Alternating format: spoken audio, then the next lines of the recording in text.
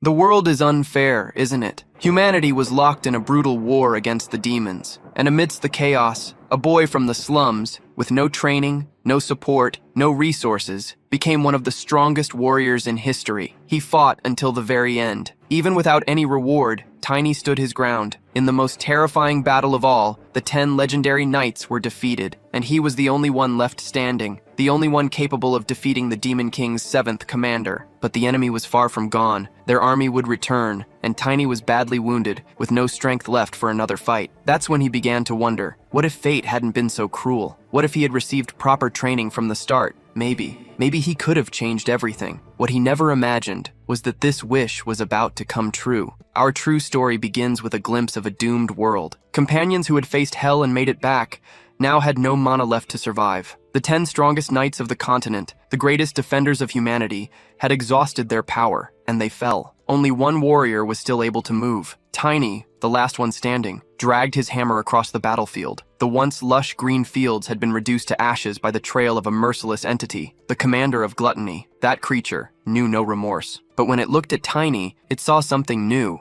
and admitted he was the strongest warrior it had ever faced. To Tiny, that wasn't a compliment. It was an insult. The creature was on the verge of defeat, and still, it remained arrogant. With fury burning in his eyes, Tiny activated his hammer and charged forward for one final strike. With every last ounce of strength, he struck the demon's arm and unleashed his thunder blow. The demon laughed, calling it useless, but that was its biggest mistake. Tiny's rage exploded past its limits. The impact of his blow turned everything around him into ashes, including the demon. Because you should never underestimate a man who has lost everything. He has nothing left to lose. Even in victory, Tiny knew he wouldn't make it out alive. He was gravely wounded, his mana depleted, and the enemy would surely return. That's when he thought, what if everything had been different from the beginning? Mana training was a privilege reserved for nobles, a secret guarded by the elite. Tiny had started from nothing. No resources, no teachers, advancing slowly, always at a disadvantage. But he made it to the top, and now, at the edge of death, he wondered, was it all foolishness? If he'd received proper training from the start, could he have saved the continent? The commander of gluttony was only the 7th. There were more, and above them all, the Demon King. As these thoughts raced through his mind,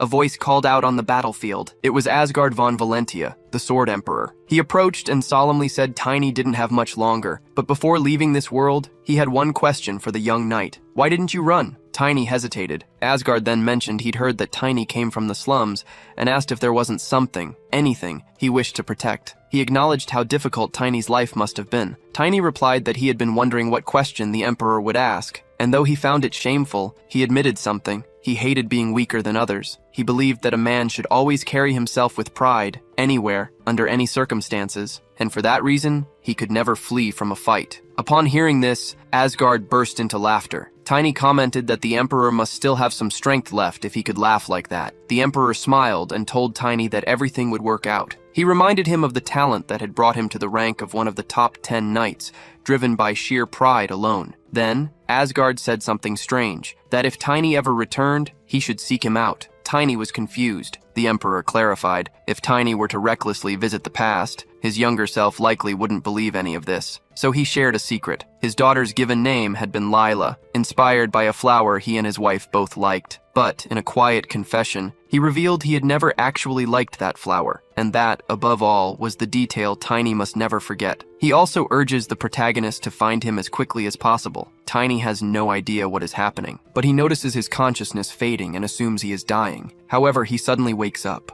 and sees that the room around him looks familiar, making him wonder if he is dead or dreaming. However, he cannot believe he is going through all this again. This is because this is a past where his sister's body was taken right after she passed away. After his sister was gone, they came in. Tiny gets irritated whenever he thinks about Irina, who hid the gold ring, but he quickly remembers that it was actually him who hid it, and his sister was beaten while trying to protect him. He recalls some guys showing up saying they almost messed up Wolf because of her, and they wanted to teach her a lesson so she would never do it again. At that time, the guys showed up and beat her up. The protagonist thinks he barely survived with his fragile body, and his sister died while taking care of him, even though she was injured. However, what he thought was a distant memory resurfaces in his mind. The men show up, and with just one kick, knock Tiny's sister down, boasting about it. Even knowing she was dead, they didn't stop. And as if that weren't enough, They even tried to take her body. One of them hesitates to do it, but the other says there are some sick guys who like dead bodies, and fresh organs can fetch some money. Still a child, Tiny tried to stop them, but he thinks he cannot protect her, even in his dreams. Lying in his bed, he tries with all his strength to move. Suddenly, his arm starts to move, along with an energy that arose in his body. With that, he got what he wanted and advanced toward the bad guys. Shortly after, the protagonist managed to strike one of them, in such a way that the man felt the impact, and he couldn't believe what he was witnessing. Then, he gets up with his companion, saying that this boy must have a death wish. The two gang up to beat the protagonist, saying he wasn't allowed to leave his bed. Young Tiny resisted because he only wanted to protect his sister. After beating him up severely, the men give up on taking the body due to the boy's persistence, and, ironically, they tell him to have fun with his dead sister. But now the protagonist realizes this is different from his past, because the ending of the nightmares he has had until now has changed. He is unsure why the sudden change, still believing he is in a dream. He also remembers that he couldn't manipulate mana at this age. Then, he recalls the Emperor's last words, and starts to believe that he really was sent back to the past. Tiny begins to realize he is not in a dream, because now he imagines he can change his future. Tiny doesn't believe he can manipulate mana at this age, but he starts to believe it when he sees his powers in action. Soon, he concludes that the Emperor indeed sent him to the past, and he realizes this is truly not a dream. Then, he says the old man made a mistake in sending him now because he wished to be a bit further ahead, precisely because at this time in his life, his body is still fragile. The protagonist is aware that he is just venting uselessly, and the Sword Emperor was not confident in his own power, but he thinks he can see this as a chance to let his sister rest in peace, since he couldn't even do that in his past life. Tiny then remembers that the Emperor told him to meet him as soon as possible. However, he thinks that will have to wait a bit. After finishing what he must do, he will soon make his way. Now the protagonist desires revenge against the one who killed his sister, known as Wolf, because in his past life, he almost killed him by breaking his spine, but this time, he wants a more fitting revenge. However, before that, he wishes to take his sister to a place of rest. Sometime later, he manages to take her to a cemetery, and he thinks that he wasn't connected to Arena by blood. All they had in common were their black eyes and hair, a rare sight on the continent. Many people among the invaders avoided or harmed him because of this, but his sister used to say he reminded her of her lost brother, so she named him Tiny and treated him with genuine love and care. Sending his sister to rest without being able to repay all she did for him leaves the protagonist somewhat frustrated. Regardless, a priest performs the normal funeral rites. Among the people present, a girl looks at the protagonist and wonders if Arena died because of him. Her name is Emma, Arena's friend, and she thinks Tiny seems to have changed a little. Even some time ago, she found them at their house and saw the child eating, right in front of his sister's body, but upon looking closely, he notices that the boy's wounds healed instantly. After that, the protagonist picked up Arena's body. Emma asked where he thought he was going with those injuries. Even though the protagonist insisted he was fine, the girl persisted that he should take care of himself. She also said she didn't understand why he listened to Arena's words but not hers. However, surprisingly, the protagonist thanked her for the food, and also for taking care of him, affirming that he would make sure to return the favor. Emma definitely wasn't expecting that, but suddenly, they were holding a funeral afterward, and she wondered what was going through the boy's mind. Speaking of him, Tiny thought this was the only way to make peace with Emma. He also thought he shouldn't blame himself, and feel discouraged because that wasn't what his sister would have wanted. She always told Tiny to be confident and keep his head held high. Soon, the protagonist declared that he held on to Arena's words, saying she should watch him from above and asserting that he wouldn't have any regrets this time. A month after the funeral, the protagonist was ready to start over. He then walked to a specific place. Some men recognized him as one of the slum kids, thinking they could take his money all at once. But as they approached, Tiny asked where Wolf was. One of the men, irritated, asked how he dared to say that name, claiming he must have lost his mind. He even tried to slap the boy but was stopped. Tiny sarcastically asked what was wrong with mentioning Wolf's name. Meanwhile, he gripped the man's arm tightly, making him scream in pain. Seeing his partner fall to the ground, another man asked what was wrong with this kid, thinking Tiny must have found a potion or something to have gotten so strong, but he believed Tiny was just another brat and went for an attack. Grabbing the boy by the shirt, the man tried to lift him but struggled greatly, wondering why the boy was so heavy. Tiny said the man must be wondering what was going on since he was heavier than he looked, and told the man to just give up, but then added that the man wouldn't be able to do that anyway and kicked him hard. His mana body had replaced his previous weakness. He hadn't been able to do this in his past life, but now it was different, because he had perfectly fused a copy of his mana body with his physical body, one that could become more powerful as a result of the interactions between the two bodies. This was the core of the secret technique Tiny had developed. This technique was powerful, but it required him to eat much more than normal to be effective, which was why he had consumed 10 days worth of food from Emma's house. In any case, it gave him the strength he needed. The protagonist said that in addition to realizing something after remaking his mana body,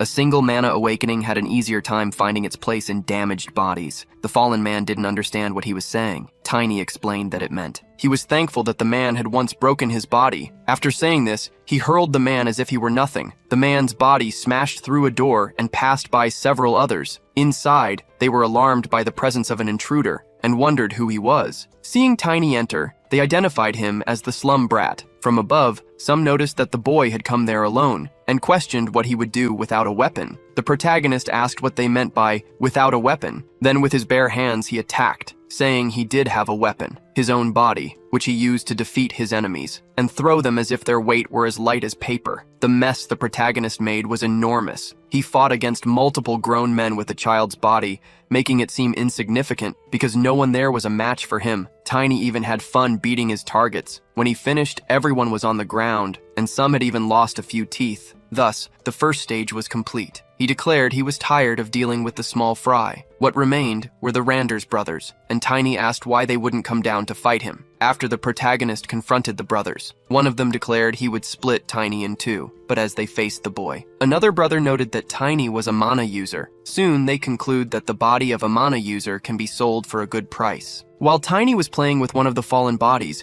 the two brothers tried to catch him off guard, and then he tossed the body aside, saying it was already all broken. A flashback from his past life shows a moment when he was using a person as a weapon. One of his superiors called him crazy and asked him to show some class, but Tiny asked how he could possibly do that. Then the superior said that instead of using a cheap trick like that, he could learn hand-to-hand combat. Back in the present moment, the protagonist thinks that with this, he should be able to maintain his dignity. So he waits for the brothers to approach, and immediately after, he dodges their sword strikes. After that, he steps back a little, making one of the enemies realize that Tiny was able to predict their movements. In turn, Tiny takes the opportunity to land a solid punch on the enemy's face. This amazes his brother, but soon after, he was the next one to fall. Their fight didn't last long, as the protagonist easily defeated them both and went straight to Wolf's room. The leader of the invaders asks who the boy is. In his past life, the protagonist did something similar. At the time, he was older, and when he encountered Wolf, who was a pimp in a remote area, he belonged to the Beastman tribe,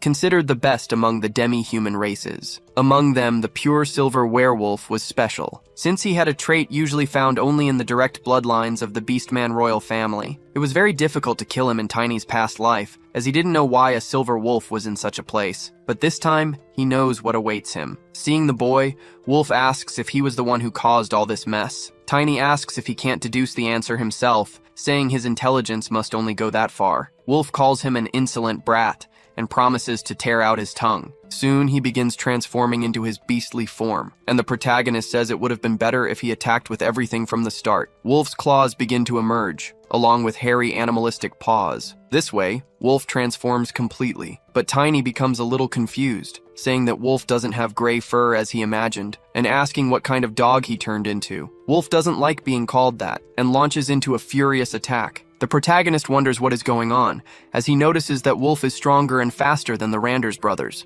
Still, he dodges the attacks, and thinks that Wolf cannot be compared to how he was in his past life. Then, he decides to end this and clamps the wolf's mouth shut, asking if the enemy thinks he came back just to see these weak attacks. With that, Wolf is left in shock. Not only that, but he starts bleeding due to the strength the protagonist applied. Tiny has an advantage, as he once heard from a Beastman companion how to handle their kin in berserker mode. Then Wolf becomes even more furious. However, the protagonist manages to dodge all his strikes. He thinks this is why the Beastman companion said that beating is the best treatment for a rabid dog, which is exactly what Tiny does, but he tells Wolf not to die yet, as he wants to beat him to death. The Beastmen companion used to say it's fine to hit them a little since they have excellent regenerative abilities. Knowing this, the protagonist doesn't hold back his strength and takes the opportunity to beat the enemy severely. But as he comes across a wall, a crack reveals a magical seal. Immediately, Wolf returns to his normal state. Tiny then asks if he has come to his senses. Scared, Wolf asks why the boy is doing this to him, but the protagonist simply tells him to shut up, saying this won't end with just his spine this time. He also tells him to beg for forgiveness for what he did to his sister. After feeling satisfied, Tiny says to his sister that he hopes he gave her some comfort for her pain. He tells Wolf that if it were up to him, he'd cut his head off. Wolf begs for forgiveness, just as the boy told him to do, saying he deeply regrets what he did. But the protagonist's rage is so intense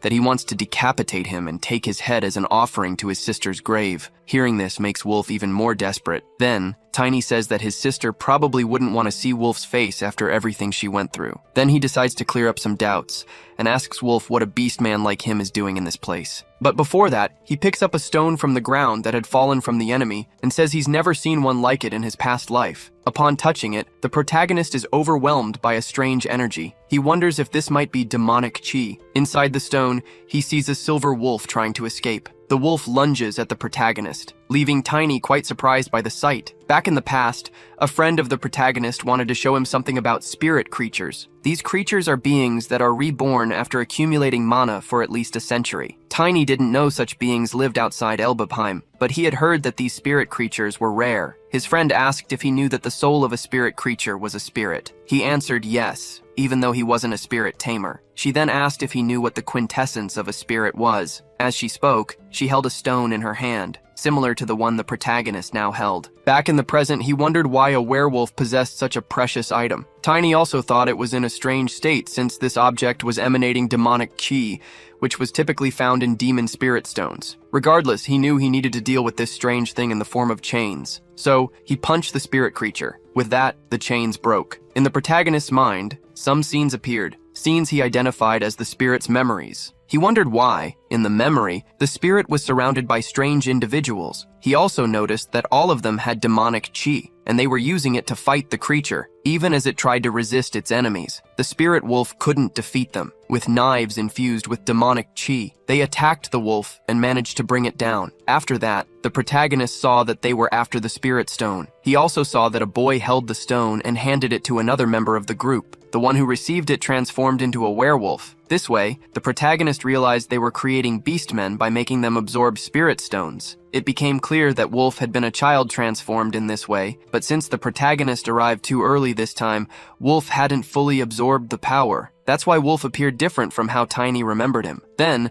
the spirit wolf tried to attack Wolf, but the protagonist stopped it, saying that this guy deserved a more miserable death. He realized the spirit understood him and thought it was incredible since he was sure he had no talent for taming spirits or animals, but he remembered his friend saying that it was possible for a human to become a spirit tamer as long as they had a pure soul and enough mana. However, she had also said that only young children were pure enough to do so. Now he realized he had returned to his childhood state. However, he didn't think he was pure in the way his friend Estina had described. The wolf stared at him and approached the boy. Tiny realized the wolf believed that when he broke the stone. His mana entered the spirit stone, filling the broken part of the spirit stone. This was why they could communicate. As a result, Tiny asked if he could make a contract with the spirit wolf. The spirit answered yes, so the protagonist agreed to form the contract. Unlike magic, this didn't require him to focus on the spirit, and as long as the protagonist supplied the wolf with enough mana to survive, it would be a valuable ally, and most spirits grew stronger as the spirit tamer's strength increased. This was one of the reasons why Estina was one of the best among the 10 knights. But now, the protagonist realized the wolf wanted a favor, as it sought to use him to fulfill its revenge. Tiny said it wasn't a big deal. He explained that he was already planning to kill everyone connected with demonic chi. He knew the final step in contracting a spirit was deciding its name, so he wondered what he should call the wolf. Noticing that the animal had fur as silver as the moon, he decided to name it Lunar Wolf from now on. By the way, he wondered who was behind this man transforming others into beasts with spirit stones. Seeing that he had demonic chi, they might be what the protagonist described as them, the demon worshippers, fanatics who rejected God and worked for demons. They had caused chaos in the world even before the Demon King's army appeared. Tiny had been stuck in a labyrinth during that time, so he didn't know much about it. Wolf is still begging for mercy, but the protagonist tells him to shut up and asks if the boy who gave him the spirit stone was a demon worshipper. But Wolf can't even respond, as he is out of his mind. The protagonist then asks the lunar wolf to wake him up. With a roar, Wolf snaps back to reality, and the protagonist repeats the question. Wolf mentions an organization, and the protagonist demands more details. However, the deranged man is not thinking straight. He says the organization won't let Tiny get away with this thing so easily. He also claims that he himself was just a test subject for them. Finally, he starts to mention the great power they possess. But before he can finish, his head explodes. Even the protagonist is surprised. He hadn't expected they would place a spell to prevent Wolf from revealing secrets, though, upon reflection,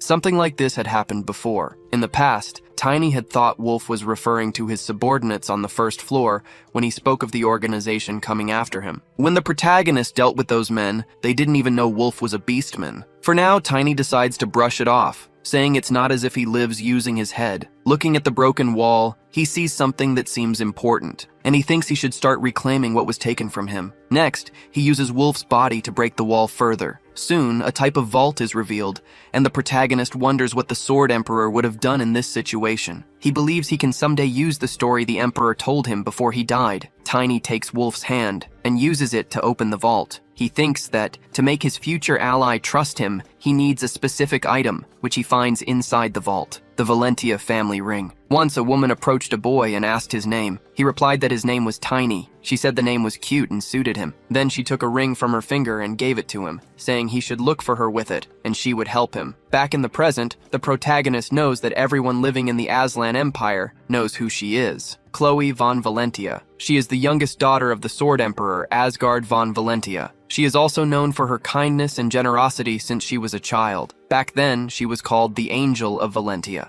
Everything changed around the time she turned 16 because there is a tradition in the Valentia family where children who reach adulthood must place flowers in every temple in the empire and make their names known. This must be the reason they met an invader, the red light district of the Phillies fiefdom, located on the borders of the duchy. In his past life, Tiny was unable to retrieve the ring because it took too long to seek vengeance and getting help was difficult. But this time, the ring will be of great help. Now that it's in his possession, it should be much easier to meet the Sword Emperor. Suddenly, someone appears, asking about the protagonist, and Tiny already knew this person would show up. A man in shining armor enters the scene, and is met with the chaos everywhere. Some people mention how the protagonist grabbed one of their legs and swung it as a weapon, convinced he must be a mana user. The man is surprised to hear that a child caused all this commotion, but others confirm it and beg the knight to intervene, as this guarantees the problem will be resolved. However, irritated, the knight says this is why he told them to stop that nonsense, though they insist it's not related. The man then asks how Wolf has been managing his subordinates. This man is Ian, the commander of the guards of the outer castle of Files. He quickly thinks he can use his title as an excuse to increase his protection fee, but then the protagonist descends the stairs, and the knight asks if he was the one who caused all this mess. Tiny responds that he was. The commander then asks if he has any idea what he has just done. Tiny replies that he was just taking care of some rotten scum and doesn't understand why a knight needs to show up for something like that. He also mentions that it looks like the man was receiving a lot of bribes from Wolf. Despite being irritated, the man says the boy has guts, but that doesn't stop him from launching an attack. The protagonist wonders if the knight has just reached the second level of mana. In any case, he prevents the knight from attacking him, leaving the man quite surprised, as he did not expect his attack to be so easily stopped. Since that's the case, the protagonist thinks that even though he isn't strong, if he gives it his best, he might defeat his opponent. After this, he attacks with a knee strike to the opponent's face. The impact of the blow is powerful, but the knight blocked it with his hands, preventing greater damage. This makes Tiny think that, for now, just demonstrating his power should be enough. The knight comments that he's quite skilled for a child, but the protagonist can only think that he shouldn't make the feudal lord his enemy just yet, since the number of knights under the lord's command is too many. For now, Tiny decides it's better to let the knight leave on his own. Furious, the knight prepares to draw his sword. However, the protagonist is ready. From the top of the stairs, he summons his spirit wolf, facing the creature head-on. The knight becomes visibly frightened. This makes Tiny think that the opponent has probably never seen a spirit in such a small fief, and since the knight has calmed down, he decides to say something. The protagonist then states that this matter doesn't concern the opponent as long as he gets paid. The knight asks what he's getting at. The protagonist then asks what the knight thinks about being paid by him instead of Wolf. The knight remarks that such words don't sound like they're coming from a child, asking how old the protagonist is and whether he transforms through magic. Tiny replies that it's not magic. He says he's just a native of this place and is somewhat famous in Invader because of his black hair. The knight then asks if he thinks he can pay him the 5 white gold coins that Wolf would give. However, Tiny says he must be joking and asks how far the knight wants to take this. Because he's certain the knight was only receiving 1 coin from Wolf, Tiny agrees to raise the payment to 1.5 coins. This enrages the knight, but Tiny says that if he doesn't want the deal, they can settle the matter right now. Seeing that the boy has the protection of a spirit wolf, the knight realizes he has no chance against him. He remarks that the world must truly be ending, as only then would a child speak such things. Tiny then asks the knight for his answer. The knight says his payment date is the last day of the month, so Tiny must keep his promise. As he leaves, one of those present asks if the Lord's knight will really let things end like this. Angrily, the knight punches the man in the face and simply tells him to shut up. Tiny tells the knight to wait and tosses a coin in his direction, saying that, since the ownership of this place has changed, the new owner should at least greet the feudal lord and asks if the knight can arrange a meeting. The knight replies that he will report this to the lord, but warns the protagonist that he'll feel the feudal lord's wrath if he doesn't pay on time. Tiny says he's aware of that, and thinks that this will only happen if there's a next payment date. Seeing Wolf's former subordinates fleeing, the protagonist asks where they think they're going and declares he'll give them 1 hour to gather all the women working in Invader and the children who beg in the streets. He warns that for every minute they're late, he'll kill 1 person, and if they try to escape, his spirit will hunt them down and kill them. He then tells them to run and not forget that they only have 1 hour. Afterward, Tiny thinks that if everything goes according to his plan, it won't take even a week to deal with this place, and he looks forward to meeting Duke Valentia. When the deadline is up, the men return with the people the protagonist demanded. Emma is among them. As soon as she sees Tiny, she asks what happened to his hand and if someone hit him again. However, he replies that it's not his blood and points to Wolf, saying that he's already dead. Emma wonders if this is really Wolf. Quickly, panic spreads among the others, as they believe the feudal lord won't leave them alone now. Tiny notices that everyone is scared, because no one living in Invader is unaware that the feudal lord is behind Wolf. The people begin to wonder what will happen and what kind of punishment they'll face, but the protagonist interrupts them, asking them that, if challenging the nobility is a grave sin, what will happen to the feudal lord of Philes, who is making Duke Valentia look like a fool? Elsewhere, 2 guards are talking, and one of them mentions that he hasn't seen Lord Ram around for a few days, asking if he's on vacation or something. The other guard says he heard that Ram is on probation because of that incident in Invader. His friend asks what the Lord did. He asks if his friend doesn't remember the fight between the local thugs. His friend asks if he means the time when they all hallucinated simultaneously, because no matter how they were questioned about that moment, they all said the same thing about a giant wolf chasing them. The guard says he remembers now, and not only that, but the leader of those men was unrecognizable when they found the body, and all the money the former boss had simply disappeared. But he asks what that has to do with Lord Ram. His friend responds that it seems while he was negotiating with the new boss, they had a problem. All the shops and warehouses were closed, and the merchants who visited the city have many complaints, as they are no longer making money, which has angered the feudal lord. He also says that's likely why the feudal lord summoned the new boss. While they are talking, the protagonist listens in, hidden. Back to the moment when he was talking with the people, Emma asks Tiny what he is talking about. The protagonist knows that in his past life, he used to believe all nobles were the same. So even after looking at the ledger, he didn't think much of it. As part of the feudal lord's request, he handed over half of Wolf's fortune and the ledger. In return, he gained only some knowledge about Invader, but things are different now. Even though Tiny isn't the smartest person in the world, due to his past life as a knight, he realized there are nobles who are above other nobles. And with this ledger, the feudal lord is finished. So he tells Emma that she doesn't have to understand this now,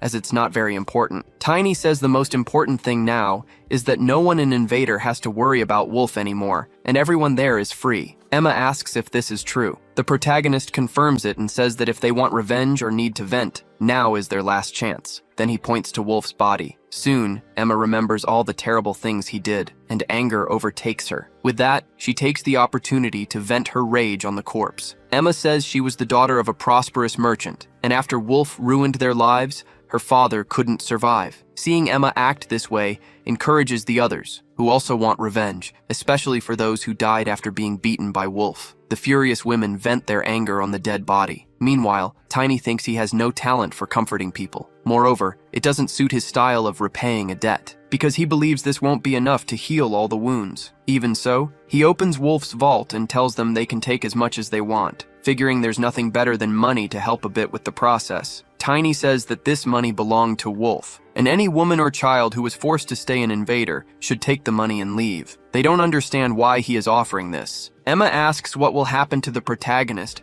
but he says he'll be fine and that she should take the money she needs. The girl says Tiny might not understand this because he is still young, but claims there's no one in this world who doesn't need money. The protagonist asks where she thinks that money came from, stating that even if he sends all the bad guys to hell, the money will remain on Earth. Seeing the amount, the women get excited, but the protagonist has something to say. He warns that if they commit any wrongdoing because of the money, or speak a single word to the feudal lord, he will send his spirit wolf to take care of the rest, claiming that the wolf will track them all down and tear them to pieces. Then he tells Emma that if she's thinking of leaving Philes, he recommends going to Diane. He also advises always traveling in groups and hiring mercenaries from a guild with a good reputation. However, Emma doesn't want to leave without him, but Tiny says he has another place to go and she agrees, believing he is strong enough to take care of himself. Then she says they'll do as he suggested and go to Diane. Soon, she invites the protagonist to find her if his path becomes too difficult. Tiny says goodbye and thanks Emma for everything. From that day on, Tiny decreed that the red light district of Philes Invader is closed. Back to the guards reminiscing about what happened, Tiny introduces himself. They see the boy and ask how long he's been there. They say this is the place where the Lord lives,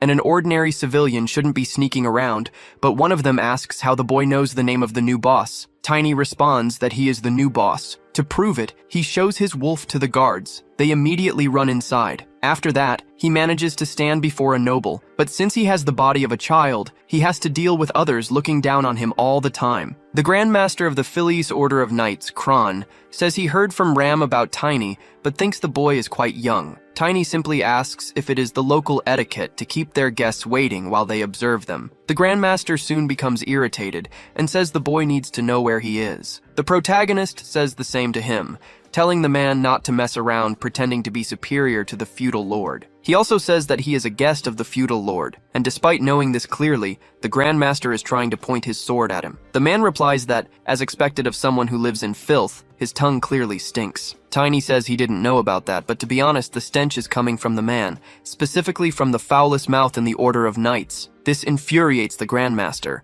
but the butler tries to calm him down, saying the Lord is waiting. Master Kron knows this very well, and the protagonist is relieved that he no longer has to wait. The Grand Master then sheaths his sword and warns the boy to be careful inside because the Lord is someone very strict. In his thoughts, Kron affirms that he will kill the boy as soon as he has the Lord's permission. Anyway, the protagonist goes to meet the Lord, and Kron introduces him to the Lord as Tiny from the alleys. The Lord then tells him to come in. As soon as the protagonist enters the room, he is shocked, wondering if that thing is the feudal lord. Nevertheless, the protagonist maintains his composure, saying it is an honor to meet the governor of Phileas. The Lord asks where he learned such etiquette. Tiny responds that he has been practicing for a while in preparation for this moment. His name is Baron Jaimin Volphiles, and after this, the Lord says the protagonist is very good at pretending to be a gentleman. Tiny hears this and thinks he can't get used to it. He also wonders if this is the same feudal lord he once knew. He remembers that back then, the Lord was addicted to drugs, so he wonders if this was the Lord's appearance before he started using drugs. But putting that aside,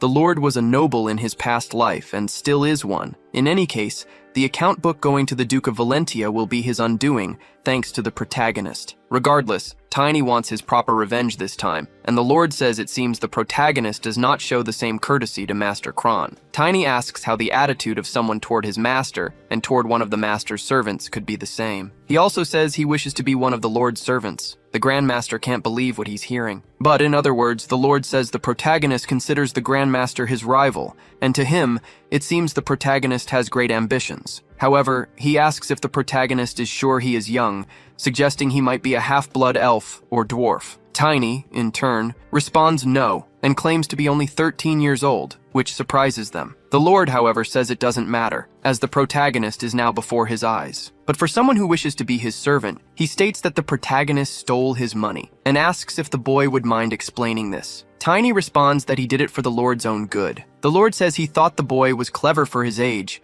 but it seems he still doesn't know how this world works. In turn, the Grandmaster says that if the Lord wishes, he can eliminate the boy right now. But Tiny asks if the Lord knew that the Duke of Valentia has started a crackdown on drug trafficking and prostitution. This leaves the Grandmaster extremely surprised. The protagonist claims to know that the Lord is aware Miss Valentia visited his land and acquired this information from her company. Tiny says he just wanted to clear things up for the Lord before it turned into chaos. He thinks this is the truth, so it doesn't matter if the Lord investigates it personally. The Lord says he heard about it during the coming-of-age ceremony for the youngest daughter of the Valentia family. They were planning something big. After that, the Grandmaster tells the Lord that all of this is just the false ideas of a child and that Valentino is full of brothels. But the Lord interrupts him, telling Kron not to overstep boundaries, so he apologizes. Then the Lord says that if the protagonist is telling the truth, despite the rough methods, it is something to be praised. Tiny thanks him, but the Lord says there is one more thing he needs to confirm. He states that he knows the boy controls the spirit of a wolf. He asks if it is a spirit the boy stole from the spirit wolf stone. The protagonist wonders how the Lord knows that, but then the lunar wolf manifests, and it uses its aura to make the protagonist see through the Lord. With that, he can perceive a circle made of demonic energy surrounding the man. Soon, Tiny imagines this can only mean that the Lord is a black mage. He knows that demons never lend their power without sacrifices. A second circle mage is certainly a lunatic who has already killed hundreds of people or made sacrifices. Tiny remembers that one of the guys who wanted to take his sister's body mentioned something about this. Not only that, but when he faced the brothers at Wolf's house, they also mentioned something similar. With that, he concludes that the Lord is the one who has been buying bodies from the invaders all this time. Not only that, but he also realizes that Wolf had a black mage behind him all along. Due to the protagonist's delay, the Lord asks why he is not speaking, but Tiny claims he did not understand the question. Then he orders Kron to attack. The protagonist realizes this is a problem because,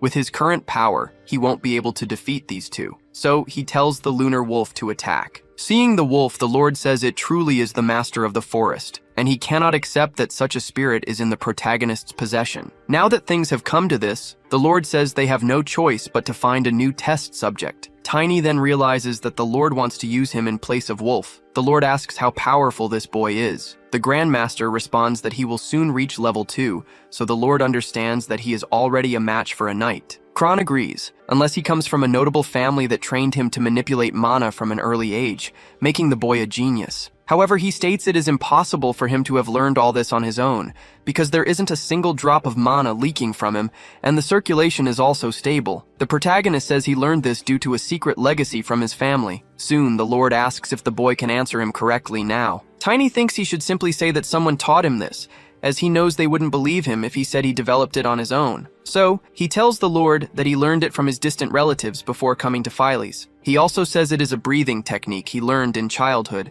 and as his strength grew, he realized it was a special method. In his thoughts, he wishes the Lord good luck trying to guess whether what he just said is true or not, because he knows the Lord accepted refugees from everywhere to increase the income source of the invaders, and it will be impossible to track his records. After that, Tiny says that the fact he is standing in front of the Lord would be proof of his words. Then the Lord says he will trust what the boy says, making the protagonist think it was easier than he imagined. But then, the Lord says the only certainty is that he will judge. The protagonist doesn't know who he is. Even so, the Lord tells him to stay around for a few days. Since he killed Wolf, some things are causing problems. Then the Lord states he will have to pin the blame on someone. This makes the protagonist think he must be referring to the members of that organization Wolf mentioned. And he considers that if the feudal lord is as cautious as he is, he might be an incredible black mage, making this very dangerous. The Lord interrupts his thoughts, demanding an answer from the boy. He also says he wants the protagonist to be his sword, adding that this shouldn't be a bad offer. Tiny simply says that if the Lord orders it, he will accept, believing himself to be a special guest. The Lord confirms this, saying the boy should be very careful with his actions in his presence. In his thoughts, Tiny notes that he still has a card to play. It will take about 3 days for the Duke's men to identify whether the account book is genuine or fake. another 3 days for the punitive army to be assembled, and about 10 more days for the army to arrive in Phillies,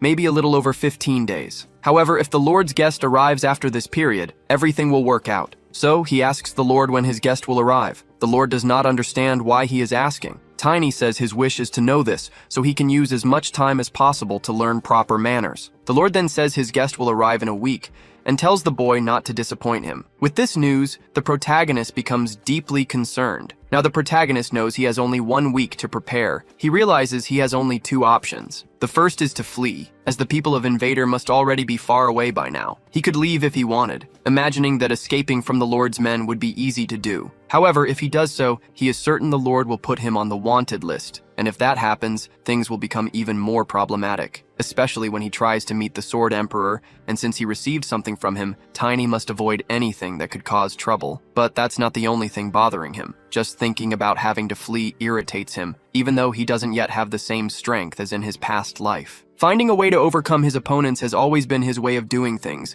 As for the second option, this guest arriving in a week, the protagonist wonders if it is really the Lord's official visitor. He remembers that the feudal lord referred to this person as if they were some kind of high nobility, but he questions why the house is so empty considering a guest is about to arrive. Tiny concludes this must be some kind of obscure private visit, and definitely, the person supporting the feudal lord is not someone who can show themselves in public. If that's really the case, he wonders what would happen if some kind of major unforeseen event occurred in Phillies before this guest's arrival. He imagines that a lot of attention would be focused on one place, and there's a great chance this visit could be postponed or canceled. Even though there's a high risk of failure, Tiny always approaches things this way. But for this specific task, the protagonist knows he needs to become stronger, and with that, he will be able to defeat the Grandmaster and the Lord. After some time, he stops his training, because he feels hungry and wants to find something to eat. In the dining hall, the cook is startled by what he sees and ends up spilling hot soup. The person he was serving asks where he's looking, but when that person also sees the scene, they are equally surprised, because they see the protagonist eating an absurd amount of food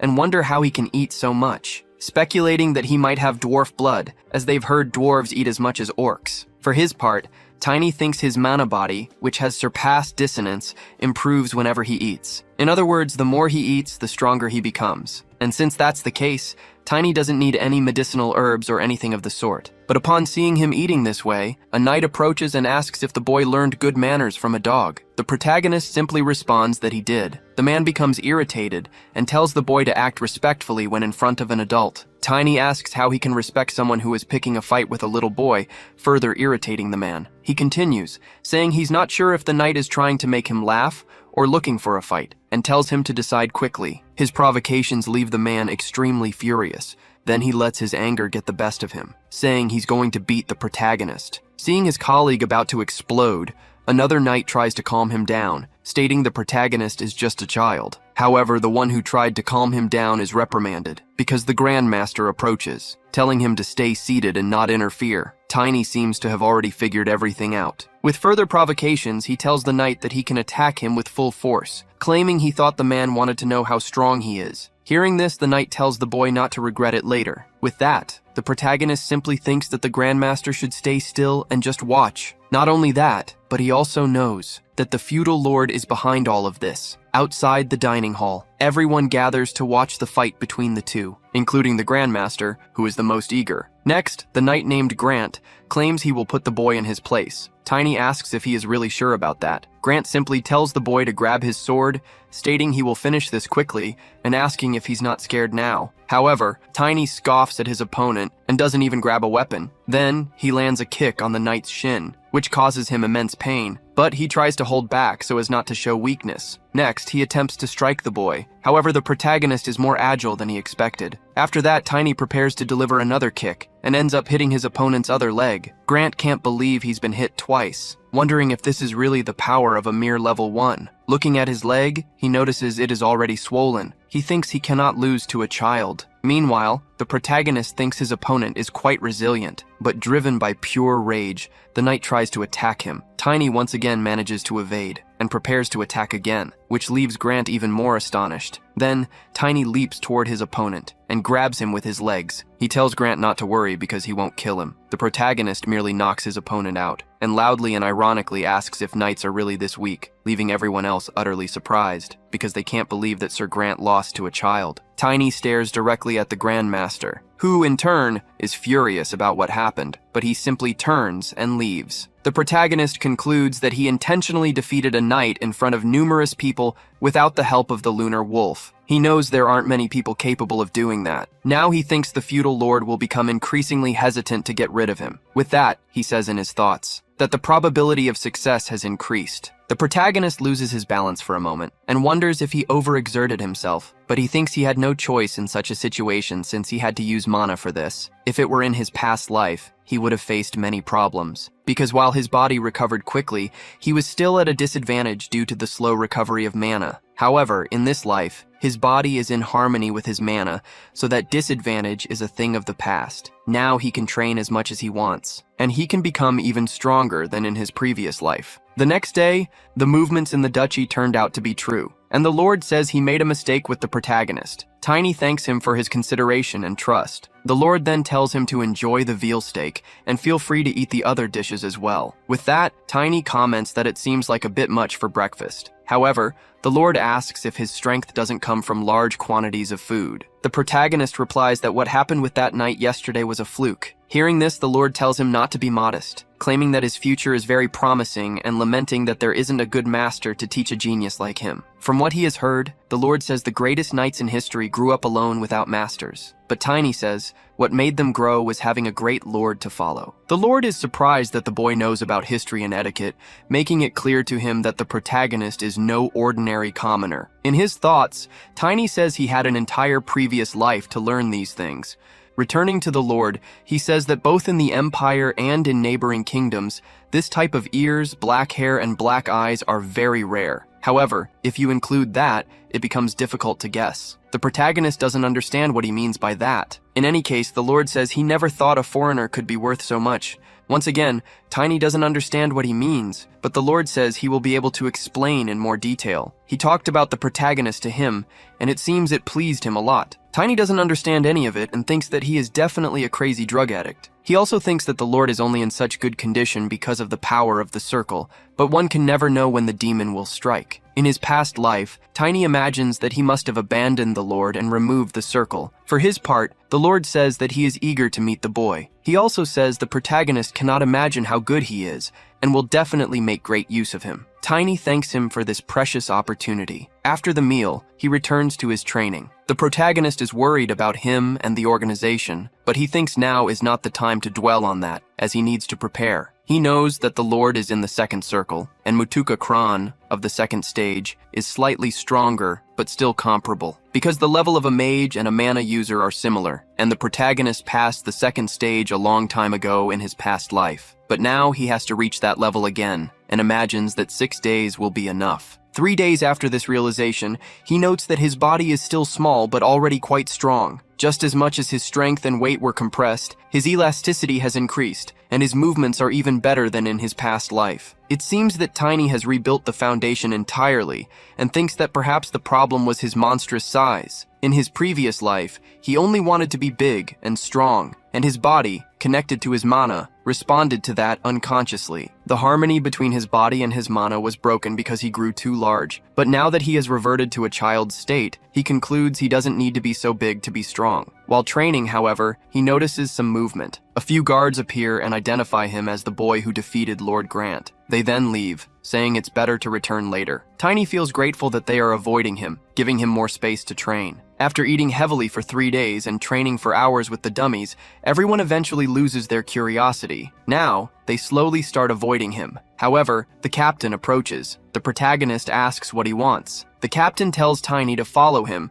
because the Lord has instructed them to give the boy a weapon. Upon seeing the enemy's sword, Tiny thinks the timing couldn't be more perfect. The captain says the boy doesn't realize how much the Lord thinks of and cares for him. He tells him to be grateful. Meanwhile, the protagonist looks around. He sees an armor set, which he thinks is very expensive but fits him perfectly. However, when looking at the weapons, he doesn't see any axes or war hammers, and he thinks he will need to spend his savings. After this, he asks the captain if he can take something like his sword. The captain asks if his sword looks like something mass-produced. He says the sword's name is Grills, crafted by Rogers, a renowned swordsmith, and it is a luxury artifact. He also says that a little bird doesn't eat stones. Yet the protagonist can only think about how much blood must have been spilled by that sword. Even so, he says that the sword suits him more than the captain, claiming that this sword should be in the hands of someone more talented for the Lord's sake. Hearing this, the captain bites back his anger, calling the boy insolent, and asks if he's trying to get himself killed. But the protagonist asks if he wants to test his skills right now. He then holds the sword as if it weighs nothing, saying that if he loses, he will hand his head to the opponent on a platter. As if the captain wasn't furious enough,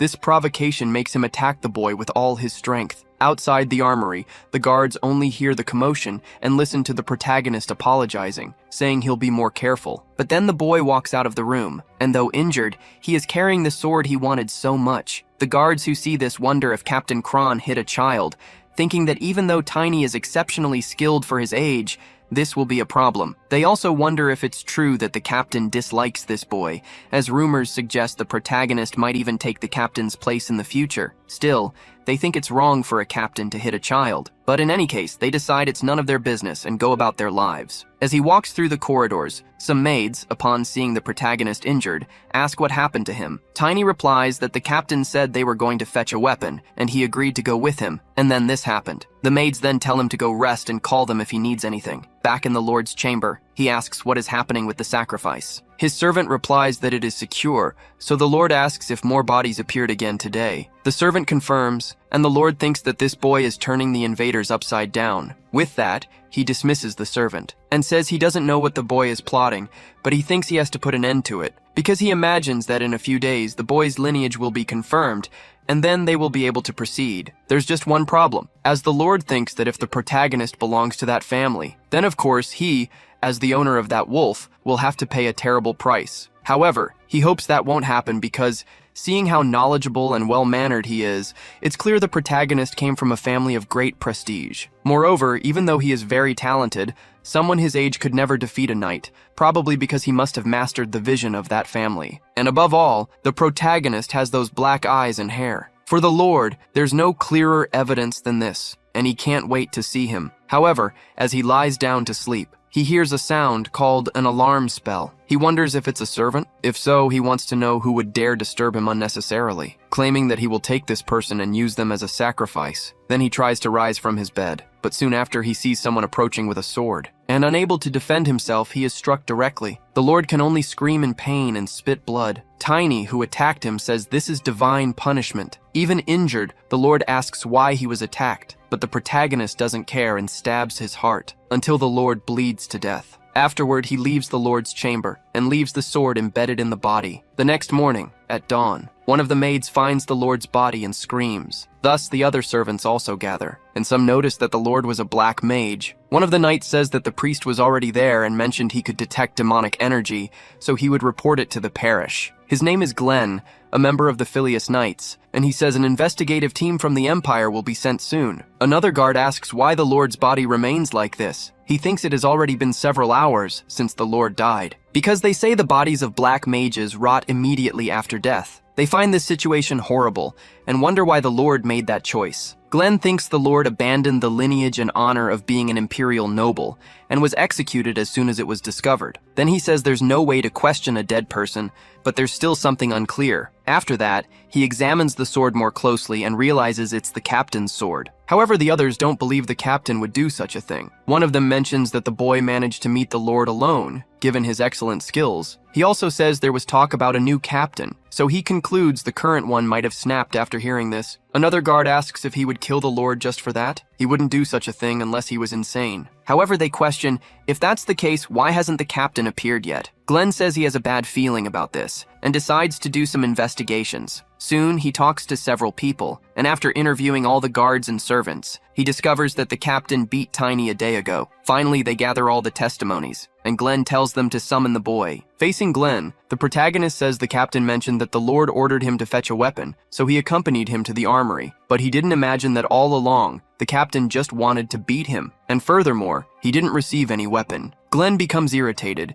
stating that the warehouse has already been inspected, claiming that there were some traces, but the captain wasn't there, and no one has seen him anywhere, alleging that the captain vanished like a ghost after meeting the boy. Then he asks if the protagonist truly didn't meet the captain after that. Glenn insists on his question, but the protagonist states that he did not meet the captain. Then, Glenn asks if he doesn't find that strange. Tiny says he's somewhat worried that Glenn isn't taking him seriously. He also says he's not happy to hear that, but insists he's telling the truth. Glenn thinks this matches the testimony of the staff. Showing concern, the protagonist asks what will happen to him, claiming that the master had said his future was secured. Glenn simply tells the boy to come back there earlier, and then lets him go. Tiny thinks that this knight is one of the bastards living there, but wonders why he doesn't remember him, and asks himself if he just forgot. But after thinking about it carefully, he remembers perfectly killing all of them in his past life. He then thinks it would be suspicious if he returned to the room after being interrogated, concluding he cannot be careless. After some time,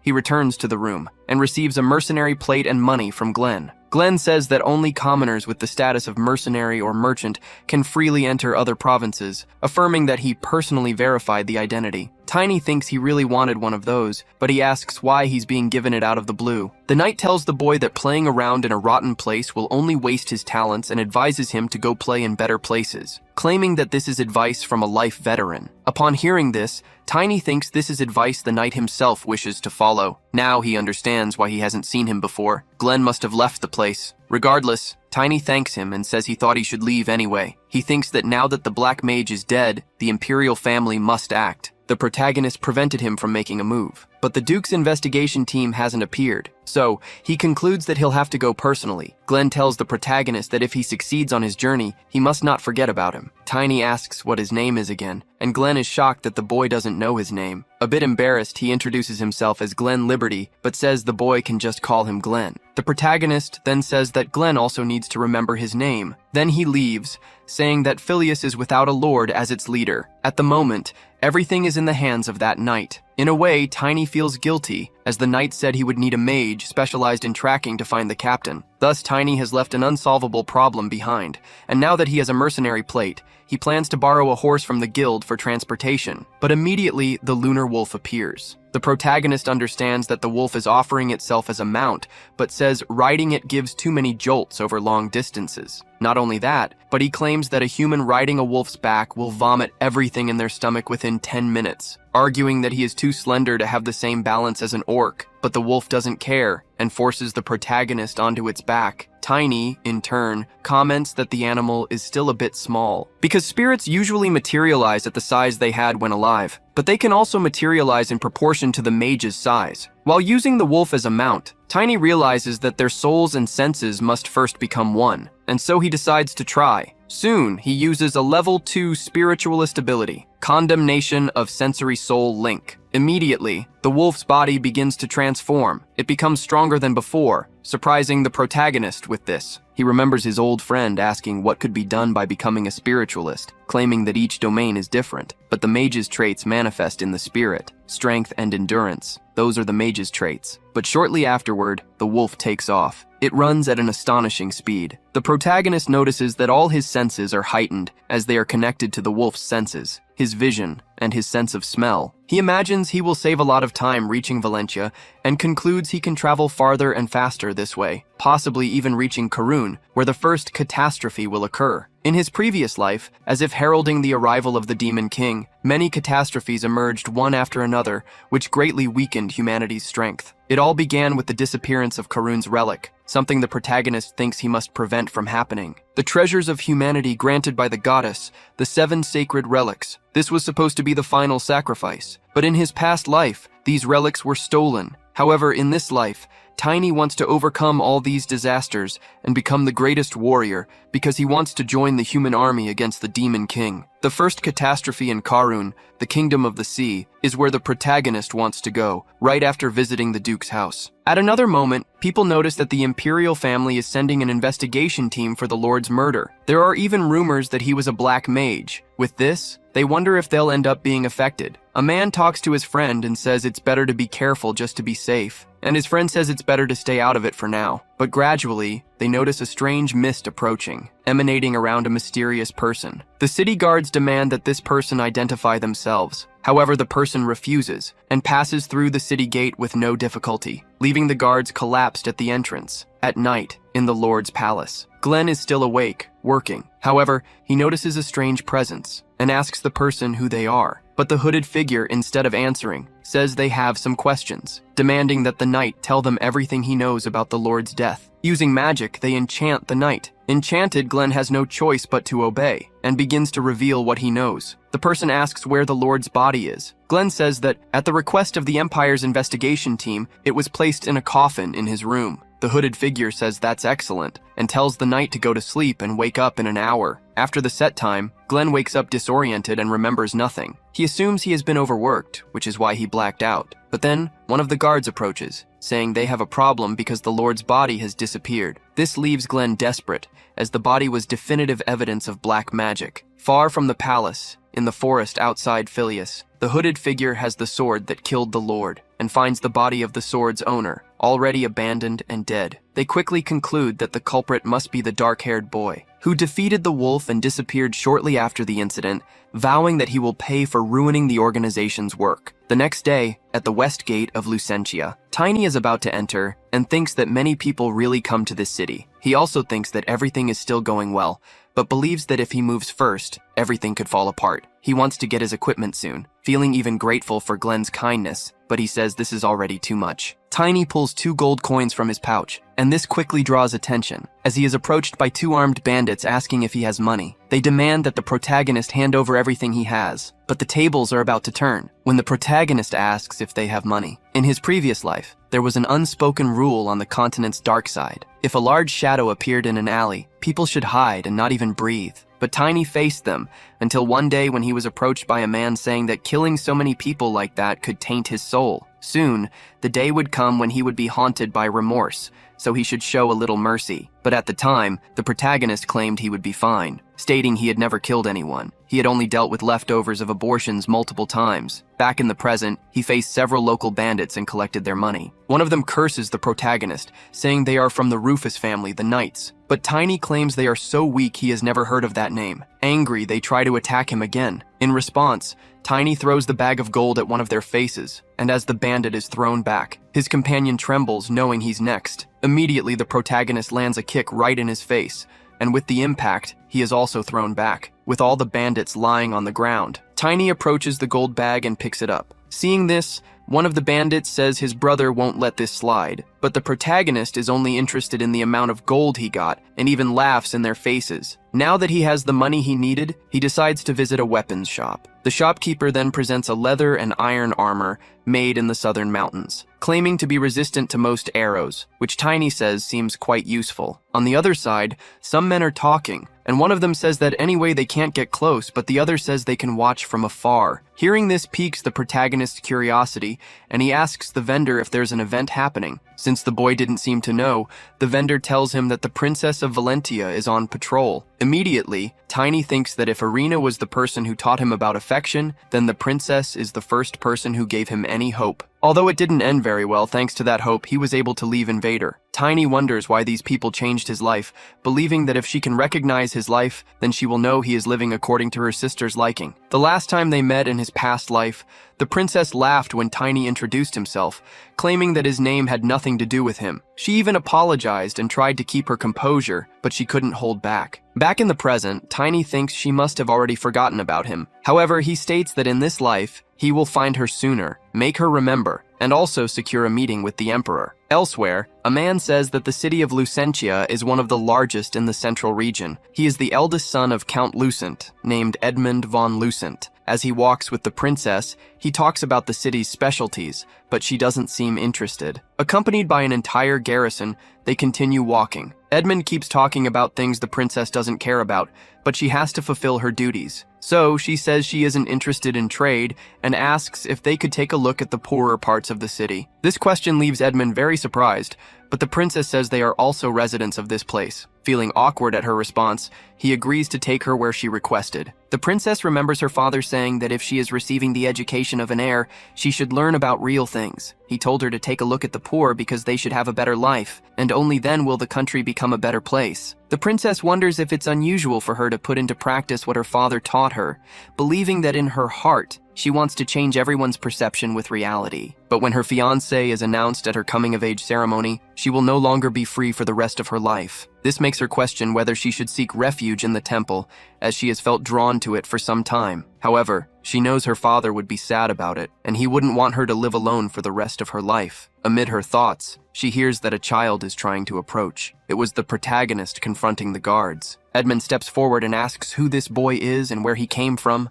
claiming that he must leave immediately. However, unexpectedly for them, Tiny takes out an item and says this is a ring that the princess herself gave to him, claiming she said he should come see her, and even though he's late, he would like to greet her. The others think this is nonsense, except for the princess, as she recognizes the ring the boy is showing. But she says it's strange because she gave that ring to a poor child, and asks the protagonist how he got it. Realizing that the princess doesn't recognize him, Tiny now finds himself in trouble, as the guards point their swords at him, precisely because the princess thinks he stole the ring. With swords around his neck, the leader of the guards demands the boy explain himself. Tiny now thinks that they met too soon, and says it may be hard to believe, but claims that the child is him. He thinks that maybe the princess doesn't recognize him because he suddenly grew up, so he decides to give more details, saying he was the only one with dark hair in Phileas, and perhaps the only one in the entire duchy. The princess asks how that's possible because the boy she met was so frail and couldn't even speak properly. She also says he was so small and cute, but was a pitiful boy. Thinking about it, the protagonist realizes that even if he were small and cute,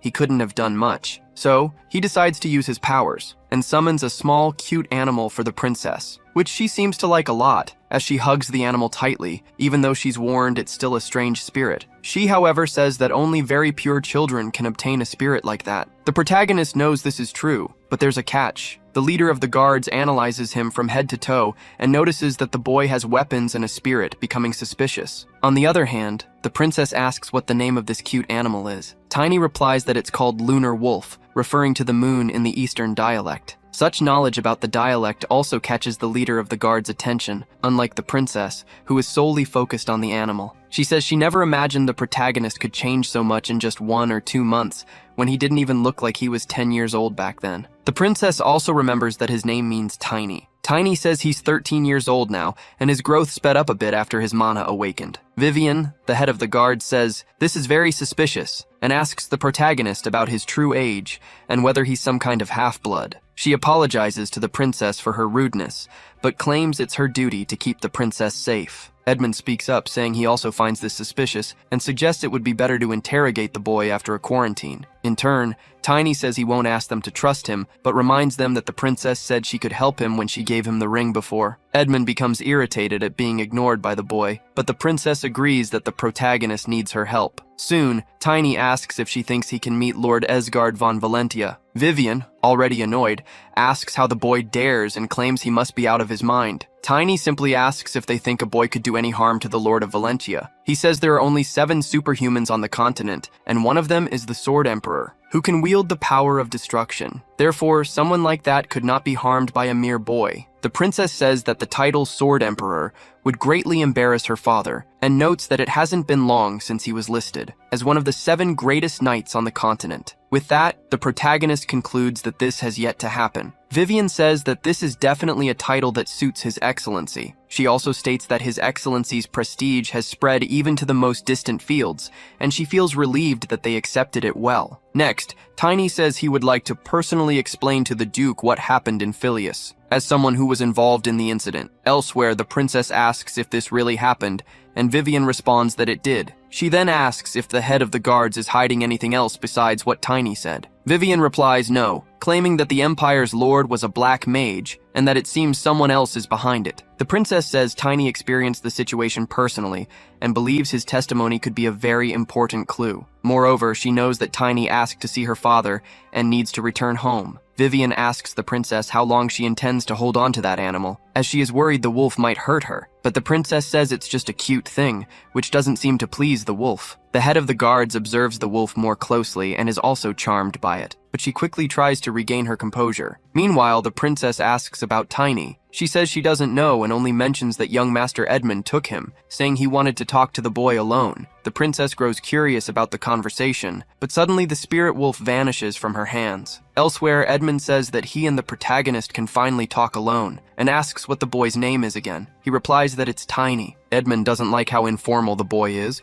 but Tiny says there's something more important than that, and asks what Edmund knows about the Black Mage. The young master says he doesn't know anything about that, and claims to only understand why the boy is so arrogant. Soon, Tiny realizes Edmund lied, but the young master says the boy is very disrespectful and seems to lack any manners. Then, Edmund raises his hand to slap the protagonist, claiming he must learn proper manners. However, the protagonist grabs his hand, stopping Edmund from continuing. Edmund becomes very frustrated that he can't free his arm. He states that he will tell the princess about the boy's lack of manners, as he dared to use violence against a noble. However, the protagonist asks what kind of bizarre social status this is, and says he'll handle it his way. But he wants to see what Edmund has prepared for him since he called him because he trusts him. Edmund doesn't like this attitude at all, but he tells the protagonist to follow him. Far away, Vivian mounts her horse because the princess ordered her to go to Tiny immediately. She thought the princess might be exaggerating when she said this, since the spirit might disappear if it's far from its master. But she knows Edmund took the boy to the outskirts of the castle. She rides off at full speed toward him,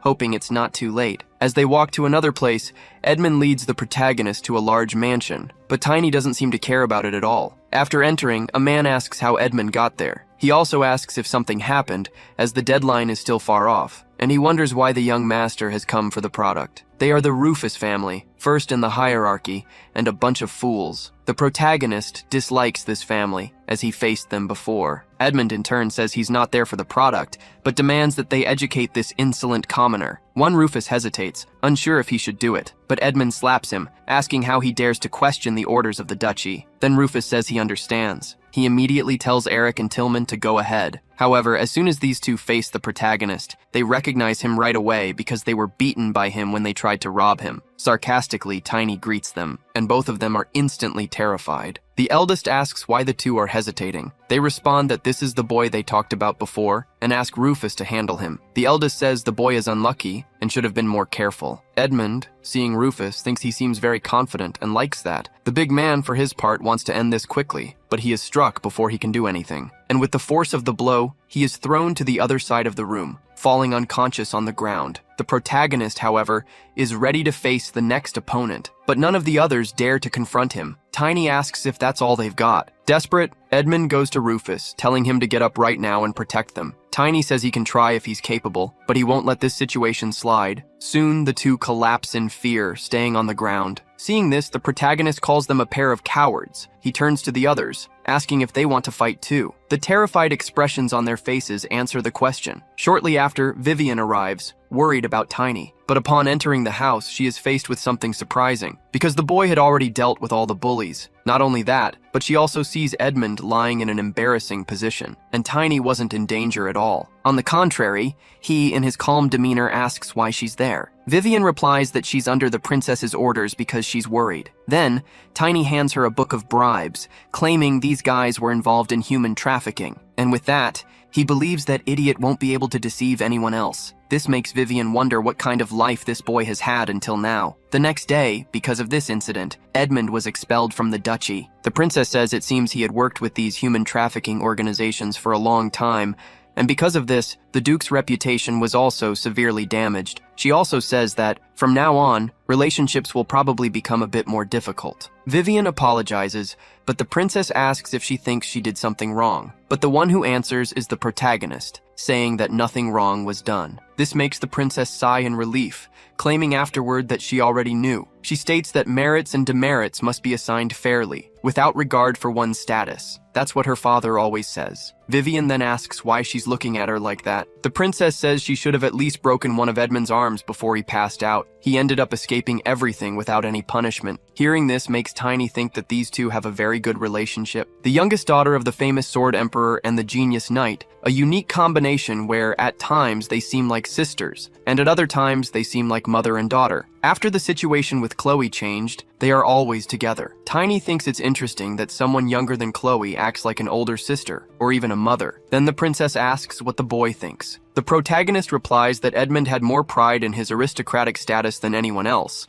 and no one will ever forget his sins. Vivian exclaims about the things the protagonist says and asks if he's really a child, but the princess is only interested in playing with the lunar wolf. Afterward, she even comments that the wolf's name is too long and decides to call him just Lunar from now on. Tiny asks if she doesn't blame or distrust him. Chloe responds that she has already heard of the dark-haired boy from Phileas. It's said he destroyed the underworld organization and freed all the victims, and since he just did it again, the princess finds it incredible. With this, the protagonist is glad she believed him. However, she tells him to never let it happen again, and says Tiny needs to share such things before acting. 3 days later, they are still traveling, until the carriage comes to a stop. One of the guards says that an elf has asked them to set up camp, so the princess steps out of the carriage along with the others. The elf introduces herself as Irina, an envoy of the World Tree. After greeting the travelers, she asks if she may join them for a moment. The princess seems pleased with the idea. However, Tiny recognizes the elf as a fifth circle sorceress. Elves, descendants of fairies, are famous for their beauty. Elvenheim, the kingdom of the elves, is located in the far west. For this reason, it has always been difficult to see elves in the Aslan Empire,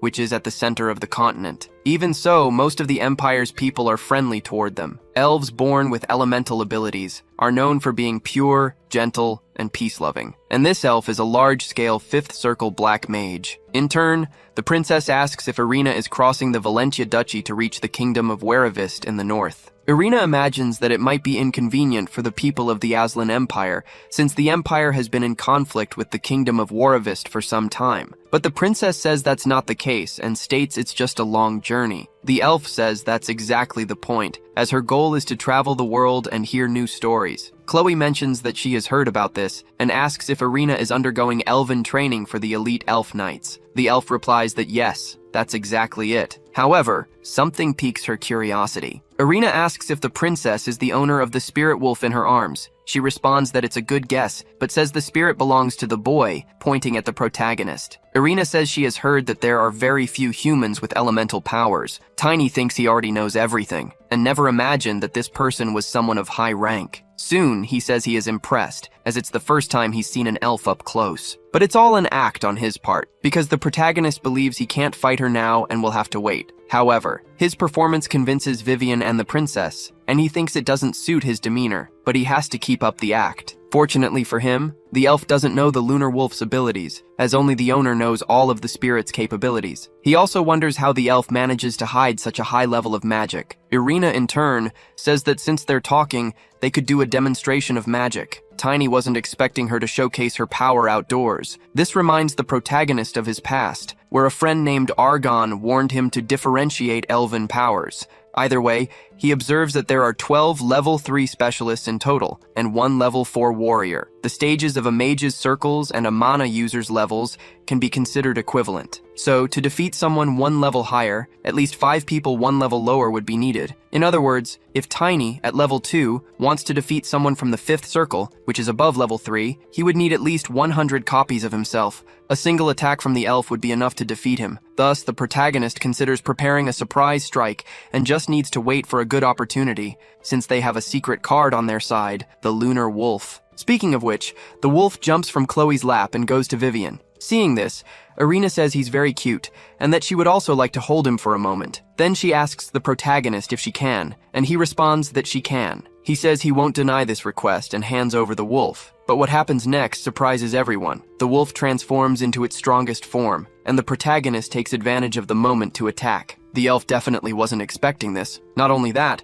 but Vivian also attacked her with her sword. Irina ended up using her magic, revealing to everyone that she is a dark mage. After being exposed in front of everyone, the princess thinks it was good to have Tiny's company. Since the protagonist can synchronize with the wolf, he was able to warn the princess that the elf was a dark mage. He also said that Vivian could help. At that moment, Chloe was a bit shocked, but she knew she had to maintain her composure. The protagonist knew this could become an international issue, but he said he hoped the princess would understand. He also explained that, at the rear of Phileas, if they didn't launch a surprise attack at that moment, they would be in danger, and he would risk his life to deal with it. After making the princess aware of his plan, the wolf leaped into Vivian's arms. This allowed the protagonist to alert her as well. With that, the two managed to coordinate their attacks, catching the ill-intentioned elf off guard. However, this didn't last long, as the elf managed to escape soon after. From above, she summoned a magical shield. Vivian shouted for her soldiers to attack together, and they did so in unison. The protagonist wasn't left out, as he attacked along with the others. But as expected, the elf was very strong, and he couldn't penetrate the force field. After that, one of the guards also attacked. However, this only made the elf angrier. She used her magic to push them away. Irina, furious at being discovered,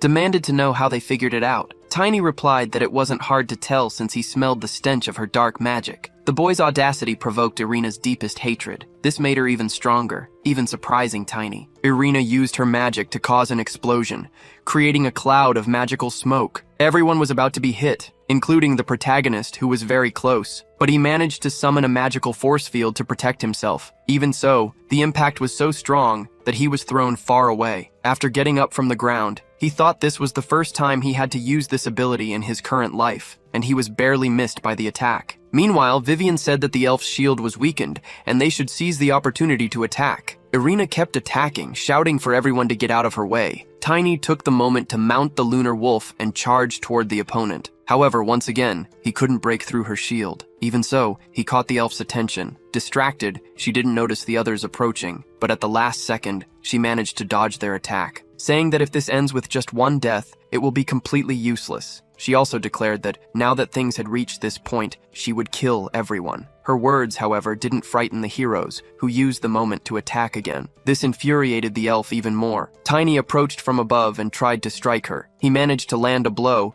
but it only hit her shield. However, the force of his attack was so strong that it knocked the elf to the ground. This caused her force field to start cracking. Irina didn't like this at all, but Tiny said there's more where that came from. In turn, the elf declared she would take all of them with her. She then used an area of effect spell, affecting everyone around her, including the princess who, seeing the approaching danger, was startled. But Vivian stepped in, stopping Chloe from being hit. Then she told her men to hold on a little longer. However, looking up, she saw something surprising. It was the protagonist moving like a meteor. Tiny, for his part, thought it was perfect that the flames were completely blocked. And thanks to his improved vision, the iron armor is much better and more useful than in his past life. Now he thinks he must attack with full force to finally defeat the enemy. After striking the elf's force field again, he managed, through the impact, to cause another magical explosion. The impact threw Vivian far away, and Tiny too, though he was saved by the wolf. Even so, he got hurt, but it could have been much worse. His effort, however, wasn't in vain, as Tiny succeeded in destroying the elf's magical shield. Having succeeded, he mounts the wolf again and charges forward, telling the others to attack as well. Vivian stands up and acts according to the plan. Frustrated and angry, Irina asks how they dare, calling them filthy humans and pushing them back with magic. Vivian notices that the elf still has considerable power. Looking at the protagonist, she sees that it hasn't stopped him from attacking. The protagonist continues advancing toward the opponent, and as he gets close enough, he launches another attack on her. Then Vivian tells the guards they need to finish this quickly. Realizing she's at a disadvantage, the elf retreats, and the protagonist notices she's fleeing. He immediately tells everyone to stop her by attacking, but the elf wasn't fleeing. Instead, she gained enough height to unleash her most powerful attack yet. Tiny realizes she's the last follower of the demon, but sacrificing her body to amplify her powers is absurd to him. Even so, Irina performs the fiery offering, aiming to burn everything below. After that, the black magic flames engulf the area, hitting several royal guards. The protagonist manages to escape with his wolf, and notices that the warriors are already at their limit, concluding they need greater power to end this fight. So he says they must have bought enough time, and states that it's Chloe's turn to act. The princess then begins to manifest her power. She uses her ability called Shine, the divine power channeled through penance and blessings. Those who attain priesthood through penance,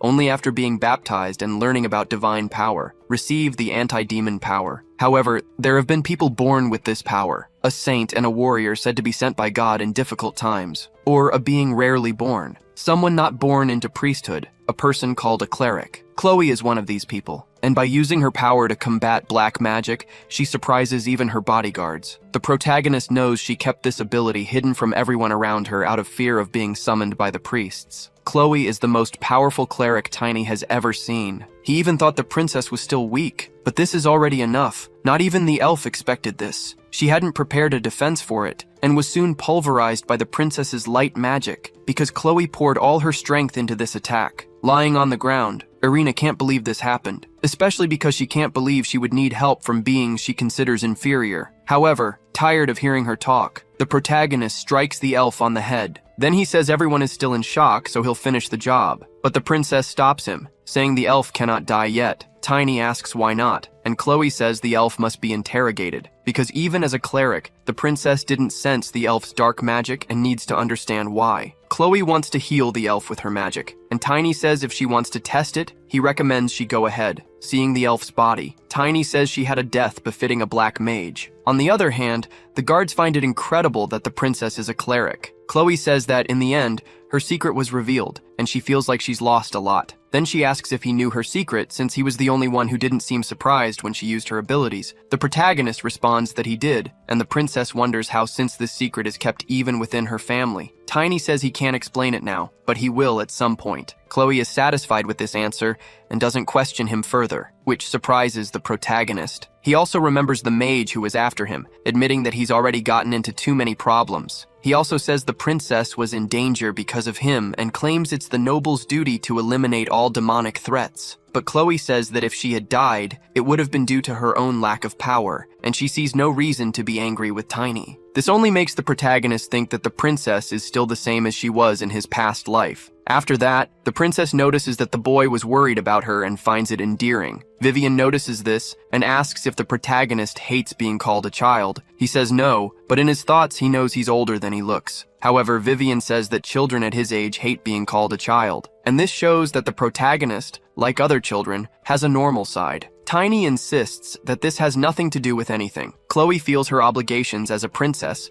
thinking she must report what happened to her father as soon as possible.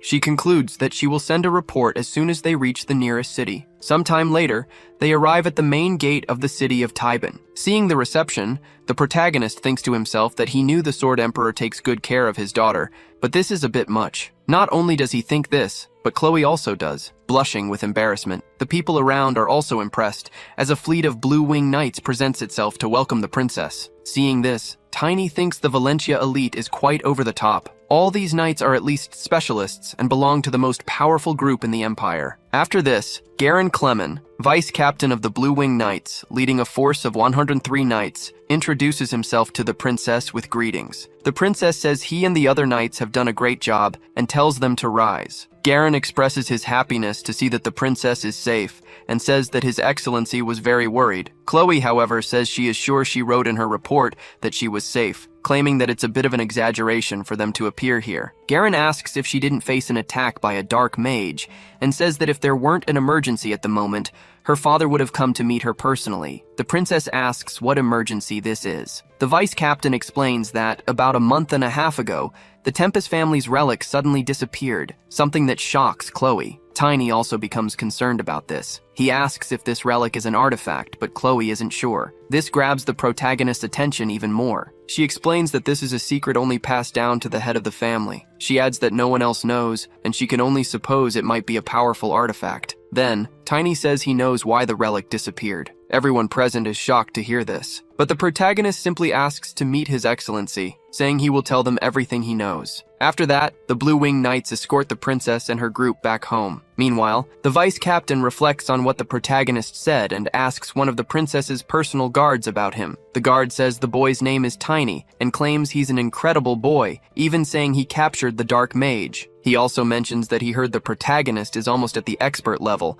which doesn't match his age, surprising the captain. Because he knows that even the 7 knights didn't reach that level at such a young age, making the boy seem like a genius or a monster. Garen Clemen even thinks it would have been amazing if this boy had been born into his family, but then he remembers something and says he recalls who brought the letter from Phileas. He states that the name is uncommon, and it must be him. In the carriage, the princess is mesmerized by the scenery, seeing a field of flowers outside. Seeing this, Tiny asks if she likes lilacs. Chloe responds that she does, adding that her father and her late mother also loved them, and they even named her after the flower, to which the protagonist says it suits her. Vivian comments that the love between the Duke and the lady was very famous, and she's heard that she was the only woman the Duke ever loved. However, Tiny remembers that before he died, Chloe's father said he actually didn't like that flower very much and asked Tiny not to forget it. Now, the protagonist knows that, without a doubt, the Sword Emperor would want to keep this a secret. He also knows that the Emperor likely won't remember his past life, but the Emperor told the protagonist to find him immediately, so there must be a way. Tiny thinks he must meet the Sword Emperor to define his path and find a way to become a great knight. For the protagonist, his level is the priority right now. If he doesn't reach at least commander level, it won't help him at all, because in this life, he wants to destroy those who stood in his way in the past. At the mansion of the Duke of Valentia, one of the largest in the Aslan Empire, the guards celebrate their return home. The princess asks the protagonist if he has been to Valentia before. Tiny responds that this is his first time. Chloe doesn't quite understand what he means, but then both are startled, because the princess's father shouts with joy upon seeing her again. Right away, the protagonist recognizes him. However, he didn't expect to see such a formidable warrior acting like a doting father. The old man doesn't care about that, as he's just happy to see his daughter. On the other hand, Chloe is dying of embarrassment. When she sees her father running toward her for a hug, she dodges. Her father asks why she's doing that, and she says everyone is watching, and he should have a little pride. Crying, he asks what's wrong with a father worrying about his daughter, but Chloe says it's no use making that face, and he should apologize to the knights who had to suffer so much for nothing. So he does, saying they did an excellent job, and that, thanks to them, his daughter is safe. Then he expresses his gratitude as a father, above being the Duke of Valentia. After that, he says a banquet has been prepared for them, and tells everyone to enjoy it. The Duke then asks who the boy accompanying his daughter is. Tiny realizes the old man didn't recognize him. Chloe says she already told him about the boy, mentioning that the protagonist will testify about the Black Mage. Her father says he's been very stressed lately and didn't remember that. But straight away, Tiny tells the Duke that he can say where Tempest is. His direct statement surprises everyone, including the princess, who definitely didn't expect this. Even the Duke is startled, calling him a cheeky boy. Quickly, the protagonist feels something strange, as he's under the effect of soul pressure. But he thinks the Sword Emperor still has much to learn before finally reaching the level of previous proficiency. Among the 7 knights, Estina has the highest proficiency, and Jarek is another who could have achieved that level. In his thoughts, the protagonist concludes he can suppress all of this with the power he accumulated in his previous life. After that, he asks the Duke if they can talk about this right there, outside. Such boldness shocks the Duke. But the princess tells her father that the protagonist is still just a child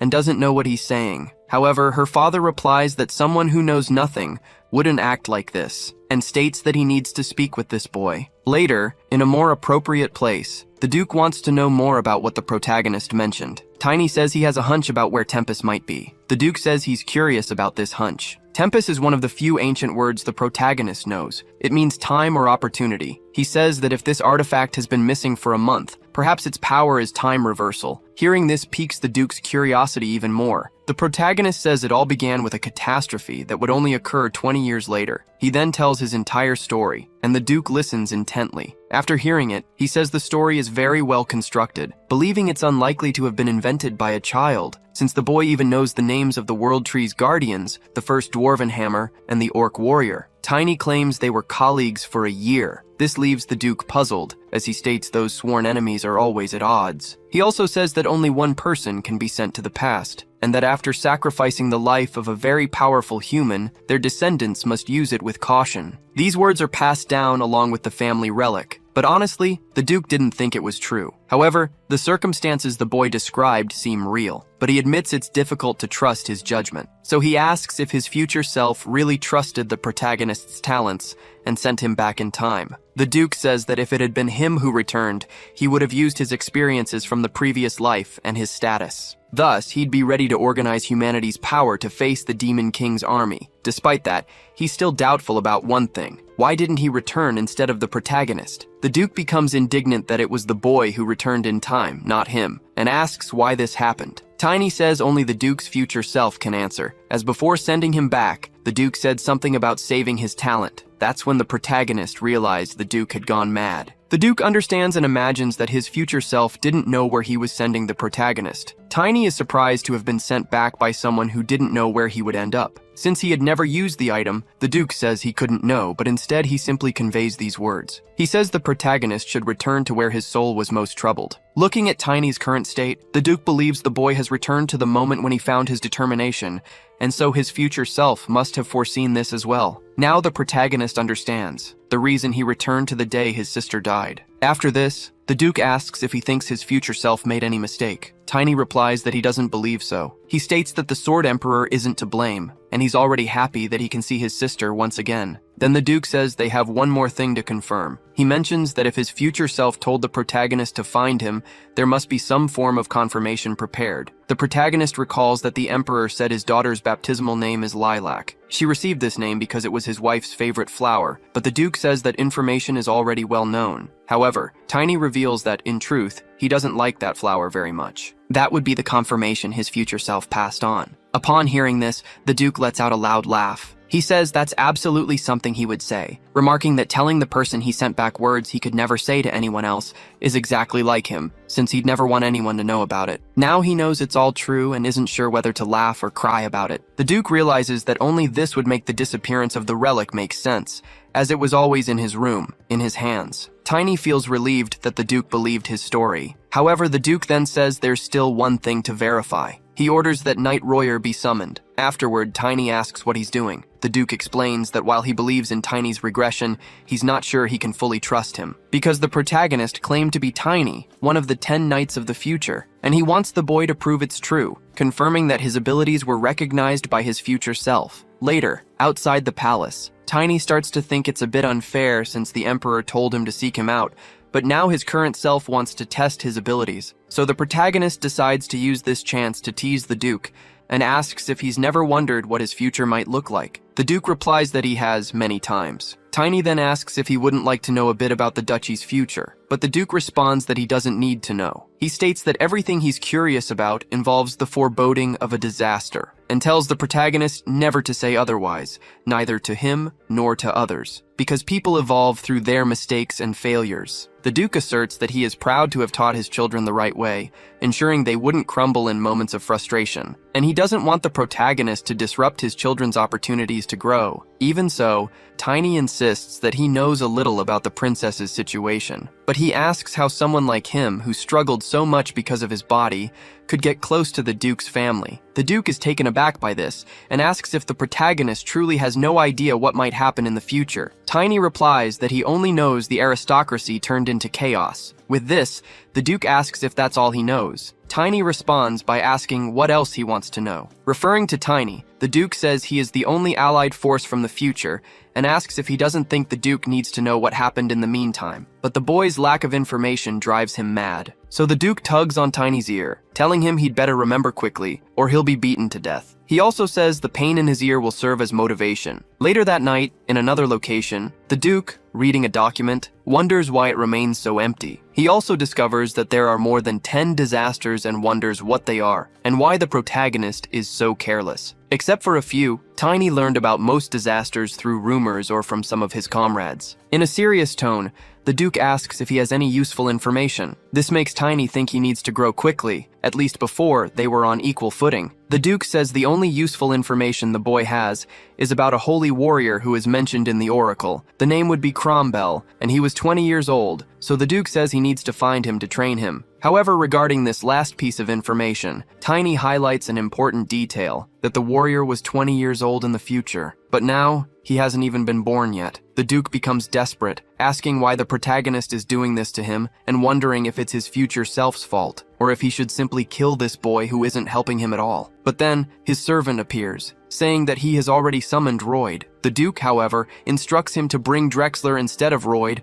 and to tell him that there's someone deserving of punishment. After this, Drexler Ainen arrives. He is the vice captain of the Blue Wing Knights, a level 5 superior rank. Drexler is extremely excited to have been summoned by the Lord. The Duke greets him formally and says he needs him to test the boy to see if he's worthy of his trust. This surprises Drexler, as he wasn't expecting to have to fight a child. He wonders why his lord called a vice captain for such a trivial matter, and questions whether he did something wrong to be demoted. In his mind, he imagines it would be very difficult to maintain the mansion without the vice captain. But the Duke calls him back, telling him not to get lost in his useless imagination. He also says this is a very important matter, so Drexler should fight the boy carefully. Drexler takes a good look at the protagonist and notices something surprising. The boy is at level 2, even before becoming a specialist. The boy seems to be about 10 years old, so Drexler wonders how that's possible. In turn, Tiny asks Drexler to introduce the craftsman who made his weapon. He says it would be better if the hammer were bigger and even gives some tips about it, but the Duke tells him to focus, as failing the test would mean not fulfilling the promise. The Duke also tells Drexler not to hold back, encouraging him to fight with all his might. Afterward, he tells the protagonist that he promised to help him, and he will decide whether to keep that promise based on the result of this fight. Tiny asks if the outcome depends on who wins. However, the Duke responds that he doesn't think it will go that far. He also says that if Tiny manages to land a single hit on the vice captain, he will pretend the boy won the duel. That's enough to get Tiny excited. Drexler then prepares his weapon, and the protagonist does the same. The two face each other, making the Duke realize that the boy has a unique way of handling mana, because he created a very clear vision, undoubtedly marking him as a genius. But he suspects that's not all, because if he had the experiences of the future, he himself could become a specialist far beyond common limits. Even so, it was this child who returned in time, and the Duke imagines there must be some reason beyond his talents to warrant such attention in the future. Then, he orders the two to fight with all their strength. In turn, Tiny summons his spirit wolf, saying that if his opponent doesn't attack, he will. Mounted on the wolf, the protagonist charges forward. Drexler is impressed that the boy has a spirit, but claims it doesn't matter, because he shows no fear in this situation. However, as he attacks, the protagonist dodges, something Drexler wasn't expecting. Tiny takes advantage of the chance and tries to land a hit on his opponent. He manages to strike a blow on Drexler's armor. However, it doesn't leave a scratch, which makes him wonder if Drexler specializes in both attack and defense. On the other side, Drexler says he's having fun. He also says he'll take it easy so the boy doesn't end up dying. With his hammer, he attacks but ends up hitting the ground. Tiny then focuses and says he will compete using speed. Drexler doesn't just stand still. He finds the protagonist quite bold, and, with a ground strike, he collapses the columns the boy was using to move through the heights. Tiny then realizes not just that, but Drexler has advanced and narrowly missed him, as he managed to jump at the last moment. The protagonist is surprised to see Drexler wielding a hammer larger than a sword with a single hand, making it seem as though shields are also used in pairs. This means he's focused on defense. Drexler asks how long the protagonist plans to keep running. Meanwhile, Tiny continues evading from above, making Drexler realize he's very good at dodging. From outside the arena, the Duke observes, thinking he can read all of Drexler's movements. The vice captain thought he would only face a 10-year-old boy, but it seems that Tiny's past life's experiences still remain with him. To the Duke, Tiny is certainly impressive, but he believes it's not enough and wants to see everything the boy has to offer. So he asks Drexler how long he plans to drag this out. This angers the vice captain even more, and it gives him the motivation he needed. Soon, with all his strength, he attacks the protagonist with his strongest skill. The skill, which the Duke himself recognizes as a soul weapon, surprises him. He thinks it was unnecessary and knows he must stop him. Tiny, in turn, doesn't seem worried, because he faces the opponent head-on, making the Duke think the boy must be crazy. The clash between the two ends in a huge explosion in the air. With the impact of the explosion, the protagonist falls at great speed. The Duke then calls him an idiot, and Drexler apologizes for the excessive force. The Duke says he wanted to see the protagonist's talent, not his courage. But, with a smile on his face, Tiny says he won. The Duke doesn't quite understand what he's saying. However, when he looks at Drexler, he notices a wound on his face. When the protagonist advanced in the fight, before being hit by his opponent, he threw his weapon toward him, because he managed to get close enough. So, at that moment, Drexler was struck. That's why Tiny jumped. And now that he understands this, the Duke says the boy could have died and shouldn't do something so reckless just to win. Tiny insists that he didn't die and that he won, but the Duke asks if he was this reckless in his past life. The protagonist confirms that he was, because according to him, if he didn't act that way, life would become a dark alley with nothing to offer. After all, he asks if this isn't just a game where they have to win no matter what, stating that's how he's lived until now. Then he asks what the Duke thought, and if he managed to prove anything. The Duke says he would never do something like that, and imagines that, perhaps in his past life, he must have thought it was worth attempting something so reckless. Then he says he will keep his promise and give the protagonist what he needs most now. Tiny tries to thank him for his kindness, but then he loses his strength and collapses on the arena floor. After some time, he wakes up, and upon seeing the Duke, he asks where he is. The Duke says he recovered faster than expected and mentions they have much to discuss. Tiny asks how much time has passed, and the Duke replies that it's been about half a day. The protagonist then asks if he called any priest, but just then, the princess appears, saying she just finished recovering and asks where he wants her to take the boy who just woke up. She also asks if he didn't intend to hurt him again.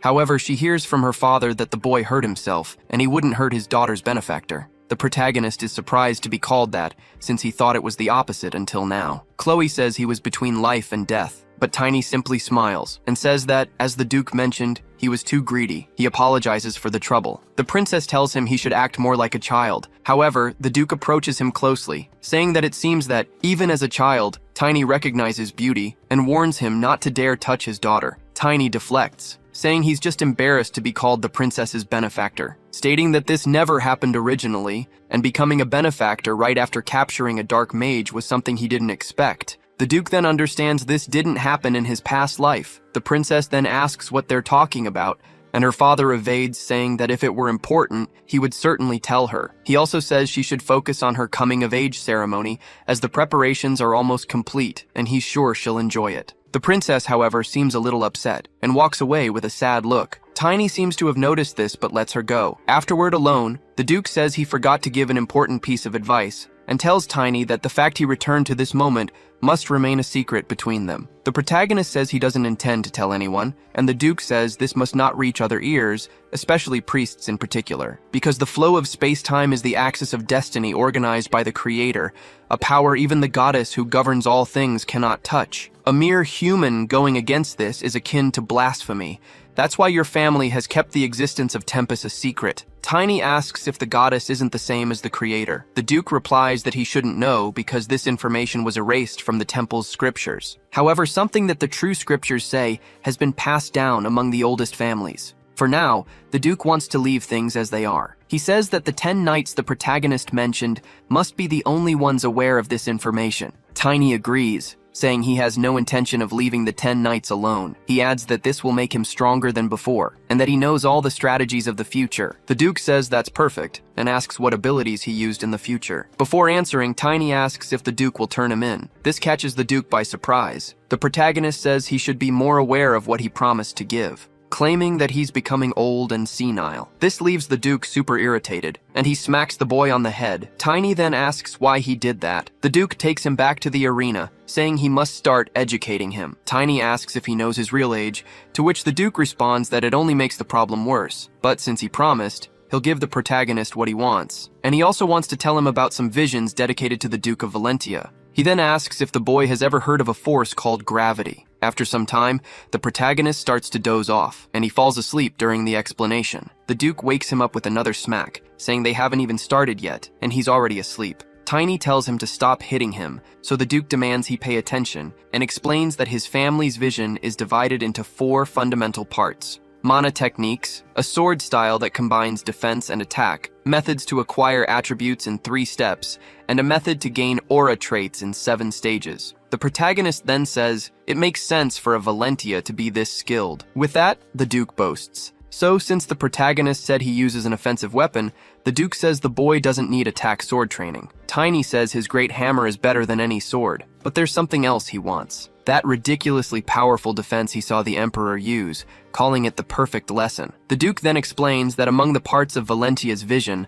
there are differences, and that's the method of acquiring aura traits. The protagonist doesn't quite understand, but the Duke says that's what he's teaching him now, how to acquire attributes. Tiny feels disappointed because he wanted to learn more about defense. However, the Duke knows what he's doing. Elsewhere, far from there, a meeting of hooded figures takes place, and one of them says Elaine is dead. He adds that she was the blade meant to pierce the heart of Elvenheim, and losing such an important resource so easily is something they can't accept. But he states that the culprit is a child who believes himself to be a descendant of the Morse family. Then he tells the others to gather information about this child, but they must ensure the Empire knows nothing. The others agree with this decision. Before concluding, the leader says they must remember that, for now, Karun's mission is the most important. Back to the protagonist, he's all battered, but has learned that, to acquire attributes, he first needs certain traits. Next, he says he already possesses all the attributes convenient for him and asks if the third stage will cause an explosion like in his previous life. The Duke replies that he already checked when his body collapsed after that fight, and he states that, even with a child's body, Tiny was heavier than most knights. Therefore, his body is shaped by the vision. Tiny isn't sure about that, but the Duke tells him to think carefully and asks if he didn't use armor in his previous life. With that, the protagonist remembers he did use very heavy armor. The Duke then says that the heavier the body, the heavier the armor. In other words, the greater the energy absorbed,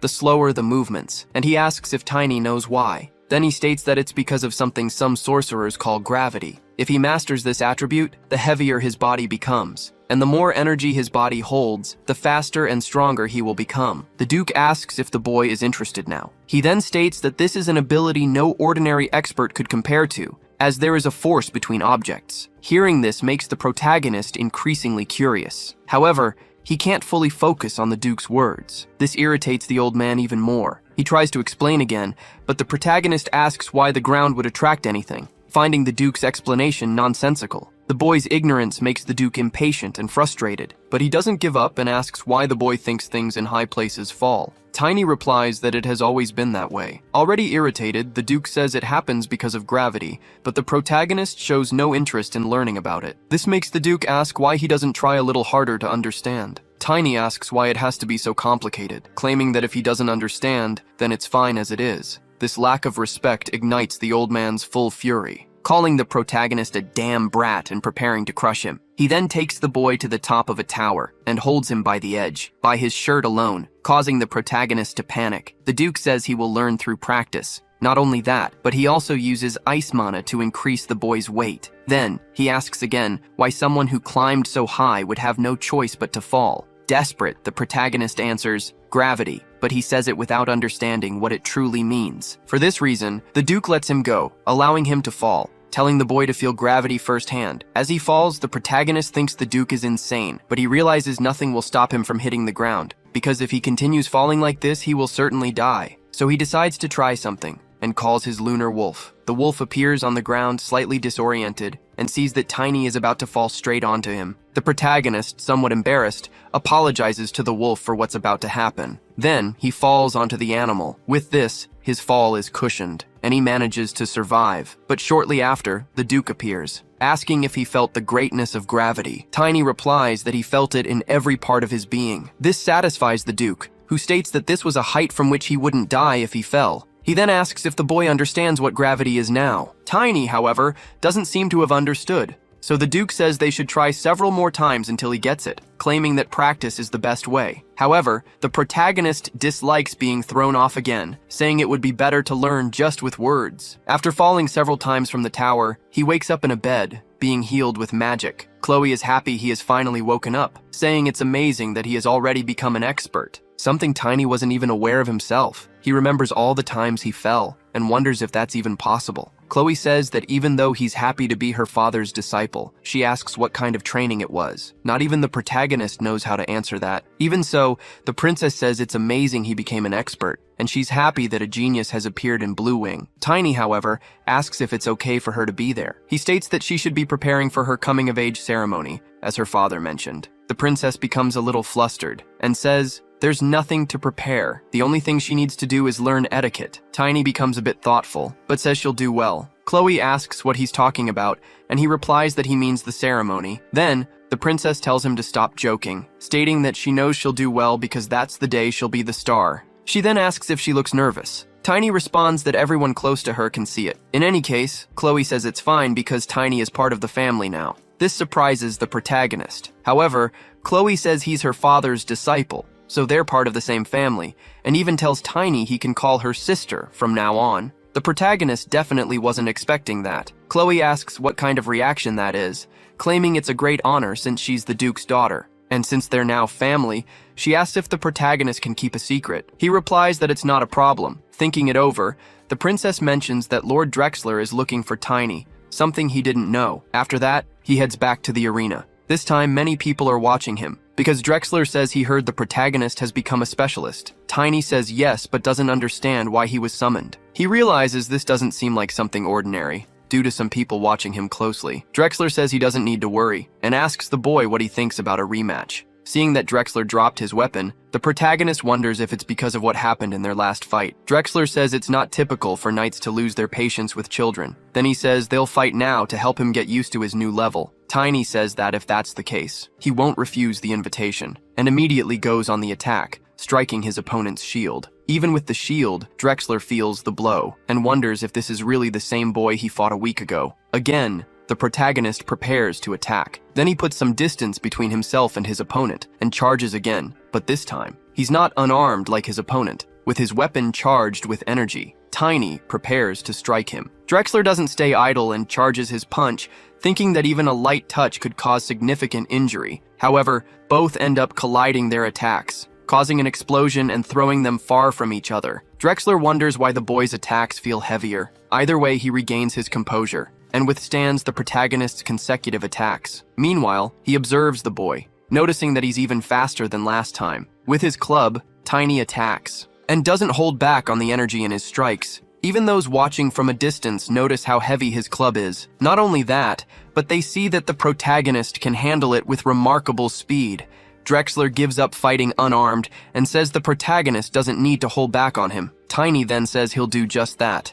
The opponent charges toward him, but Tiny, having been hit by those attacks a few times, knows how they work. His weapon is lighter than usual, even when swung, and when it hits the target, it's much heavier than it seems. Drexler feels the pressure of the strike, then pushes the protagonist away from him. Tiny thinks that after manipulating the senses of the mana body, it's just a matter of applying it in the fight, while his opponent realizes what's coming. The protagonist executes the level 1 combat method, nicknamed by him as Lightning Hammer. When it strikes Drexler's shield, the impact causes a massive explosion. From the outside, some wonder if this is the strength of a specialist. After that, Drexler says they don't need to fight anymore. Tiny thanks him for the help. Drexler claims he held back on him. However, Tiny also says he didn't show everything he knows. This surprises the vice captain. The protagonist reminds him that he's an elementalist, and by summoning his wolf, he makes Drexler realize he didn't even use it. Then the vice captain says the protagonist passed the test and welcomes him to the Blue Wing. However, Tiny says his wish isn't to join the Knights,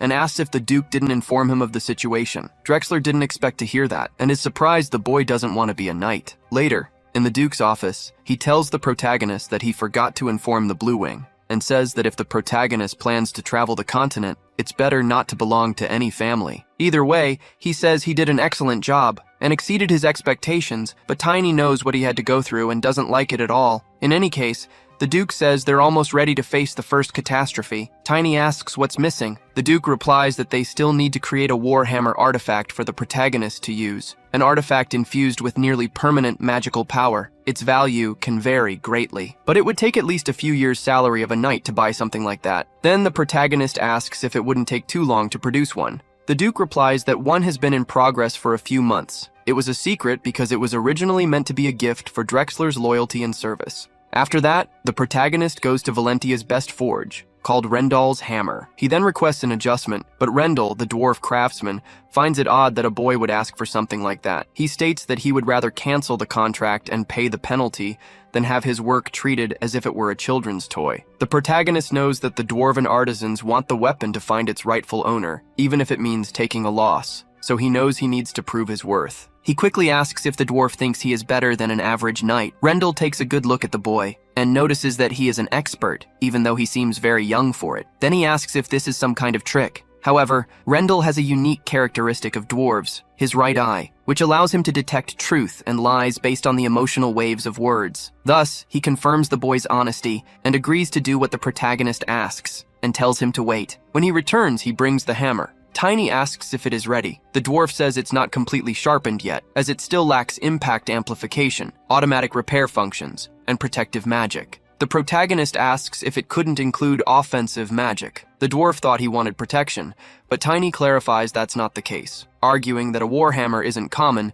as it's not very popular, and anyone would be foolish to reject a third circle spell. Rendell then says there is, in fact, only one other warhammer, describing it as made of compressed black steel and covered with weight amplification runes. However, he explains that it ended up being too heavy, so he abandoned the project. But Tiny says he really likes the sound of it and asks about its other specifications. The dwarf explains the other features, and the protagonist becomes eager to see the hammer. Due to his insistence, Rendell takes the boy to the weapon, and upon seeing the hammer, Tiny's eyes light up. However, Rendell says it's not as grand as it looks because the hammer weighs over 100 kilograms. Before he knows it, the boy already has the hammer in his hands. Even realizing the weapon is heavy, Tiny can still wield it. He even strikes the ground with it, alarming the dwarf, as it could have collapsed the house. The dwarf notices that the boy has fallen in love with the hammer. In turn, the protagonist says the hammer is a bit small, but resembles the nocturne he used in his previous life. Tiny then asks if the dwarf could help him with the dagger,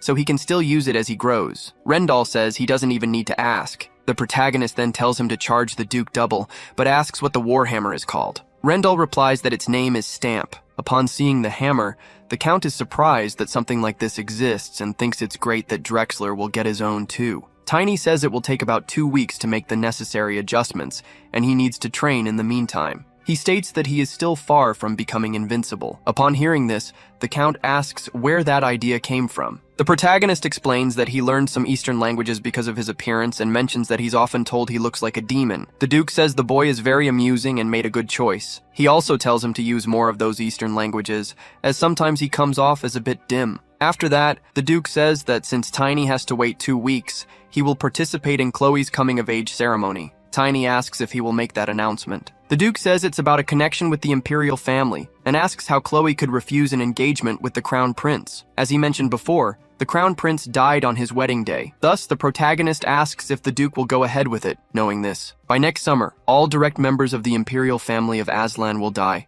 marking the second catastrophe. As a result, the Empire, once considered the strongest human nation, will suffer from internal conflicts, and the nation's power will fragment. The princess will become a widow and the sole survivor of the imperial family, earning the title of the heiress princess of misfortune. Now knowing all this, the Duke says the protagonist doesn't need to worry, as he will take care of everything. Tiny says that all he knows is that there were rumors the second prince was responsible, but he also died. He recalls Chloe telling him to call her sister, and begins to worry about her. He states that even her father couldn't figure out what happened in the previous life, as everything was shrouded in uncertainty. The Duke says his daughter is brilliant, being someone whose personality shines brighter than her appearance, yet people still fail to see it. However, the protagonist says that later the entire world will see it. After all, even if the Duke helped her, it was she who managed to rebuild the ruined empire. Nevertheless, she didn't seem happy. Then the Duke says that, for his daughter, and for the entire world, he will choose the best path, claiming that he can prevent all of this from happening precisely because he is Esgard von Valentia. If that's the case, the protagonist states that he will not stop him.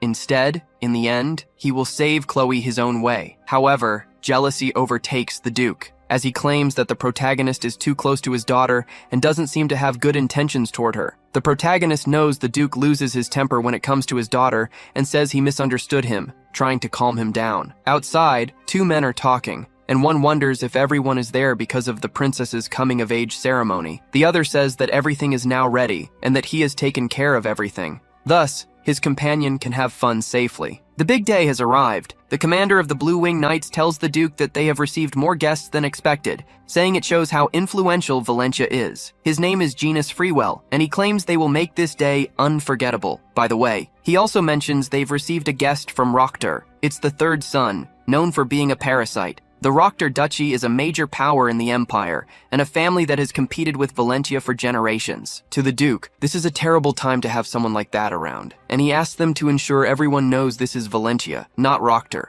The commander says he has already taken all necessary measures, and the Duke says that's good work. However, something else worries him. Then the Duke asks Genus if he has any illness he hasn't disclosed. Genus asks what his lord is talking about. The Duke takes on a serious demeanor, but decides to leave it for later, and says he just wants Genus not to handle everything in the ceremony alone, but the commander says it's fine since the princess is like a niece to him. The Duke remembers that, as a child, Chloe used to follow him around, and there was even a time when she thought she had 3 older brothers. Then he changes the subject and asks if Janus plans to marry. The commander replies no, and reminds his lord that he promised not to ask that again. Thus, the Duke apologizes. Janus says he seems a bit strange today, and the Duke simply says he's becoming more nervous as the coming-of-age ceremony approaches. Then he says his commander must be quite busy and dismisses him. His name is Janus Freewell, just a child who became commander after his father passed away. The Duke had asked the protagonist about him, but Tiny didn't recognize him or have any information about him. This makes the Duke wonder if Janus won't be by his side in the future. Moreover, it won't be because of a chronic illness or a marriage. However, Janus is a level 6 mana user and won't die in any ordinary battle. It will probably be because of the second catastrophe, at least that's what the Duke thinks. Back to the protagonist, he is training, and remembers talking about Janus. Thinking that the Sword Emperor's theory makes sense, there's a high probability something will happen on Chloe's wedding day. Perhaps more than one person is involved in it.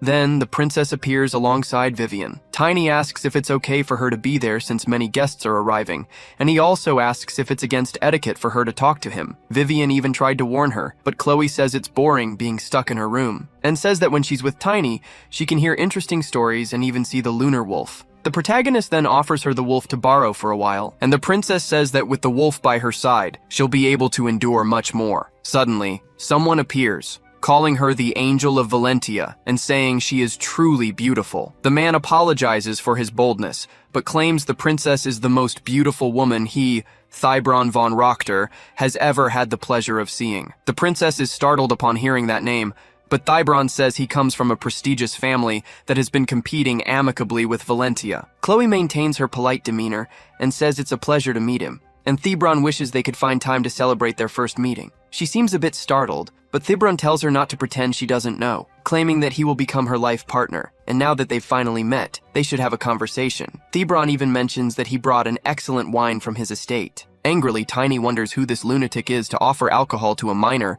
before announcing an engagement. Vivian steps forward, saying that Thybron must step back, because the princess is not allowed to interact with guests until the coming-of-age ceremony. Thybron is surprised to see a female knight beside the princess, and asks how a woman dares to interrupt him. His guard then tries to intimidate Vivian, saying she should step aside, as this is a conversation between young aristocrats. However, Vivian responds that this situation goes far beyond what he imagines. Thybron's guard says his master is being sincere, and that he was ill for a few years. He hopes the princess can understand, even if his master seems a bit rude. Thybron agrees, and asks for at least a chance. From afar, the protagonist observes everything, and he thinks that this guy is even stranger than the last idiot. Determined to make him pay for this, Tiny calls Chloe his sister, and, adopting a completely childish demeanor, asks who these strange people are. Thybron immediately asks who this insolent boy is, and orders Griam, his guard, to get rid of him at once. Without warning, Tiny advances and delivers a solid slap to Thybron, calling him trash and throwing him far away, claiming that he is an expert. Seeing his master attacked, Griam prepares to act. However, he too is struck and even loses a few teeth. From a distance, the fight between them can be seen.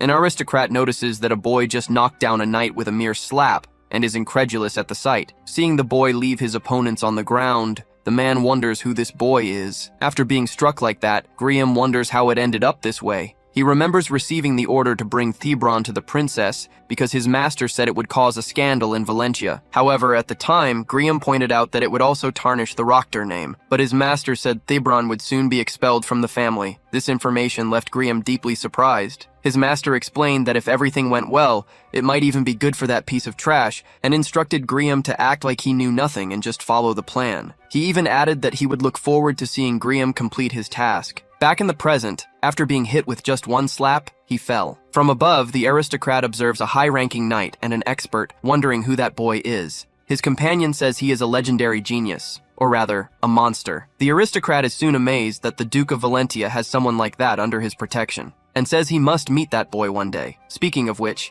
he asks if Duke Alon von Rochter is really doing everything to get closer to the imperial family. His companion replies that Rochter obviously wouldn't want to stay away from the imperial family's view, and is probably trying to end the relationship between them. The aristocrat quickly realizes that Rochter is trying to tarnish Valentia's reputation, and notes that it has been many years since the Duke of Valentia became an Auror. His companion says that Alon just doesn't want to be left behind by Valentia. These words make sense to him, so he concludes that his companion is right. He then wants to deal with those idiots first, and says that at least they didn't have the decency to arrive quietly. However, his companion says his lord won't need to go there, because it seems that the children of Valentia care a lot about their youngest, and they are all already back. Later, the Duke speaks with the protagonist and says that Thebron has been expelled from Rockter, and thanks to that, Tiny won't need to come up with an excuse for hitting a noble. The protagonist says that's good, but the Duke disagrees. He calls it an unfortunate event and asks the boy to control himself. The Duke asks if he's trying to end up in prison before the Demon King's army attacks. Tiny tries to justify himself, claiming the two behave poorly,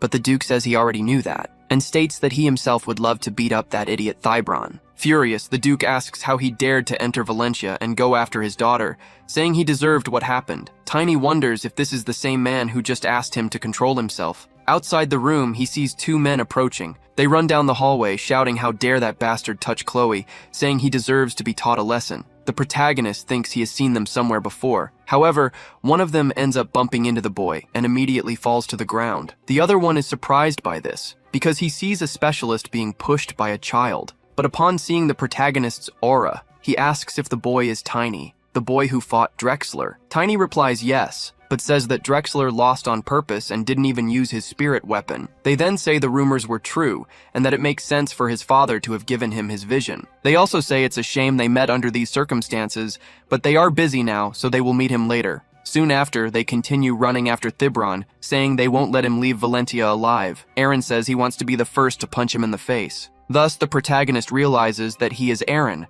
the heir of Valentia, which is why he seemed familiar. However, he wonders who the other guy with him was, since there was only one young master in Valentia in the future. Then he wonders if the same thing happened as with Genus. This issue with the imperial family of Aslan irritates him, because the imperial family always considered Aslan's lineage the most noble.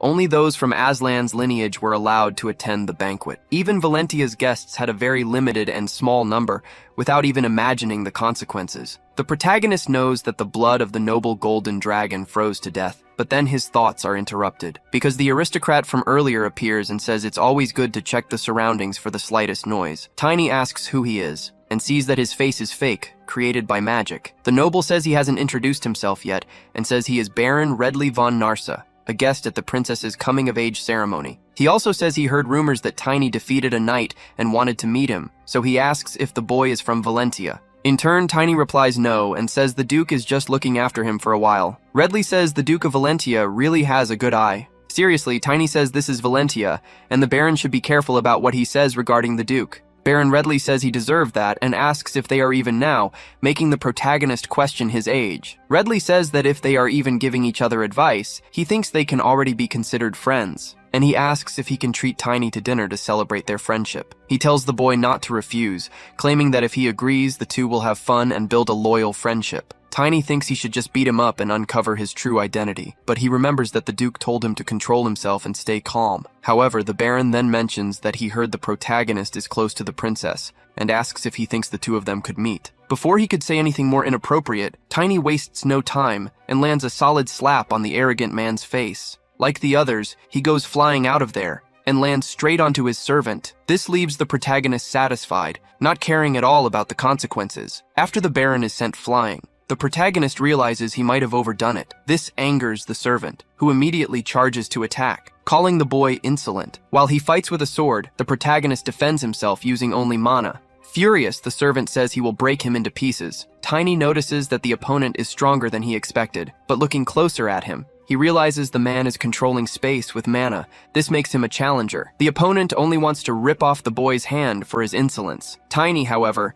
defends himself with his mana armor and seizes the opportunity to summon his lunar wolf. But the opponent is determined not to let that happen. Upon seeing the wolf, he realizes the boy is an elementalist. However, the opening left by the opponent allows Tiny to attack, and he manages to land a punch on him. However, he is surprised after that, because the opponent stopped the punch with just his forehead and didn't even budge. Then the man grabs the boy and throws him far away. As he falls, Tiny manages to land without injuring himself. But soon he realizes the opponent is approaching, ready to attack again. Then he turns to his wolf for help, while shielding himself with mana. Even so, he is struck. However, he manages to soften the blow. His opponent comments on his resilience and declares he won't hold back anymore. With his sword, he moves to attack, but receives the order to stop. The Baron rises from the ground, claiming that the fault was his and not the boy's. After that, Tiny encounters Genus, who says he thought it would be good to meet him, but didn't expect it to happen like this. Tiny apologizes, and Genus comments that he did seem a bit suspicious. The Baron, who is also present, asks for forgiveness. Genus says he'll let it slide this time. However, he warns him to keep one thing in mind, stating that Valentia is not such a forgiving place. He also tells Tiny that the person with the magical disguise has permission for it, leaving the protagonist feeling oppressed. Genus expresses high expectations for him and claims that if he's a bit more cautious, he believes Tiny could become very promising. He then says he's a little busy, but Tiny wants to ask him something before he leaves. He questions him about the Baron. Genus replies that it's still confidential, unfortunately. The protagonist asks if he's someone connected to the Imperial family. This makes Genus think he said something he shouldn't have. Tiny concludes that it makes sense since Challenger-class knights are so rare. Genus, however, tells him he must never repeat this. Tiny thinks to himself that he already knew about the arranged marriage and assumes the Baron must be some kind of Imperial inspector. After all, Chloe's coming-of-age ceremony has finally arrived, and they will likely announce her engagement to the Crown Prince. A week after the coming-of-age ceremony, Genus reflects on Chloe not as a princess, but as his younger sister, and vows to make this day the most beautiful of her life. However, he grows irritated hearing Tiny talk, as the boy is savoring the food and not paying attention to anything else. Tiny even tries to speak with Genus, but he's only focused on his duties. Genus tells Tiny to eat more slowly because there's plenty of food. Tiny tries to respond, but his mouth is full. Genus then tells him to stop eating before he breaks his jaws. The protagonist is startled by this, but Genus just thinks he's a growing boy lacking discipline. Soon after, the Baron approaches again and asks if Tiny has time to speak with him instead of the busy Lord Genus. Tiny is surprised that the inspector showed up at the party and admits he was a bit rude last time. He thanks him for his generosity in forgiving him. The Baron replies that it was his fault for asking the impossible and admires Tiny's defensive reaction at the time. He also says that if he's rude again, Tiny has permission to hit him because no one would dare retaliate. Feeling a little awkward, the protagonist wonders if this guy is some kind of masochist. After that, the Master of Ceremonies announces the star of the event, Princess Chloe von Valentia, who enters alongside her family. Her father accompanies her along with her siblings, and the princess's charming smile lights up the room. Upon seeing this, the Baron is awestruck, remarking on how beautiful she is. Tiny doesn't like this at all, and doesn't want to let it slide unnoticed. As the princess approaches, the guests call her the Angel of Valentia, due to her captivating beauty. Chloe, however, feels uneasy and wonders if everything will change after today. Among the crowd is the protagonist, who is concerned about the princess, remembering her saying she considers him her brother. He then summons his lunar wolf, wishing her happiness in her new life. The wolf approaches the princess, brightening her day. The Duke and others are surprised by its appearance, except for the princess, who is enjoying herself and trying to keep the wolf calm in her lap. Her father feels relieved that it isn't a threat, but suddenly the wolf begins to transform and shifts from its small form, growing larger and assuming its adult persona. Even so, it remains by her side. Seeing a spirit next to the princess, some guests think she's no different from a goddess. Even the Baron is impressed upon seeing the spirit's true form and thanks the protagonist for the beautiful distraction. Tiny wonders why this guy is thanking him, finding it all too strange. Back at the ceremony, the Duke once again thanks Chloe for growing up healthy. He also says that if her mother were there to see her today, she would be very happy. The father's words to his daughter move many of the guests. However, not everyone seems to know the Duke's story, as one of them appears confused about it. In any case, the ceremony continues. The Duke places a necklace on his daughter, and all the guests are dazzled. The Master of Ceremonies announces that now comes the highlight of the evening, and says it's time to present the princess's fiancé. The Duke then declares that his daughter's fiancé is this person, pointing to the hall, but not to someone physically present. Instead, it's a magical projection displaying the fiancé for everyone to see. His name is Bradley Van Asran, and he says he's very happy to receive the Angel of Valentia as his companion, but he regrets not being able to attend this wonderful day in person. Vivian, who was present, is impressed because this young man is the heir to the throne. Meanwhile, the protagonist remembers that in his past life, Bradley died for nothing. The Baron says it's his turn, but the protagonist grabs him and asks where he's going, stating that it's not time to leave yet. The Baron says he knows about his concern for the princess. However, he insists the protagonist need not worry about him and tells him to read his name, Narsa, backward. The protagonist quickly realizes that he is Asran. Then Bradley reveals his true identity and bids farewell to the boy. Tiny now understands who he was all along. Not only that, but he realizes he once hit the heir to the throne. Thus, he concludes that he's in deep trouble, and even considers letting him die at the wedding next year. Janus approaches and asks what Tiny is thinking about. He deflects, saying he's just feeling warm, but Janus reassures him, saying that His Highness has already forgiven him. And even if there's some resentment, he assures that as long as Tiny is within Valentia's territory, he will be safe. It was the Crown Prince who sought this engagement to go against the wishes of His Majesty, the Emperor, who preferred the Rockter family. Tiny then understands that the prince favors Valentia. Janus has more to share and reveals he has a message from his master. He says everything is ready and instructs the boy to meet with the Duke after the ceremony ends. That's what happens, and the protagonist goes to the Duke's office. The old man thanks him for revealing the spirit, as it seems to have relaxed Chloe. Tiny says he didn't do anything significant and asks if everything is ready. The Duke replies yes, but honestly, it's still a bit hard to believe. He explains that Humanitas, the sacred relic of Karun, has disappeared, and Orthus, the capital, was destroyed by the great demon Kraken's attack. Then he asks how it could possibly be Kraken, of all demons. Tiny says he needs to find out. The Duke says the agreement is over, and he can stop by the blacksmith to pick up his weapon. The next day, the blacksmith explains that he enhanced the weight and impact, added self-repair, and optimized the mana waves for him. Thinking about it, he says these specifications are quite unusual and asks what the protagonist intends to do. Tiny simply takes the hammer and asks if he can test it. The dwarf tells him to try hitting something with it, so the protagonist gets excited and says the weight is perfect. The story then cuts to a battle where, with just one strike, he manages to defeat his enemy. He then says the hammer turned out better than expected and thinks he needs to thank Master Rendell for the excellent work. After that, the lunar wolf signals something and rushes into the forest. Tiny asks if it wants a moonlit race. He even remarks that the lunar wolf is in its best condition. For Tiny, this is perfect, because they can reach their destination in a week since they are heading to the port of Anaxen, elsewhere, far from there. One of the cultists reports that the Morse child has left the duchy, mounted on a superior class spirit beast, and is moving 4 times faster than usual. Another asks what the route is. The first replies that the nearest port is Karun's in Anaxen, which shocks the others. Their leader says this is more than irritating, and this time he wants to handle it personally, and orders the others to call the trainer. On the road, the protagonist encounters an ambush and asks who these idiots are. The men don't like being called that, and ask if the boy still hasn't fully grasped the situation. They know the boy is at an expert level, but claim he's just an elementalist against 5 of their best men. They also say that this boy needs a wake-up call, because they, the Black Knights, will teach him a lesson. At that moment, an archer shoots an arrow at the protagonist. Meanwhile, Tiny mocks the entire group. He deflects the enemy's arrow with just his hand, surprising everyone else, as they believe such a defense is impossible. But one of them shouts to the others not to be afraid,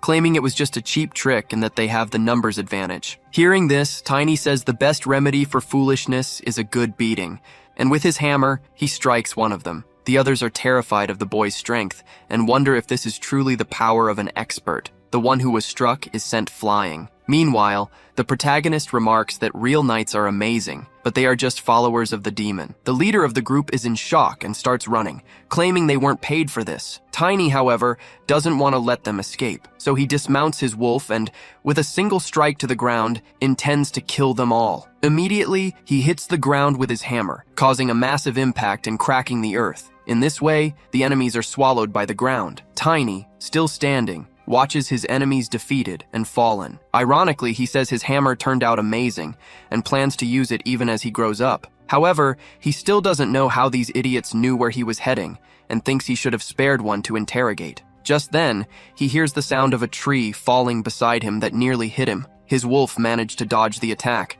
After that, Tiny notices something gigantic approaching and realizes it's a 2-headed troll that is furious about an intruder in its territory. It quickly starts chasing the boy, and while preparing to flee, Tiny wonders why a high-class monster is there. Monster classification is determined based on their partnerships. This means a Class 5 monster is cooperating with a 5th Circle mage or a superior mana user. Knowing this, the The protagonist is puzzled about how and why such a troll is right in front of him. He then tries to escape with his wolf. While running, he sees that the troll is being controlled by someone who refers to the protagonist as trash that only gets in their way. The mage orders the troll to crush the boy like a worm. This makes Tiny realize that the reason a monster like this appeared is that it has a mage as its master. So, he orders his wolf to go after the mage and leave the troll to him. However, the mage won't let that happen, so he uses the troll as a shield. The giant then attacks, preventing the protagonist from advancing. Not only that, but it ends up cutting down several trees, making Tiny's situation even harder. He realizes the monster is of the berserk type.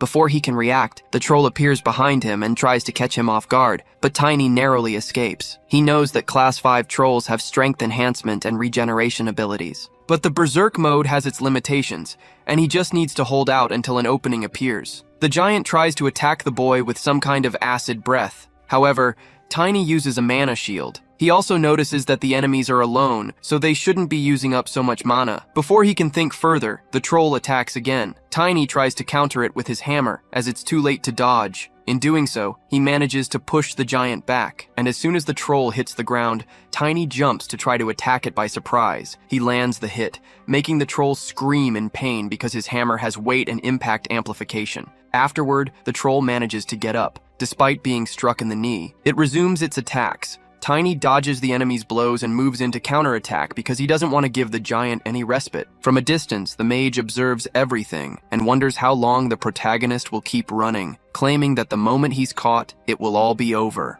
Back in the fight, the protagonist ends up in a dead-end path, finding himself cornered. The troll is about to strike him when suddenly the magic controlling it is interrupted. Seeing this, the mage becomes desperate as the berserk mode ends. Tiny asks if he really thought he wouldn't retaliate, claiming he was just waiting for an opening in the enemy's frenzy. The mage hadn't expected such intelligence from the boy. Thus, he becomes vulnerable, and the wolf manages to grab him and attacks him, preventing the enemy from fighting back. Tiny tells his wolf it did a great job. He also tells it to hold the mage tightly. Meanwhile, he charges at the troll, attacking it with all his strength. As a result, a massive explosion occurs, leaving the troll's two heads in the protagonist's hands. He approaches the mage and asks if he wants to play too. After a few questions, Tiny learns that the organization's headquarters is in the lawless city of the Alliance and asks if the mage's boss is the mayor there. The mage answers yes. Tiny says that it definitely isn't those two, but the mage doesn't understand the statement. He knows his wolf is a spirit beast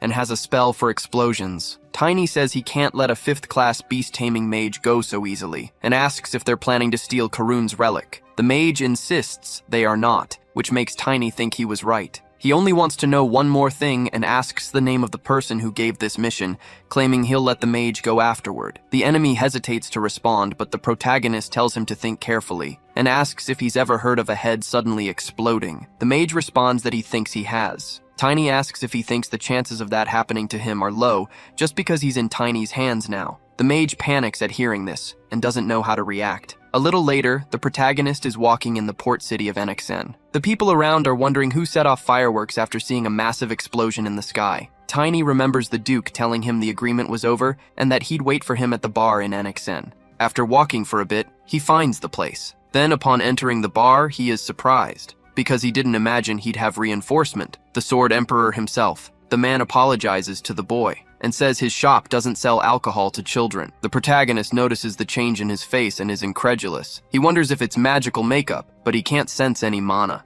Some drunks tell the protagonist that this isn't a place for kids and even laugh at his hair. They even say that all the other customers have already left. However, due to their mockery, the lunar wolf scares them and puts them in their place. It then returns to the protagonist. With this, Tiny says they can't ignore him. The shopkeeper sees a black-haired spiritualist and concludes that the boy wants the house's special menu. He apologizes for not recognizing him sooner, and then takes him to another room. Alone, the protagonist shows his badge. The man recognizes it as the Duke's certification, with the symbol of Valentia's secret organization, Black Wing. Not only are they the best warriors, but they are also the best at handling information and personal connections. The man introduces himself as Jay and says he is the commander of the Black Wings. Tiny understands this means Jay is literally the chief and has a question. He says that if Jay is the leader, he should at least be a Blader class, but he didn't sense any mana from him, and asks how the leader manages to hide it. Jay replies that he hasn't awakened the use of mana. He also says that sometimes the tricks for hiding mana become the hardest disguises to detect. Then he uses the Duke's face again,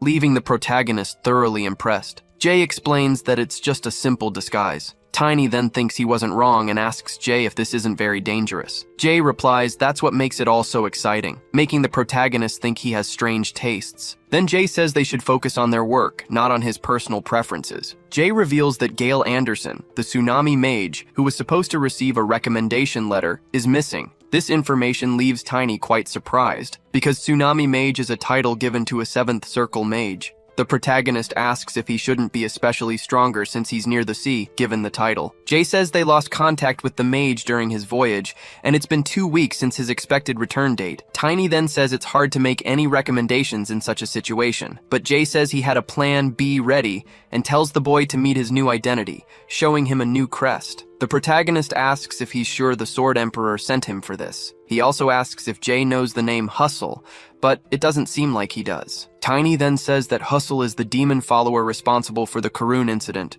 and claims he received this information just before blowing someone's head off. After thinking for a moment, Jay says the name sounds like it belongs to an orc or beast, and decides to keep it in mind. Then, one of Jay's servants calls him, telling him to hurry because they are here. Tiny asks who they are, but Jay just says he has to leave, because it means the big players have arrived. Soon, the protagonist imagines that something bad is about to happen. However, in the shop's hall, a grand party is taking place. Tiny comes across the so-called big players, who turn out to be a large group of hungry customers. The waiters are unhappy with the overwhelming crowd. This makes the protagonist wonder why a front restaurant is doing so well. 2 days later, aboard the ship Flaxen, the boatman says they'll depart soon, until a hooded figure asks if this is the ship to Karun. Afterward, a sailor identifies the figure as a child, and asks where their identification is. Tiny, who had been keeping a low profile until then, shows the identification given to him by Jay. Immediately, the sailor realizes he's a noble, and wonders why a noble is there without an escort. He quickly apologizes for his oversight. The protagonist says it's fine, as he's just a fallen noble now.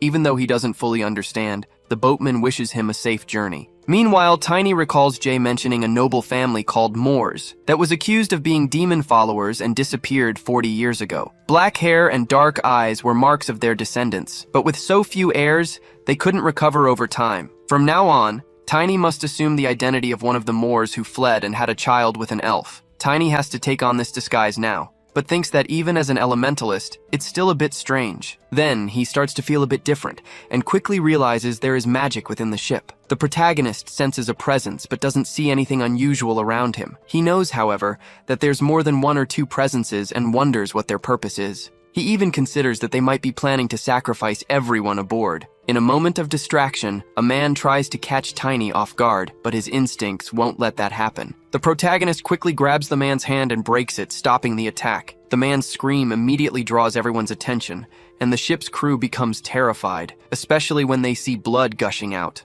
One of the sailors asks the boy what he's doing. Meanwhile, the man demands to be released. His knife falls to the ground, but Tiny uses his foot to lift it and then kicks it mid-air, hitting the man squarely with his own weapon. The others are left speechless at the sight as they watch the man writhing in pain and bleeding profusely. However, knowing the man's evil nature, the protagonist feels no pity. As soon as it's over, a dark aura of magic begins to emanate from the corpse. This confuses the others even more. Not just the smoke, but a foul smell also starts to spread among them. They quickly realize the man was a demon follower. A sailor thanks the protagonist for getting rid of him, but says his methods were a bit extreme. Tiny, in turn, grabs the sailor's hand as well, and ironically asks if he was talking about this. Then, he repeats the same move as before, taking this man down onto the ship's floor. Not just him, but another one was also struck. The protagonist doesn't stop attacking them, as he suspects there are more demon followers around. He even uses human bodies as weapons. People start fleeing,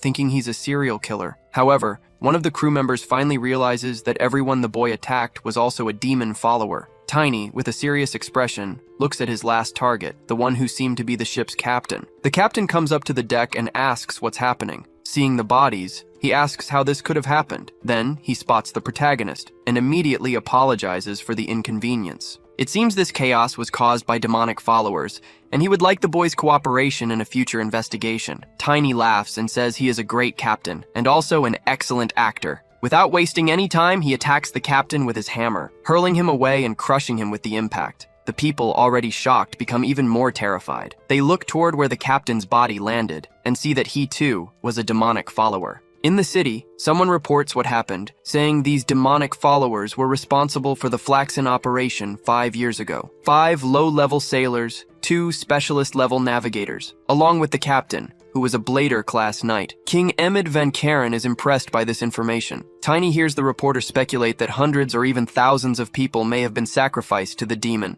and wonders which demon the demonic followers serve, as some demons can even cross dimensional walls and spread their power. The sacrifices are used in rituals that both strengthen the demonic followers and grant significant power to the demon they serve. To Tiny, people who submit to this are the vermin of humanity. The king says they have been in hiding for 30 years, and even he let his guard down. But he says that, thanks to the elemental spirit user with elven blood, a great disaster was avoided. He also mentions knowing that the boy's spirit can track demonic followers, and asks if he can see this spirit. His servant says that, even if he is an elf descendant, it's still very dangerous. However, this is not a problem for the protagonist, as he summons his spiritual wolf and reveals it before the king. Upon seeing the spiritual wolf, the king is astonished, saying the creature is incredible and magnificent. Now that he sees the spirit with his own eyes, he can believe it. He also says he would like to speak with the boy in private and asks his servants to leave, surprising them. Even the protagonist didn't expect this, as it's not common for a king to meet alone with a stranger,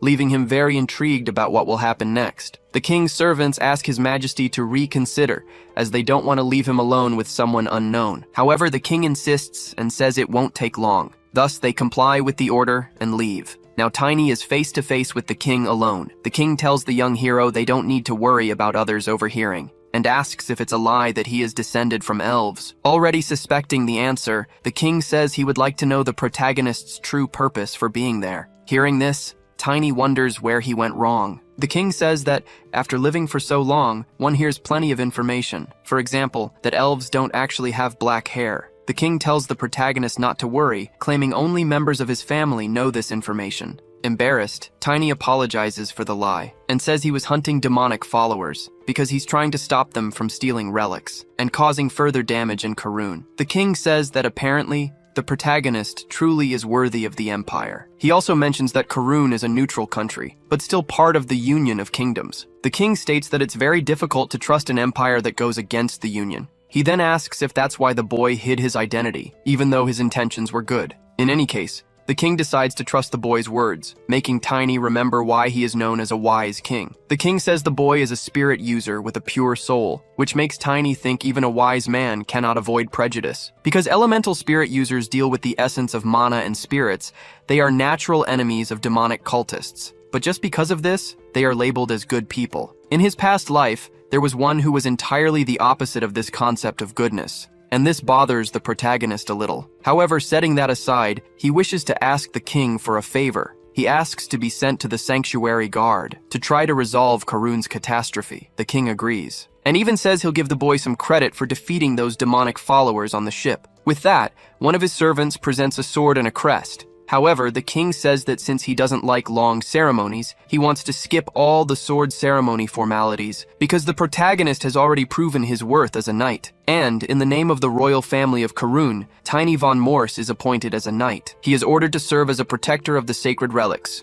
The protagonist thinks this is the first knightly title he's earned in this life. He then tells his sister Irina that he's starting anew, but this time, he'll certainly do better. Before leaving, he has something to say to the king. He mentions a man named Hustle as being behind this case, claiming that he heard this name being used among beasts and orcs. With that, he asks if the king knows anything about it. The king asks if he's sure about this information, but the king's expression surprises the protagonist. Tiny explains that the information came from a fifth circle mage right before he exploded his head. After that, the king simply tells Tiny to leave, as he needs to think more about it. Elsewhere, far away, a mage summons a creature. Seeing this, another man appears, saying it's perfect because it looks like a tsunami mage. The mage who performed the summoning seems to have done so forcibly, but standing before him is Hustle, stating that a child managed to see through the veil, and things won't go as he wishes. Back at the king's castle, the protagonist is introduced to the other knights as someone who dealt with the demon followers from Flaxen.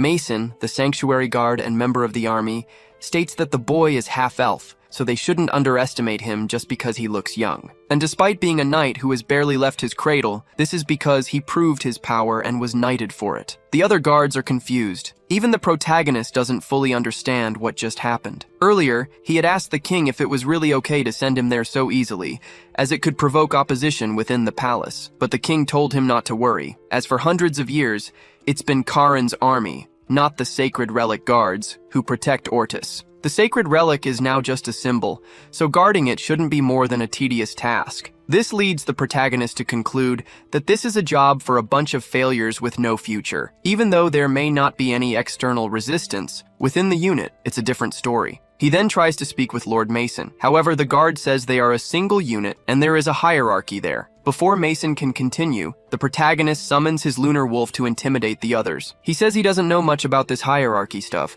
but he does know how to burn a demon follower if necessary. He then asks if the others know how to as well. No way, they reply. Thus, the protagonist says he hopes to get along well with everyone. Speaking of which, he's still concerned about the king's reaction, which might indicate he knows who Hustle is. Soon after, someone appears, asking if the boy is the elemental specialist who defeated all those demon cultists. The man approaches the protagonist and says it's a pleasure to meet him, introducing himself as Truman, the Sanctuary Guard captain. Tiny also says it's an honor to meet him, but upon analyzing Truman, he realizes the man is just an expert, weak for a captain. Regardless, Truman heard that the boy volunteered to join the guard and asks if it's because of an interest in divine artifacts. The protagonist decides to confront him to figure out the old man's intentions and wonders if he's connected to the Karun calamity. However, Truman reacts entirely differently, becoming excited and saying the protagonist came to the right place, leaving Tiny completely taken aback. Truman explains that the artifacts are merely symbols,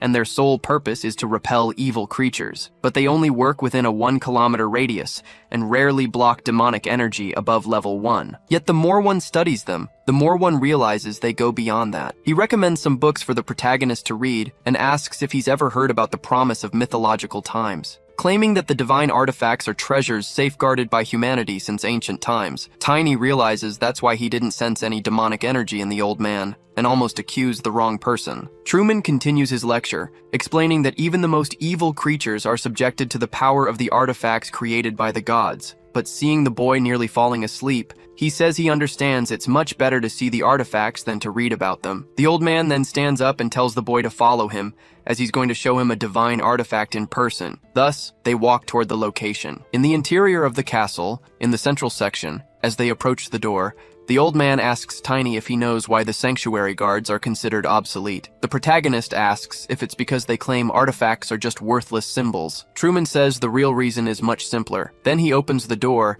and Tiny is awestruck. Both head toward the divine artifact called Humanitas, and the old man explains that the reason is that the artifacts don't need protection. Tiny is deeply impressed by the artifact as he sees it up close. The old man says the artifact floats, but they don't know why. There's also a legend that says, "The unworthy shall not touch it," and that alone is enough for the artifact to require no protection. Then he tells Tiny to try touching the artifact to see if he's worthy. But to the old man's surprise, the boy succeeds. Not only that, but Tiny realizes that it's a 7th-degree artifact, a mass of light that harms absolutely nothing in the world, and its power rejects everything not of this world. Tiny notices the barrier is speaking, and that only he can hear it, so he asks if it's due to his sensitivity to mana. The glow makes the protagonist realize that the barrier itself is also an artifact. It even moves. Truman is very impressed by all of this, because he realizes the boy is communicating with the artifact. Back in the training grounds, the old man says the protagonist has a talent for surprising people. He also says he's been there for many years and has never seen anything like it. Tiny thinks the old man may not be strong, but he loves his work and performs it diligently, making him very different from the other members. Soon after, they encounter a knight from the Imperial Order, Greg Simbo. Truman asks what he's doing there.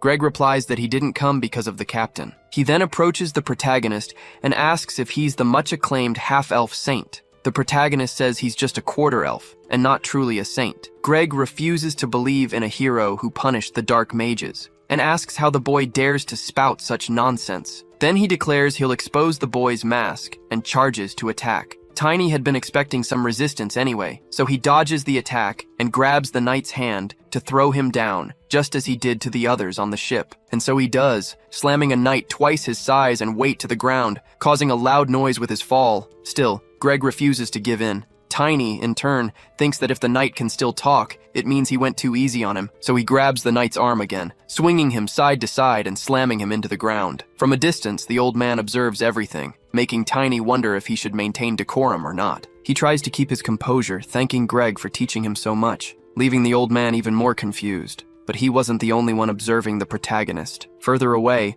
another knight saw everything and found it interesting. Other knights attempt to challenge the protagonist. One of them, named Robert Dumbbell of the Imperial Knights, heard that Tiny defeated Greg and wanted to verify it, but the way he found out wasn't ideal, as Tiny landed a solid punch on his face. Tannen Royer and Edgar Albert, also from the Imperial Knights, present themselves to challenge the boy. However, they stood no chance, as the protagonist didn't spare them from public humiliation, until another challenger appears. His name is Randolph Granches, commander of the Imperial Knights Order, and he proposes a duel against Tiny. But on the first hammer strike he receives, he's already sent flying. The protagonist says that, at least, he's a little less useless than the others. He also says he did him a favor by not finishing him off, and now wants a favor in return. Tiny then asks if he knows someone named Hussel. Randolph replies that he doesn't know anyone by that name. This leaves the protagonist slightly puzzled, because no one he interrogated knows Hussel. Afterward, another knight appears,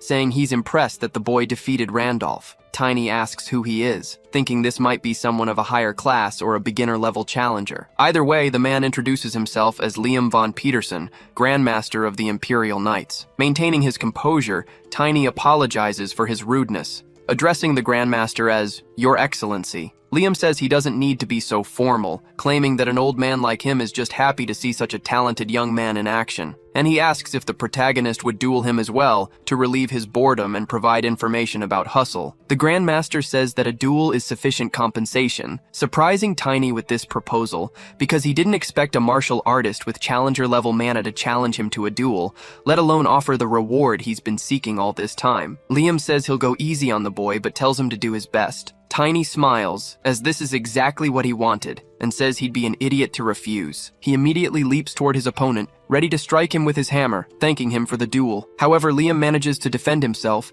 and the impact of the blow even shakes the ground. Tiny warns him that if he underestimates him, he might get seriously hurt. The Grandmaster notices that the boy has become lighter. When Tiny tries to sweep him off his feet, he can't, facing greater resistance, and realizes his opponent has a stone attribute. Liam looks at the boy and says he's quite entertaining. Tiny doesn't falter and creates some distance between himself and his opponent. He had anticipated that this is a defensive ability of an entry-level challenger class. The heavy, resilient knight, clad in shining armor, declares that he's taking back his promise to go easy on the boy. Now that he's seen what Tiny can do, he won't hold back his strength when attacking, saying that it'll be more fun this way. The protagonist doesn't feel differently from his opponent and doesn't intend to hold back either. He swings his hammer and thinks there's no advice he could offer about Liam's skill, only that what might be lacking is experience and accomplishments. The way Liam shifts his center of gravity to gain momentum, and the way he channels strength into his weapon, makes the protagonist think that he should be taking tips from his opponent instead. Liam says that the title of genius isn't enough for the boy, claiming that he's actually a monster. To Tiny, that's a genuine compliment, as he already sees himself that way. Liam then states that he thinks this is enough. He strikes the ground, causing the protagonist to lose his sense of balance, making him more vulnerable to attacks. However, even with difficulty, Tiny manages to defend himself, but he ends up being thrown by his opponent. Liam then says they should stop, as things have gone far enough. Tiny thanks him for the duel, but the Grandmaster says this was a new experience for him, even at his age, and that he should be the one expressing gratitude. To show his appreciation, he agrees to provide the promised information, leaving Tiny excited to finally get the answers he's been looking for. Liam explains that there's a man named Litman, who belongs to the Imperial Knight Order, but only takes orders from His Majesty. The protagonist is surprised because he wanted information on Hussel, not Litman. The Grandmaster says that's all he knows about Litman's duties, but it seems he's been wandering through various places, so perhaps he knows this Hussel that the boy is seeking. He asks if Tiny would like him to arrange a meeting, but before he can answer, one of the guards calls for Tiny, saying that His Majesty is urgently looking for him. This catches the protagonist off guard. Regardless, he goes to the king, who says that the man beside him has found the person Tiny has been searching for. The king introduces him as a specialist from the Eastern Continental route, Lord Litman. Tiny is confused because they've already found him, and he hasn't even asked about him yet. Moreover, if this is Litman, the protagonist wonders if he's the same man Lord Liam just mentioned. Litman greets Tiny, saying it's a pleasure to meet him and calling him the hero who massacred the demon followers, asking if the boy has been looking for him. Tiny says yes, and replies that it's a pleasure to meet him as well. The king notices that something is off with the boy. Meanwhile, Tiny thinks that if His Majesty was going to stage this spectacle, he could have at least warned him beforehand. Litman tries to speak with the protagonist, but Tiny quickly says that, given his appearance, he thinks his roots might be from the eastern continent. So when the king asked what he wanted, he answered that he wanted to go there at least once. Soon, Litman says that His Majesty gives very generous rewards. He also mentions that over the past decade, every time they discovered a new route, he also received undeserved favors. Even so, the king tells Tiny not to leave for the east immediately, claiming that he must keep his promise to eliminate the base of the demonic cultists before departing, something Tiny intends to fulfill. Tiny is puzzled by how suddenly the king mentioned the demonic followers. He immediately becomes suspicious of Litman and analyzes him from head to toe. However, he doesn't detect any dark aura in him. Then he concludes that Litman is clean, and, in any case, if he were a demonic follower, his lunar wolf wouldn't have stayed idle and would have acted already. However, upon closer inspection, he notices a type of mana that seems like a mix of beast and human. Thinking about what Jay said, it starts to make sense. Litman says that to respond without hesitation, one must be a competent saint. The king declares that Litman will assist Tiny in eradicating the demonic followers. Litman asks what the king means by that, since he was supposed to begin searching for Sir Gale the following day, but the king tells him to cancel that mission, claiming that eliminating the threats in front of them is more important, and that the best person he can mobilize right now is Litman himself. This leaves Litman slightly frustrated, but even though he's concerned about Gale, he understands that he must obey the king's orders. Tiny observes him and detects no demonic energy, but he believes Litman is Hustle. Later, he meets with the king and says that Litman is not a demonic follower. The king understands, but still says it's good to be sure, and asks Tiny to confirm it himself while working alongside Litman. The protagonist asks why the king didn't say so earlier, and the king replies that he had no choice. Tiny then asks if it's due to a mana oath. The king confirms it. This type of oath is bound with mana, creating a lightning discharge equivalent to the circle level of those who break their promises. A promise made in the third circle causes a small shock, but it can become a burden if one doesn't have much time left to live. Tiny then asks why the king is doing all this, considering that Lord Litman has been loyal to the king for decades, while the protagonist is only meeting His Majesty for the second time. The king says that they of Karun's blood, upon living to such an age, begin to experience strange premonitions. A dream where the sacred relic vanishes, and demons destroy the entire capital. A dream the king has repeatedly had, day after day. Tiny appeared out of nowhere and said the sacred relic would disappear. That was enough to raise suspicions. It would be great for the king if it were just an old man's random dream. If this ended only with the resentment of a loyal subject, then the protagonist feels something different and realizes Hustle is no longer there, wondering if he left the palace. Tiny rushes off mounted on the lunar wolf and thinks that not even his wolf could detect demonic energy, so he wonders if the real Hustle is somewhere else. But if that's the case, why would he flee at such a time? To the protagonist, the answer is quite obvious, and he just needs to gather some evidence to prove his point. At the city's port, some men are loading equipment onto a ship. One of them tells the others to move the boxes quietly, as they work at night specifically to avoid drawing attention. Then a hooded man appears and catches their attention. The man removes his hood, revealing himself as Litman, but the men recognize him as Lord Husel and ask what he's doing there, since they were expecting him only the next day. Husel explains that some things happened. He says the king has put the boy on his trail. One of the sailors says the boy hasn't seemed to be around for a while, but Husel admits he doesn't know what's on his mind. He orders the men to hurry because he wants to leave immediately. The sailors comply and rush with the preparations. However, what they didn't expect was for their ship to explode out of nowhere. Not only that, but it's rendered incapable of departing, as it's split in half. And standing on the ship's bow is the protagonist, asking what they're up to in the middle of the night, and calling them demon worshippers. The others immediately recognize it as an ambush. But before they can do anything, the protagonist strikes the ground with his hammer. Hustle sees that the boy has already taken down 4 of his men. Ironically, Tiny asks if anyone else wants to enjoy eternal sleep. Those still alive call him a monster. In turn, Hustle remarks that the boy may be a follower of God, but he's only at the expert class level and must already be exhausted from all the fighting. He also tells his men not to fall for it, claiming this must be the protagonist's plan to recover mana. Tiny admits he's been found out, but says he doesn't care. Hustle comments that he didn't expect the boy to face him alone, and declares he will end him right now. But the protagonist tells him to try all he wants. Thus, the two begin their clash. Hustle attacks with his sword. Tiny counters with his warhammer. He manages to block an enemy attack, leaving his opponent very surprised. While Tiny holds the enemy's sword, he orders his wolf to attack. The lunar wolf strikes the opponent, drawing blood with its blow. Hustle, enraged, asks how they dare to leave a scar on his body. He also declares he'll tear the wolf apart right before the boy's eyes, claiming that when a spirit is forcefully summoned, even tamers like him are shocked. Tiny refuses to let this happen, but Hustle rushes toward the wolf, claiming he'll deal with it first and then finish off its master. The lunar wolf stands its ground while taking the hits. Tiny grows deeply worried for his companion. Yet, the wolf walks toward him, still able to fight despite its injuries. Hustle notices this and is incredulous, believing his blow should have been devastating, but the wolf survived. He wonders how it resisted a reverse summoning. Not only that, but looking at the protagonist, Hustle realizes the boy is conserving mana by healing only the injured parts. Hustle calls it a terrifying talent and resolves to kill him today. Hustle's men refuse to let him fight alone and charge at the protagonist, but with just one swing of his hammer, Tiny takes them all down. This allows him to refocus on the main enemy. As he advances, he calls Hustle a lunatic beast man. Tiny tells his wolf they're running low on mana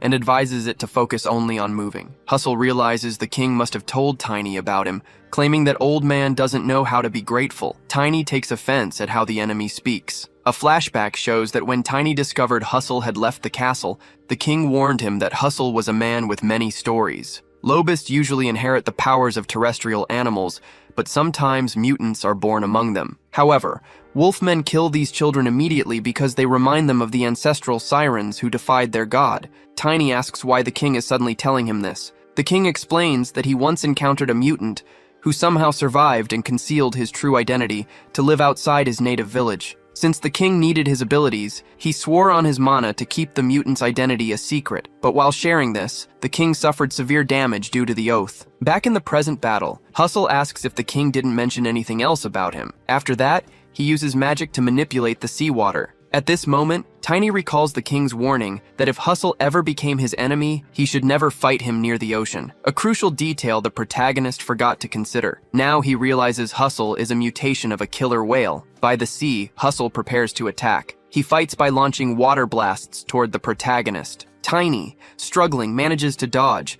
but Hustle continues his relentless magical assault. With each strike, the water blast grows stronger, heading straight for Tiny. Amid the fight, Tiny notices that Hustle's aura weapon grows more powerful with water. Eventually, Tiny gets hit, and Hustle declares that it's over. But what seemed unlikely happens. Tiny, along with his wolf, emerges from the wave, ready to fight again. As he attacks, the protagonist tells Hustle that he's the only one who will die today. Still shocked, Hustle tries to defend himself from the boy's relentless strikes. He also notices that Tiny's regeneration is abnormal. Hustle grows frustrated, realizing reinforcements should be arriving soon, but he knows he can't let this drag on any longer and tries to hold his ground as best he can. Hustle moves away, and the protagonist assumes he's fleeing, especially upon seeing the enemy diving into the water. This leaves Tiny quite frustrated. However, he soon realizes it's not exactly the case, as Hustle reappears, stating that he's not just any ordinary specialist, and claiming he will delay his death a bit longer. Then he dives once more. In his whale form, Hustle moves through the water. Tiny realizes he cannot pursue him into the ocean, but then he has a vision. His wolf shows him something. The protagonist sees the wolf walking through the air and had no idea it was capable of doing that. He asks the lunar wolf if this is one of its abilities. Receiving confirmation, Tiny asks if the wolf can use it now if he assists, but upon further thought, he realizes he doesn't know how to do that and thinks there might be another opportunity. He then remembers Hustle saying he would delay his death and wonders what the enemy is trying to achieve. In a nearby cave, Hustle walks deeper into the location, saying that, as always, it was perfect. Then he encounters the Wave Mage, whom he keeps imprisoned. Furious, the mage hurls insults at him non-stop. Hustle asks if that's how he treats the person helping him, claiming that despite appearances, he still cares for him. He also says that if the mage doesn't eat and faints, the monster he's controlling might escape. At the back of the cave, they see a massive sea monster, which the mage keeps under constant watch. This monster doesn't seem at all happy to be confined. It even tries to escape, slamming against the prison holding it. Hustle says it's incredible, calling it a precious miracle his organization acquired. He adds that if the monster escapes, it will send a telepathic message to its mother, and if it's killed, the mother will know immediately. To him, it's only a matter of time before Karun is destroyed. He then tells the mage that if he wants to save his hometown, he must put more effort into keeping the monster trapped. Angrily, the mage says Hustle will face divine punishment. Hustle merely laughs at this provocation, claiming he already received such punishment at birth and stating that what's about to happen is just settling old scores. As soon as he leaves the cave, the mage feels a bit relieved. Still, he remains focused on the monster, keeping it trapped within his magical cage, because he says he won't let Hustle's desires become reality. Sometime later, the protagonist returns to the royal palace. Liam accompanies him and, before the king, confirms the report that all the sailors were demonic followers. The king asks about the cargo. Liam replies that it consisted of items used for magical rituals and that the combined value was equivalent to half the kingdom's annual provisions. This makes the king think he should have suspected Hustle sooner. Hustle had told the king he would show how mutants could contribute to the world. He was a man of great ambition. He also proved to be competent, so the king wonders why he switched sides. Tiny apologizes to His Majesty, but says he heard from Liam that almost no one knew about Littman or his duties. The king says that's exactly what Hustle wanted, since he was trying to avoid the killings of beastmen. The protagonist states that they should have suspected it, asserting that those with ambition don't hide. Liam doesn't appreciate Tiny's tone, but the king says he's right, and that they of the royal family should have noticed Littman's malicious intent. However, he affirms that crying over spilled milk won't change anything. Then he calls Tiny a little hero, and now that they've lost Hustle, he asks if Tiny has a way to track down the demonic followers. The protagonist replies that he does, and asks for the king's help with something specific to carry out his plan. After that, Tiny heads to another location. He knocks on the door of an establishment. Jay answers, saying they're still closed. However, the protagonist introduces himself. Jay doesn't recognize him due to his hood, but nonetheless, he asks what's accompanying him. After some conversation, Jay understands what happened and realizes Tiny encountered a demonic follower who was difficult even for him to identify. Now he understands why things became so complicated, but Tiny says the man didn't have any apparent demonic energy. Hustle is simply working with the demon worshippers. Jay concludes that there really are people who make such choices, and he is truly speechless, as he didn't expect Tiny to approach him so directly. He says he has long wanted to show him the potential of the Black Wings. Tiny asks what would happen if he still had a chance. Jay asks what he's talking about. The protagonist then picks up one of the boxes he brought and says that His Majesty has ordered him to collect all the remaining artifacts. He adds that if Jay truly belongs to the Black Wings, they must at least have a specialist in tracking magic. He also says that now is the time for the Black Wings to shine. Tiny tells Jay to find a tracking magic specialist to examine all the artifacts so they can get rid of them. Tiny then asks where the tracker mage is and tells Jay to bring them immediately, but Jay says that will be very difficult. Desperate, the protagonist asks why. Jay explains that they've tried before, but the enemies must be very cautious, as they get rid of all evidence. The protagonist thinks he's doomed now and wonders if he went through all those trials for nothing. However, Jay says that's not entirely true. He explains that the shipment of demon worshippers' goods Tiny brought to his establishment is massive. It's not the kind of quantity they'd gather at once without a good reason. Indeed, Jay says that ordering such a large amount can only mean they're preparing for the ceremony. Tiny doesn't quite understand what that means. Jay elaborates that if Karun is to be burned all at once, they will be very selective about magical items. But with the ingredients, it's different. At least 3 and at most 10 ingredients are required to perform a single ritual. They'll try to acquire ingredients that don't draw attention. And to amass such a large quantity, it will take time. But if there's a shop in Karan that sells all the ingredients, they will certainly go to that place to save time. Tiny says that's impressive and tells Jay he's not just good at business. A waiter approaches and Tiny asks what this is. Jay says he arrived at the perfect time because he wanted him to try it. It's the popular menu item from his restaurant, roasted chicken with vegetables. Tiny thanks him, but wants to avoid it. Jay insists that he try it before passing judgment. Cautiously, Tiny picks up a piece. After taking a bite of the chicken, he's shocked at how good it tastes. He wonders how that's possible, as he didn't expect the dish to be this delicious. After finishing everything, Jay asks how it was. Tiny asks Jay why he doesn't work as a real chef. Jay feels proud of the compliment, as it shows his dish was truly excellent. Now, he says he can move on to the next mission without regrets. He's eager to start hunting those demon worshippers, as he's certain an opportunity will arise. 2 months later, some cultists walk through a dark alley. One of them asks if this place is really safe. The other responds that the store owner's background check has already arrived. He did his part in the business and probably did it for money. The first cultist asks if his colleague disobeyed the elder's instructions, but the colleague replies that the investigation has already been concluded. They need to use their time wisely in circumstances like this. As soon as they enter, the store owner greets them and asks if they are looking for something. One of the cultists says that this place deals with all kinds of items and asks the seller to bring everything on this list. The seller takes a look and thinks that these men have no idea he works with Tiny. Earlier, they carried the boxes that the protagonist brought and set up the items in the store as requested, making this place pass as a real store of various goods. Jay thinks that 2 months of hard work are finally paying off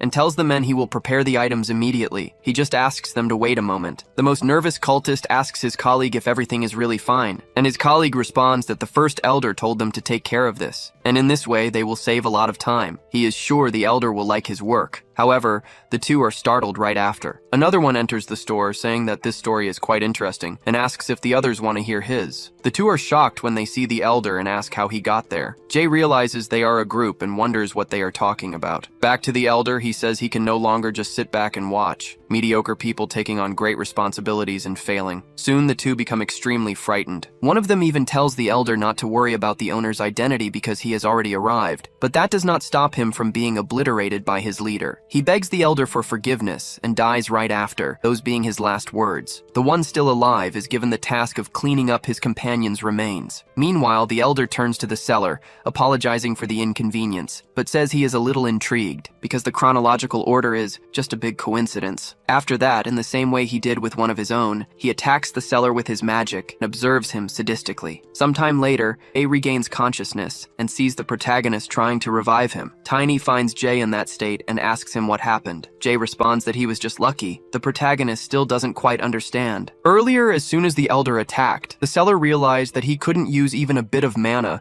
and concluded that he shouldn't have done that. He looks around and says the seller seems to have a very nice store. Then he withdraws his magic from Jay. Even so, he leaves the seller on the ground in a lot of pain. The elder simply throws a bag of money onto the counter saying he will pay enough, but warns the seller that he must bring certain items more often, and threatens him, saying that if he dares to speak about what happened there today, he will not be able to recover safely. After telling the protagonist everything, Jay says it is a relief that he hasn't awakened his mana, so he was lucky. Tiny asks if the elder just left after that. Jay responds that the elder is confident he can kill him at any time, just like that recent attack. The protagonist says that the enemy blatantly ignored Jay because he is not a mana user, and even left traces of his visit. That's why he says they need to call in a specialist in magical tracking. However, Jay is still worried about something, and says that before that, he would like to check one thing. Tiny asks what exactly that would be. Jay says that at the moment, it is probably more dangerous than the protagonist thinks. He claims to have had the same feeling as when he was trained by the Duke, the aura of a superhuman, which he felt the same way with the Dark Mage. Thus, Jay says that maybe he is at the same level as a 7th Circle Mage. Tiny, however, says that no matter how dangerous this is, he needs to do it. Even if it doesn't work, he claims he will find a way to make it work. Jay says that was expected coming from the protagonist, and now he knows why His Excellency praised him so much. Then he gets up, saying that he will trust Tiny, a month after all these events. Tiny checked the movements of the demon worshippers and believes that in a few days on a nearby island, they will perform a great magical ritual. So he plans to invade the scene along with Blackwing. He has already transmitted this information to the royal family and expects to receive reinforcements soon. His Majesty has also sent reinforcements. Then he notices someone approaching. The senior knight says that several of the other knights are on vacation. Even Lord Liam is on leave. Tiny asks if he has a good relationship with Lord Liam. The senior knight says they are friends and always drink together. Then he asks if Tiny would like to have dinner with them for a while. The protagonist apologizes to the Grandmaster, but ends up declining the invitation. With that, the old man asks if Tiny will take a vacation as well. He responds that he will. Soon the Grandmaster understands that this cannot be avoided, so he just wishes Tiny a good rest, and Tiny thanks him. A few days later, on the scheduled day of the operation, some knights say that the main members of their order are absent and they cannot miss this opportunity, because tonight they will take the relic. Tiny, however, was already waiting for them and says they did a good job taking leave, but claims that their despicable behaviors are too obvious. Even so, he looks at one of them and says he didn't expect to see him there, the Grandmaster Truman. Tiny asks if he can explain why he is there. The others say that the protagonist is just an outsider and ask what he knows about the Grandmaster to slander him like that. One of them claims that the old man is the one who trained several royal knights and is also responsible for reforming the Order of Knights. Then he asks if it is justifiable that he is destined for a unique task of protecting the religion. Tiny asks if the Grandmaster was really from the Order of Knights. He replies that it was a long time ago. He says that back then, he realized his limits early on since one of his companions was an unparalleled genius. After realizing his situation, he tried to earn merits through training, and what he got after all that hard work was a barony without land and just a transfer notice. The old man claims that this was not fair at all, and that His Highness, the current king, did nothing about it. At that time, Lord Littman was the only one who contacted him, because he was also neglected due to his origins and showed him a new purpose in life, a world that valued knowledge and not just individual strength. It was a dream of creating a new kingdom. Tiny asks how he intends to create a new kingdom by being an accomplice to a demon worshipper. The Grandmaster says that it is too late to turn back now. Thus, they advance to try to capture the protagonist. Being honest, Tiny says that this is good. Then he attacks them with his hammer, and the old man is astonished to see all the others being defeated so easily. Tiny says that this way is better. After that, only the old man remains. He tries to help the fallen, but cannot believe this really happened. The old man then says he will end this quickly and throws a sphere. However, the protagonist easily defends himself, and the sphere that the old man threw ends up going in the opposite direction. After that, it disintegrates, revealing that it contained dark magic. Soon, the sphere bursts, and its contents leak into the air. Tiny tries to defend himself from it, but realizes that this sphere is nothing ordinary. It starts to transform into something even more bizarre. Suddenly, it turns into a creature that, as it rises, reveals itself to be a demon. Seeing it right in front of him, the old man wonders how a demon could emerge from a divine artifact. However, he is the first to be attacked by the demonic creature, which grabs him and squeezes him to drink his blood. The old man screams loudly due to the pain he feels. Tiny even tries to help him by attacking the demon and cutting off its arm, but the enemy's arm smashes the old man to the ground after falling from its body. In his final moments, he hears the protagonist ask where he got that sphere. He responds that he received it from Lord Littman, who warned him to use it in an emergency situation. The demon becomes furious after losing its arm, but the protagonist notices that it is trying to merge with the sacred barrier. Tiny thinks that there is no way they didn't know about this and blames the old man. Then he tells the Grandmaster that he still has a lot to explain, so he should wait patiently. Then the protagonist sees the enemy trying to approach the sacred barrier. However, he has no intention of letting him succeed in doing that. That's why, with his hammer, he attacks, and this time, he pierced the enemy's abdomen. The force of the blow was so great that, in addition, the demon was thrown and crashed into the wall. Tiny tries to deliver the final blow, but as he sees him approaching, the demon flees with its wings, leaving the protagonist frustrated. Thus, the enemy manages to get closer to his objective. Far from there, near a boat, allied forces of the protagonist put an end to a ritual. A hooded man says that apparently, the ritual is being performed on other islands as well, and asks his companion if he can tell what kind of ritual it is. He responds that it is a large-scale concealment magic. The hooded man asks what he means. His companion says he doesn't know much about it, so it's better to get back to work as soon as possible, because if they are using magic for concealment, then their true purpose must definitely be Karun. Through this, the hooded man concludes that Tiny is in danger. Back to the protagonist, he becomes worried upon seeing the enemy approaching the barrier, but he knows that above all, he must prioritize command. So he moves to stop the demon, and before it could touch the barrier, Tiny arrives at full speed and stops it, knowing he must keep it away from that source of power, ordering it to take its hands off the barrier. With his hammer, he strikes the enemy on the head. The impact of the blow is so great that the enemy falls to the ground and becomes furious immediately after. Tiny, who is still in the air due to the force of the strike, takes advantage of the enemy being immobilized and attempts to deliver the final blow. As soon as he lands the hit, Demon is shattered into pieces. Tiny says he didn't know a demonic beast of this class could move that way inside the sacred barrier, and sees that those demon worshippers are using far more advanced magic classes than he had imagined. However, he soon realizes that old Truman is no longer there. So he runs off in search of the Grandmaster,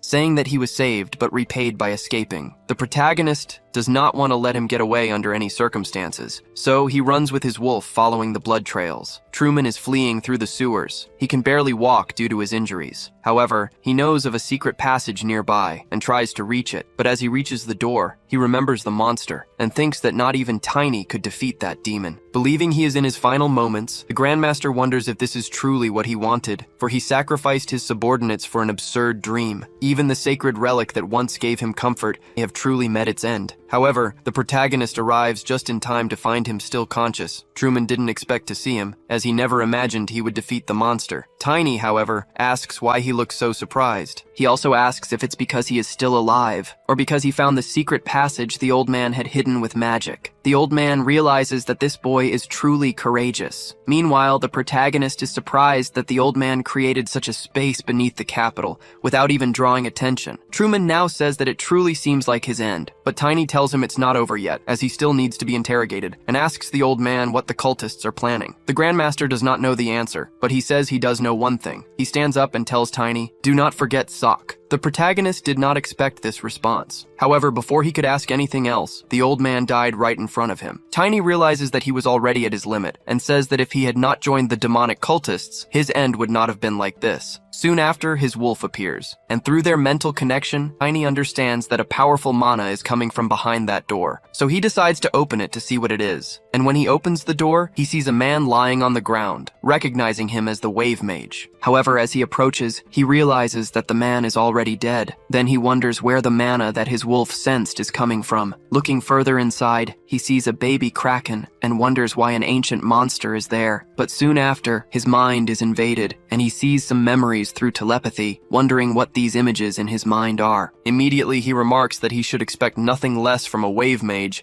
as he sees that he was protecting Karun even after his death. Then, Tiny senses a sinister aura approaching, carrying an immense amount of energy. He then deduces that it must be of the same rank as a glutton. He doesn't have much time. Even so, he knows that 2 spells are still missing. First, he will insert mana into the first spell that stopped working. Then, a beam of light appears, illuminating the sky above, which can be seen from afar, forming Gale's letter in the sky. The king, upon seeing this, is in shock and is unsure of what is about to happen, until his son appears. His name is Henry von Karen, and he says they are in trouble. The prince says that a massive tsunami is approaching, and a standard evacuation announcement will not be enough. So he wants his father to declare the highest level of alert. The king thinks that if it really is the Kraken, not even the power of the sacred relic will be able to stop it, and he wonders if this will truly be the end of Karun, until Tiny appears and asks if he is already giving up. He enters the room carrying the mage's body, until one of the king's servants calls him an ill-mannered brat and says he cannot be there. In turn, the prince recognizes the body and asks if it is really who he thinks it is. Tiny replies that this is Lord Enderson. He fought for Karun until the end and perished. The prince asks who would dare attack a 7th Circle mage, and Tiny responds that the mage fell into the scheme of the demon worshippers. The prince is outraged that they have destroyed Karun's last pillar. However,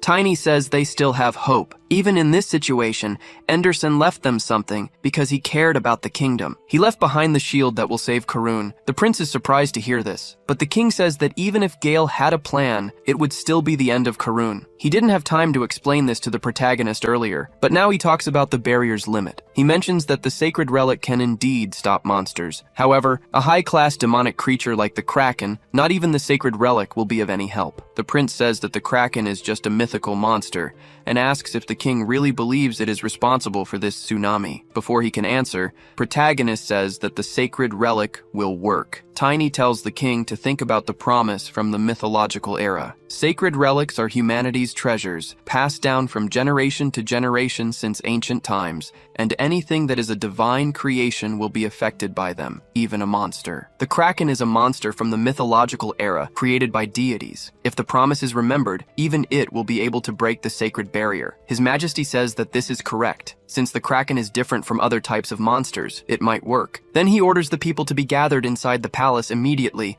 and for all mages capable of stopping the tsunami to be summoned. He doesn't care if everyone fits inside the palace or not because there is still a mansion near the main building, and he can take the rest by ship to the continent. He also says that the imperial family will provide resources and that everyone must be evacuated without exception. However, a servant appears and says they have a problem and claims that all the ships have been destroyed. At the city's port, not a single ship remained standing. The cultists ensured this happened. One of them tells the elder that they destroyed them all. The elder says that this has blocked all escape routes, but asks what happened to the invisibility magic circle. The subordinate says they received a report that a knight came to the barrier. After that, they lost all contact. Soon the elder concludes that the imperial family is stepping on their tail, so he orders that all possible reinforcements be sent to buy some time. However, the elder thinks that this is not so bad, claiming that facing someone of the challenger class within the sacred barrier might be difficult even for him. Things will be easier without the barrier knight. Now the stage is set. Karun will not be able to handle the approaching tsunami. The imperial family's mages have spent all their power trying to stop the tsunami, and amidst the chaos, they unleashed the disaster of the seas. The imperial family's bloodline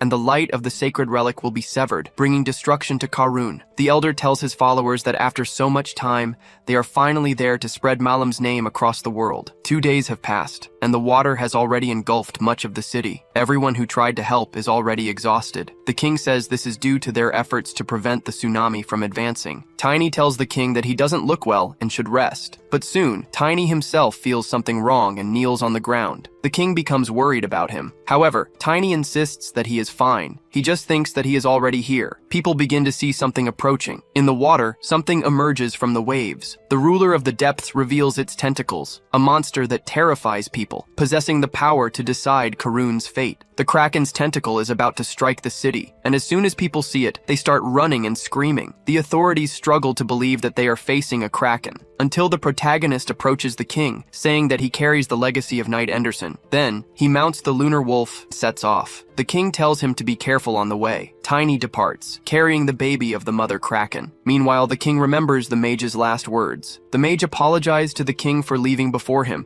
said that until the end, he tried to serve his country, and as proof of his devotion, he left something, hoping it would reach the king. The protagonist approaches the enemy, and seeing it up close, he is quite impressed. However, upon witnessing the Kraken destroying various places, he realizes that it is still too far to be attacked. So he asks the lunar wolf if it has any ideas. Soon he has a vision from the wolf and starts to feel something that is not new to him. Feeling stronger, Tiny is now ready to fight. Then he enters Spirit Tamer Stage 3, increasing his power bond with his wolf. Tiny says this sensation of power is incredible, and now he wants to get closer to the Kraken. As soon as the monster sees the protagonist approaching, it becomes extremely irritated and lets out a massive roar. Tiny and the wolf immediately feel the pain from the sound of the roar. The protagonist is using the baby to lure the mother. However, due to the creature's reaction, he deduces that the mother might think he is responsible for killing her baby. Either way, he decides to get closer immediately. The mage said that he imprinted their image on the baby Kraken's body. Even if the Kraken is less intelligent compared to the legend,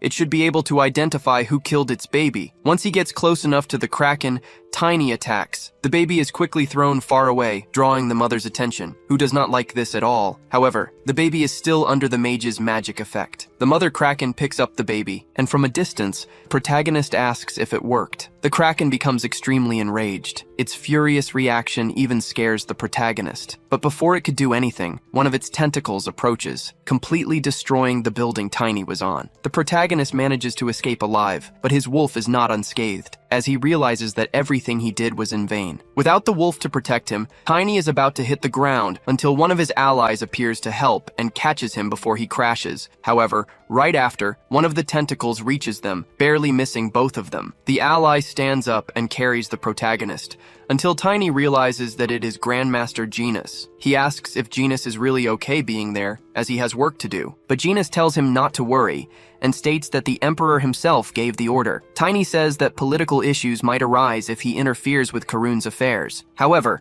Genus says that he is in disguise, so it won't be a problem. He is a young challenger ranked knight who possesses 2 elements, Silverlight mana of wind and ice. A knight like that is not normal. Genus looks at the Kraken and notices that it suddenly calmed down out of nowhere. He then asks if Tiny thinks there is a specific reason for this. From a distance, the protagonist sees something that indicates the presence of demonic cultists. As he approaches, he confirms it and wonders why they are there. Tiny remembers the Kraken's previous attack and wonders if it was actually aimed at the cultists and not at him. If that's the case, it means his plan, along with Anderson's legacy, worked. But soon after, they see the female Kraken becoming agitated again. Both are shocked by this, as Tiny sees no cultist nearby and thinks that whatever the reason, he needs to gather more information. So he asks Genus what happened to the magical ritual. Genus responds that it was a synchronized magic circle containing demonic energy, so he and Jay destroyed most of them. Tiny knows that even though he is the only one able to distinguish the cultists, this will be necessary for the sacred relic. So he gathers all his strength, telling Genus to show him the location of the sacred relic. Because using the magical ability he obtained from the wolf, he wants to identify the target. Then he sees the cultists walking through the city, and once again with the wolf, he charges toward the enemies. Genus follows him and asks if it's okay to leave the Kraken alone. Tiny says that the cultists are after the sacred relic, and his priority is to protect it at all costs, because only then will the promise of the mythological era remain valid. The Kraken is more violent than before. The people in the city are horrified as they see it getting closer and closer. Meanwhile, guards are protecting the sacred relic until they hear a noise coming from it. Some of them still feel safe, as the perimeter around the castle is secure, and they must protect this place until someone approaches, putting them on alert. A cultist comes forward and says that, as expected, the effects of the concealment magic are insignificant and asks if it's because of the barrier. Another one responds that it doesn't matter, because even if they are within the barrier, getting rid of insects won't be a problem. Then the enemy leader wants to take control of the guards by force. Using his magic, he attempts to do so, leaving the guards deeply frightened, but they cannot put up resistance strong enough to match the darkness. Soon, cultist leader is more than satisfied. Nearby, Tiny and Genus approach the relic, until a group of cultists spots them arriving and is ordered not to let the protagonist take another step forward. Tiny says that he was already busy enough without these nuisances. However, Genus takes the initiative to deal with the enemies to create an opening for the protagonist to advance. Thus, he attacks from a distance, keeping the enemies out of Tiny's way. As expected from the Northern Wind Knight, with great speed he throws them off balance. Then Genus asks if the enemies are capable of touching the relic, as they shouldn't even be able to get close to the barrier. Tiny says that maybe they are not part of the demonic cult, because he has seen a case like this before. Even so, it is just as disturbing. Judging by the chaos they have caused, this might not even be the worst case scenario. Janus asks what that means, but before he can answer, they see someone. It's Lord Liam, appears to help. He asks the protagonist what has happened to the world this time. The protagonist tries to explain, but he is interrupted by a Kraken attack. He wonders why this is happening so suddenly. However, he sees the answer right in front of him. A group of cultists emerges near the relic's location. Not only that, but they walk out holding the sacred object in their hands. They have obtained the core of the relic and sealed it with dark magic. Tiny realizes that they are actually stealing the relic, and understands that this is why the Kraken attacked, and the promise of the mythological era was nullified. Genus comments that this is definitely the worst-case scenario. Besides the Kraken, 7th Circle Dark Mages appear. With that, their leader says that the protagonist returned faster than expected and considers this lineup intriguing. The descendant of Morse, alongside 2 Challenger-ranked knights. He also says he doesn't know the identity of the other one, but it is certain that he disrupted their grand cause. Then the elder of the cultists declares that he will kill them right there. Next, he uses his ability called Black Thunder, aimed directly at the protagonist. Genus sees this and thinks it's too dangerous for Tiny, so he makes the decision to intervene. The protagonist tries to warn him not to do it, but he realizes that even Lord Liam has stepped in to protect him. The enemy says they are struggling in vain. Even so, they hold their ground. Tiny realizes they won't last long and that he must retrieve the sacred relic somehow. He also notices that the other guy who had the relic has disappeared. However, he soon sees him escaping through the air. With his lunar wolf, Tiny gives chase, demanding that he return the stolen item. The elder says he won't just stand by and watch, and he tries to assist his ally with magic. Seeing this, Genus worries about the protagonist and moves to try to help him. He breaks free from the dark magic, leaving Liam impressed, especially for counterattacking a 7th Circle Dark Mage directly. Janus, in turn, wields his Sword of Valor in its first cutting form, alongside the ability Frozen Blade Song. He realizes that the enemy's resistance is immense, but Genus insists and manages to break through it, because for him, protecting Tiny is above all else. He received this order from the Emperor himself, who at the time said that if Genus could not trust Tiny, he should trust his Emperor. So he thinks that he cannot disobey his master's orders, and tells the enemy that he is his true opponent. Liam tells him not to forget about him either. The elder says that they are wasting their lives, but Genus simply tells Tiny to take care of the main task, so he does, running after the relic. Faced with 2 Challenger-ranked knights, the elder wants to see if they are truly skilled, so he prepares to attack and uses his Black Thunder magic. The 2 heroes brace themselves to defend and endure the dark magic attack. Liam is the first to break free. Then, he charges toward the enemy, his sword energized by his ability. He strikes the dark magic practitioner, whose attack causes massive destruction to the surroundings. The elder says that Liam is good, but claims that his abilities are useless against him. Seeing how easily the enemy defended himself, Liam is quite surprised. The elder then asks if he really thought he could face him without a barrier. However, with all this talking, the elder became distracted and did not even notice Genus approaching from behind. Thus, he is hit directly by his adversary, being thrown far away. Genus says that they were only able to endure thanks to the protagonist. Liam remarks that he never imagined that Knight Tiny had such a strong friend. Genus responds that it's something like that. However, soon after, the enemy returns, now aware that his opponent's magic is of ice and wind, so he states that he now knows who he is facing and cannot waste any more time with them. Then, he calls Genus a dog of Valentia. Genus had already anticipated that it would be difficult to keep his identity hidden for long. The enemy says that, as thanks for coming all this way, he will kill him with his own hands. The heroes prepare for an attack as they see the enemy charging up his next move. Soon, the elder attacks with the intent to kill them, launching a massive blast of dark energy. The knights think there is no way to stop it, feeling anxious about what comes next. So they simply dodge the attack, watching as it passes them but destroys everything in its path. Genus thinks that this power is devastating and concludes that it is best to act before the enemy attacks again. However, right after, he notices something. The Kraken has appeared right in front of him and is about to attack. With one of its tentacles, it strikes. Back to the protagonist. He is trying to stop the thief of the sacred relic until the moment comes when Tiny attempts to strike him, but the enemy escapes into the water. From there, he calls Tiny an idiot for trying to start another fight with him in the ocean, revealing himself as Hustle. However, Tiny asks if he is sure about that, as he tells the enemy that this time, things will be different. Hustle says that he can try. With his hammer, Tiny prepares to attack, and the enemy declares that he will make the ocean his grave. Then, he uses water typhoons to attack. However, Tiny is not afraid at all, as he manages to turn the situation around,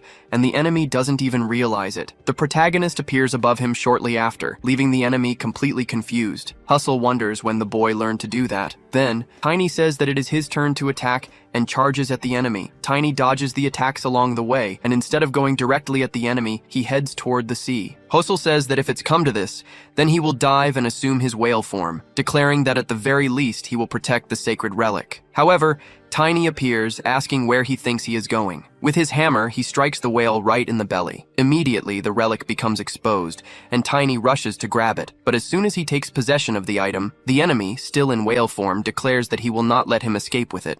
However, he then sees Tiny approaching, saying that this time they must finish this the right way. And with his Thunder Strike ability, he lands a direct hit on the whale, causing the enemy to bleed from the blow and forcing him to retreat into the sea. The whale, Usul, is cast into the ocean, while Tiny boasts about reclaiming the relic. But soon after, the Kraken decides to appear again, disrupting his plans to return. Tiny realizes that at this point, he won't be able to return the sacred relic before Karun is ruined, and knows that before that happens, he must stop the Kraken. The protagonist fears the city's defeat. He knows he must stop the Kraken and retrieve the relic. With this absurd amount of demonic energy, Tiny feels like his head is about to explode. So he decides to remove the seal from the relic's core and orders the ancient beast to stop attacking, claiming that innocent lives are being lost. However, he hears the creature respond that it doesn't care. It also says that it is only doing this to exterminate the evil in this world. Not only that, but it claims that there is no longer a relic there, and killing a few humans is not against the contract. Tiny, however, tries to convince the Kraken otherwise, telling the creature to stop attacking, but the monster calls the protagonist a human with the Alliance contract. It knows that the protagonist is asking it to stop, but it asks if he knows the pain of losing a child. Tiny realizes that there is anger in the Mother Kraken's demonic energy, but he also feels her sadness, so he claims that he will find out who killed her child. However, he asks the Kraken to trust him and stop attacking immediately. Even so, Mother says it will not be possible because of the man's abilities with the relic. Tiny tries to convince her, saying he will make it happen no matter what. Thus, the Kraken says it will lend him a little of its power, so he cannot fail. Her attacks cease. Meanwhile, back to Janas. He and Liam are recovering from the battle. The knight says he was lucky not to have died, as he thought that would happen when he was attacked.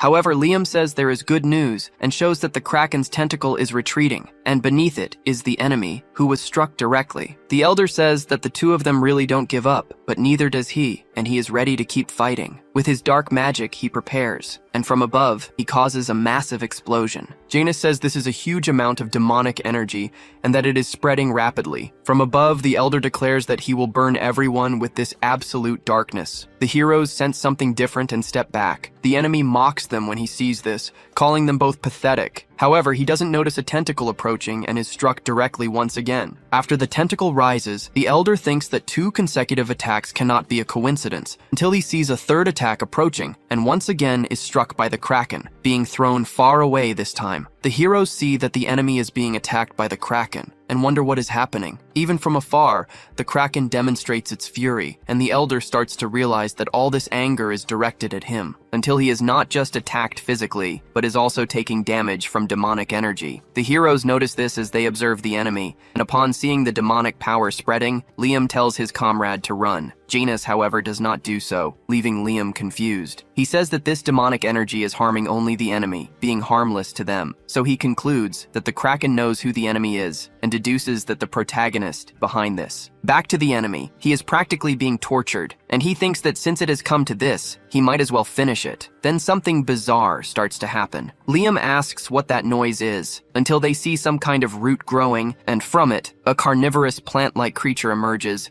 which immediately attacks the heroes. Janus and Liam defend themselves, but they start getting trapped by the plant's roots. Meanwhile, the elder is writhing in pain. However, the plant moves toward him and captures him. Liam is extremely shocked to see this, and immediately after, the plant leaves. He doesn't like seeing the enemy escape, so he frees himself from the binds. After that, he frees Janus. Now that they are free, they can continue. Liam says he cannot let the enemy head toward the castle. He and Janus run toward the enemy, arriving with full force at the castle. But as soon as they arrive at the place, they see that everyone present has been zombified. The guards have been brainwashed. Now they only want to kill what they see in front of them, which in this case are Liam and Janus. They received the order from the great man. The elder is behind this, and he says that his great work has been ruined because of the two of them. But he still has something, as he claims that at least he can achieve one of his goals. And he tells the heroes to do whatever they can against these innocent soldiers if they want to catch him. The two become a bit nervous, and they wonder where the Emperor is. Liam says that the Emperor might be in danger, and that at the very least, he will bring him honor. He then asks Janus to go easy on the soldiers. With that, he charges into battle, but does not hold back his strength. Janus notes this, as he himself was instructed to go easy. However,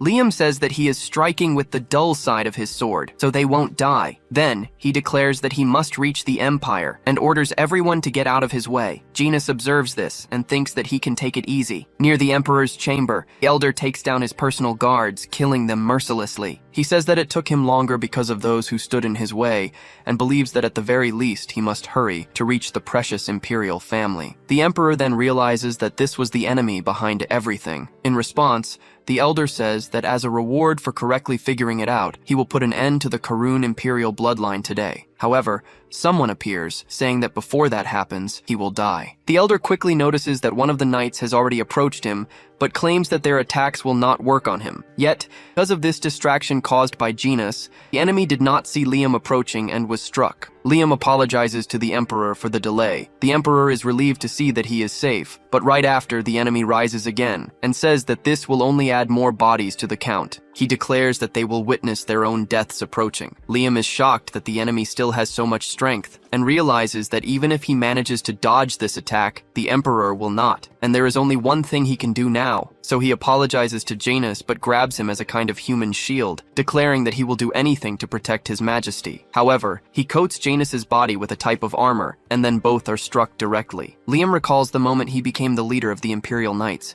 personally appointed by the Emperor, who entrusted him with this role. As the dust from the attack settles, he thinks that he let his guard down too much and should have kept moving as if his life were at stake. And he tells himself if he were stronger, he wouldn't have to resort to such measures. However, someone approaches and says that the power of the devil infiltrates through weak minds. It was the Emperor, who also tells Liam not to give up. He adds that even he, who had been making the wrong choices, did not give up. Seeing the Emperor using his healing abilities, Liam tells him not to push himself too hard, and says that he is already feeling better thanks to his majesty. Janus gets up and tells Liam not to forget about him, and asks how he could use someone who came to help as a human shield. He also says that he won't forget this, but Liam claims that he will make it up to him somehow. However, he wants to finish off the enemy first. The Elder is outraged that they are still alive and prepares to attack again. Genus says they have only one chance and will try to break the enemy's magic. The enemy declares that this will be the end, but with the swordsmanship of Valentia, Genus prepares and charges his most powerful attack. He then hurls several magical swords at the enemy,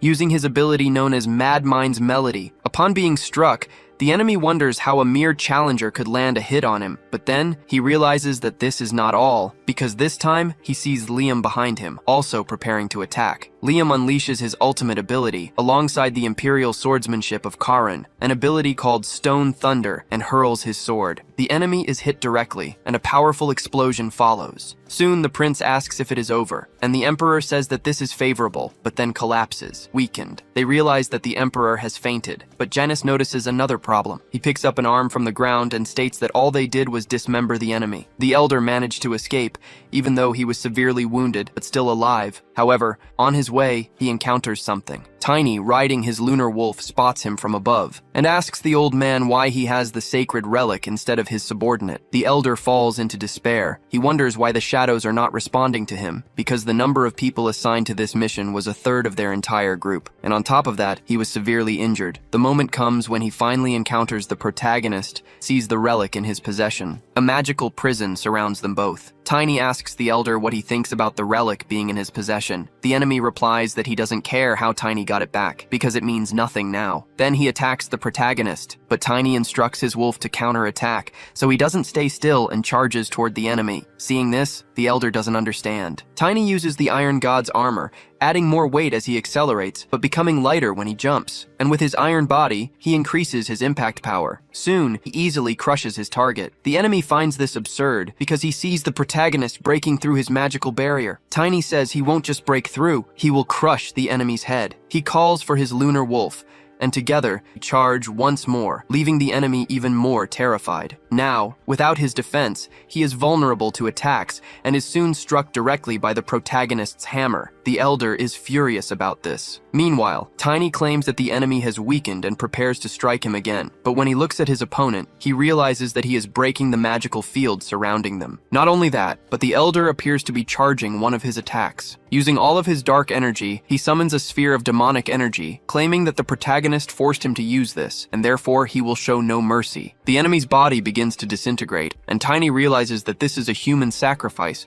formed by pure dark energy, which is increasing exponentially. Before attacking, the enemy calls the protagonist trash, and accumulating even more of his energy, he declares that his opponent will burn in the most painful way possible. Then, with his energy fully charged, he tries to strike the protagonist. Tiny feels the dark energy closing in from behind him and concludes that a long-range barrier is useless against the elder, so he uses the anomaly that the relic taught him. Only superhumans are capable of this, but the alloy of his soul is energy. Then he is struck by the dark energy. The enemy celebrates, thinking he has defeated the protagonist. However, he soon sees that this is not the case, because the protagonist holds the relic in his hands, once again surprising the elder. Tiny activated the compressed barrier, allowing him to escape the enemy's attack. The elder says that his opponent is just a specialist, and tries to belittle him since he cannot land a hit. But nothing shakes our small protagonist, because he sees an opening to counterattack, and he doesn't waste the chance. With his hammer, he strikes, shaking the enemy's entire structure. Then Tiny makes sure his strategy worked. But surprisingly, the enemy still resists and grabs him by the arm. The elder says he cannot accept this, and that he will have to study the protagonist piece by piece. However, he doesn't understand why the boy is smiling, until he looks behind and sees a kraken tentacle approaching. He tries to escape the attack zone, but Tiny grabs his leg, preventing his escape. The elder says that if that's the case, the protagonist will die too. But for Tiny, as long as the elder dies, it's fine with him. Soon the elder realizes that because of the protagonist he is going to die. Then, he is struck directly by the kraken's attack and is buried beneath the rubble of the ground. In freefall, Tiny has no mana left to summon his lunar wolf. Even with the iron armor, he concludes that he will die from this height, but he doesn't want his end to be like this. However, the kraken stops his fall with its energy. Tiny finds this both unsettling and comforting at the same time, and he wonders if the kraken's energy is truly demonic. Safe and sound, he hears the kraken thanking him for his help, claiming that through the protagonist,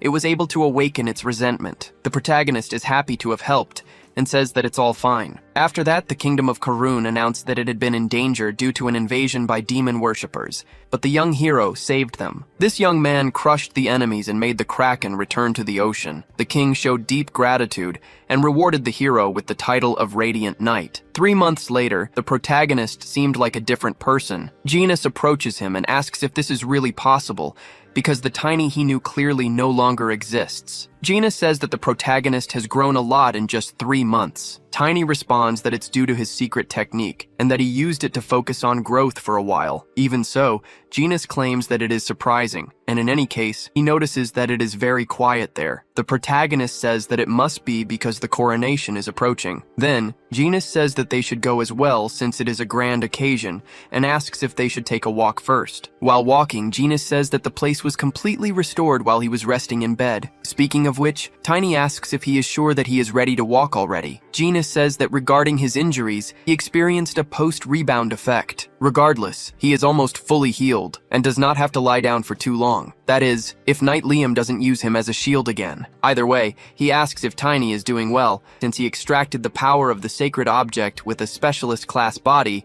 fought against someone from a much higher class. Genus claims that the protagonist may have pushed his body too far. However, Tiny does not feel bad. He says that he only has the feeling that his will and movements are out of sync. His friend then warns him that this must be a lingering effect and that he should rest more, but Tiny says that he is almost healed. This information greatly surprises Genus, as it should have at least been a severe injury, but instead Tiny is completely fine. Being honest, Tiny says that thanks to this, he managed to gain something back. He learned the power of the soul. During the process of trying to heal his mana-depleted body, filling the empty space with his soul, he coincidentally acquired this power. It reacts to his mana, but its principles are completely different. Because this power replaced his depleted mana and stamina, he was able to minimize the lingering effects. Above that, without using mana, he can now do this. Immediately, he causes a small mana explosion in the sky as a demonstration, and claims that he did not know such a power existed, concluding that it was a good choice not to give up until the end, because this power represents a new possibility. Tiny imagines that the legend of the Aura Master controlling the soul must be real. Genus says that it is great that he has no issues, so he would like to hear about his decision. The protagonist asks what decision, and Genus responds that it is about his next destination. Currently, the Emperor wishes for them to go to Elvenheim immediately, but Genus would like to visit the Empire's capital and take part in Valentia's celebration. He tells Tiny that the time has come and he must make a decision. However, the protagonist knows that the second disaster is the wedding of the Assyrian imperial family, and he thinks that Elvenheim must just be an excuse the Emperor of Spain created. After hearing that Genus will not survive past the wedding, he must want him to be in charge of something unrelated to the second disaster. Tiny thinks that going to Elvenheim is not a bad idea. That is where the third disaster will appear. Not only that, but Tiny must meet Estina in this life as well. At the same time, he thinks about Chloe, as he sees her as his savior and part of his family, so he wants to help her as much as possible. In the past, even when Genus was in the castle, the disaster could not be stopped, so the protagonist doubts that they can handle it without either him or Genus. Then, he finally makes a decision and says that he must go to the city. Genus is pleased to hear this response. Later, they hear a speech from the King of Karun, saying that the rebuilding of the city is going well, and following the suggestions of the Radiant Knight, he has spread warnings about the sacred object and the devil worshippers. The king believes this is a good moment to wish safety and prosperity upon Karun. Thus, the coronation ceremony of Prince Henry now begins, declaring that he is a man worthy of trust. Liam appears and joins them at the ceremony, saying that the king will feel much more at ease now. He apologizes once again for last time, and Genus says that since he owes a debt to the imperial family, he will let this one slide. Liam tells the protagonist that everything is going well thanks to him, and that he heard there is a reason why the Northern Wind Lion is called the seventh divinity. Not even Tiny knew this information. Liam claims that he was incredible in battle, and that everyone is talking a lot about it, but Tiny feels that something is off, because he has never heard of the seventh divinity in his past life, and he wonders if there were many other talented people besides Genus. Regardless, the king passes the crown to his son, tells him to take care of the kingdom in his place. Now, the prince has finally been crowned, and he says he feels honored but also pressured by such responsibility. Not only that, but he says he would like to take this opportunity to reward the Radiant Knight. Tiny did not expect to receive a reward, since he had already requested the right to borrow a sacred object, so he argues that he has already been rewarded. However, Henry says that it was not enough. Then he orders something to be brought in. Soon, several guards approach, bringing with them various ornaments. The new king says that he has received information that the protagonist's body has grown rapidly, so an armor artifact would be meaningless right now. But what he presents now is different. He shows an artifact used by the traveling king of Karun, a necklace made of mana. Tiny is surprised to receive such a valuable item. However, Henry says he would have liked to give him a transcendent armor. Unfortunately, all of them are classified as national treasures, but he says that this necklace is also very good and contains sixth circle magic. The protagonist knew that Henry was generous, but this is getting frightening. A transcendent seventh circle armor has the strength of a superhuman. They are treasures that even the 10 knights of the continent have only touched once or twice, except for the Master of Arms, who is a special case. King Emmon tells Tiny not to worry,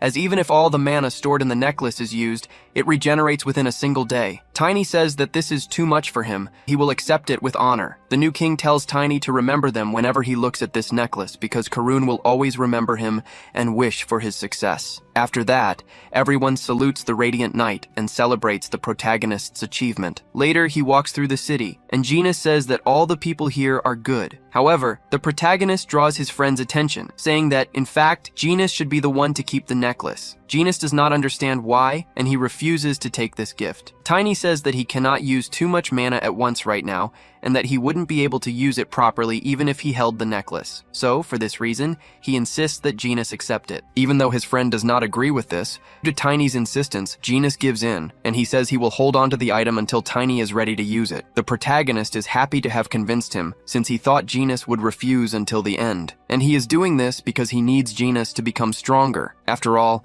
he will take him to the place where he died in his past life. Upon arriving at the beach, Genus says that they need to get a boat. However, Tiny says that they don't need one. This surprises his friend. Tiny tries to reassure him, saying that they need to save time and money. Riding on the lunar wolf, they head toward their destination. Since he is not used to this, Genus starts feeling unwell. The protagonist becomes concerned about him, and Genus says he would rather swim than go through this. Tiny says they are almost there. He thinks that since he is already used to the wolf, it doesn't bother him. He concludes that it must be the opposite for others. Then, suddenly, Genus gets worse and starts vomiting mid-journey. Sometime later, they arrive at their destination. Some people approach, and upon seeing their state, mistake them for beggars. This catches the protagonist by surprise. Genus says he thought he was going to die and suggests that they rent a horse for the rest of the trip.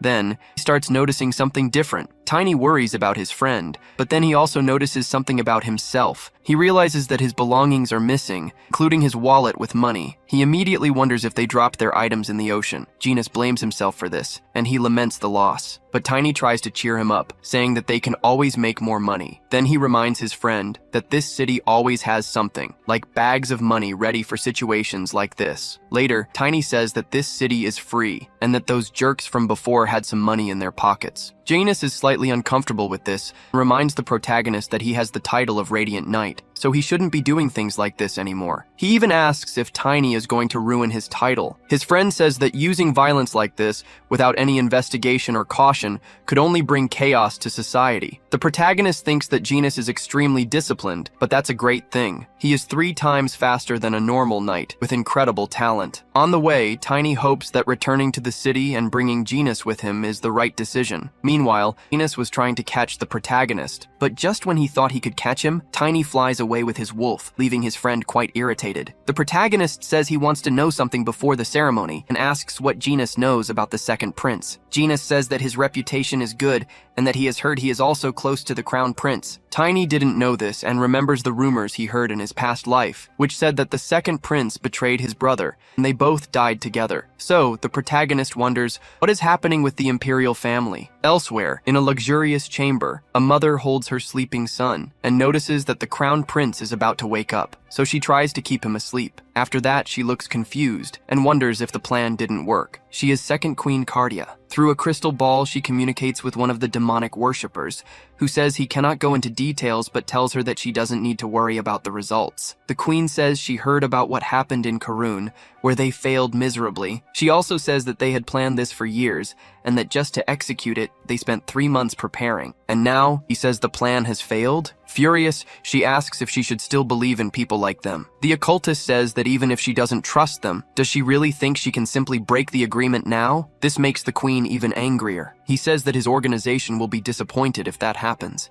because he remembers something the queen once said, that she wished to wipe out all the hateful bloodlines of Aslan. Then, he tells the queen to think carefully about this, claiming that such an opportunity is rare. He then asks what she will do. The queen asks if he is sure they will achieve all the results they want. The cultist replies that yes, they will. At that moment, the boy begins to wake up, and his mother fears that he will see the communicator. But she notices that the communication has already been cut off and speaks to her son. She tells him that he will soon have class. However, he asks if he can skip it, claiming that he is only a half royal and doesn't even have golden eyes. His mother places her hand on his head, telling him not to make her sad by saying such things, and that she only wants him to keep growing well just as he has done until now. That gives the boy the motivation he needed, and he says that when he grows up and becomes like his brothers, he will carry his mother on his back and run around the imperial palace 10 times. His mother says that he is very confident and that she believes in him. Meanwhile, in the cultist's chamber, one of them says that she has finally understood and that they couldn't have avoided this, even if they had prepared the second elder more, because the first elder is severely wounded and is now undergoing recovery. On top of that, they lost many other things as well. Their leader says that this is all Morse's fault, referring to the protagonist. One of them asks what he is doing now. Their leader responds that apparently Morse was heading to Assyrian, the place where the great work is happening, but they believe this might just be a coincidence since he is somehow connected to Valentia. However, leader tells them to be silent and that they must continue watching the protagonist's steps, but will not take action for now, because they will focus only on the great work they plan to do using the Blue Fox. Back at the royal palace of Aslan, one of the princes receives a report directly from one of his brothers and says that he only makes his life harder. The brother is second Prince Lot van Aslan, and he says that it is time to work with the local intelligence group and reminds his brother that he used to do the same. The prince responds that sometimes, but says that his brother doesn't seem like himself acting this way, because he would certainly talk about the rules and give orders to those below him. His personal guard becomes irritated by the provocations, so the prince promises to stop. Then, he asks how the second queen and Tynell are doing, since he hasn't received any news about them recently. Lot responds that their mother called the Knight Commander again. He is still the leader of the Royal Knights, and that cannot keep happening, claiming that they need to strengthen the authority of the Knights. The first prince says that this must be because of the Imperial Knights' disregard for politics. Lot says that it's not just that, because he claims that their mother still treats Tynell like a child,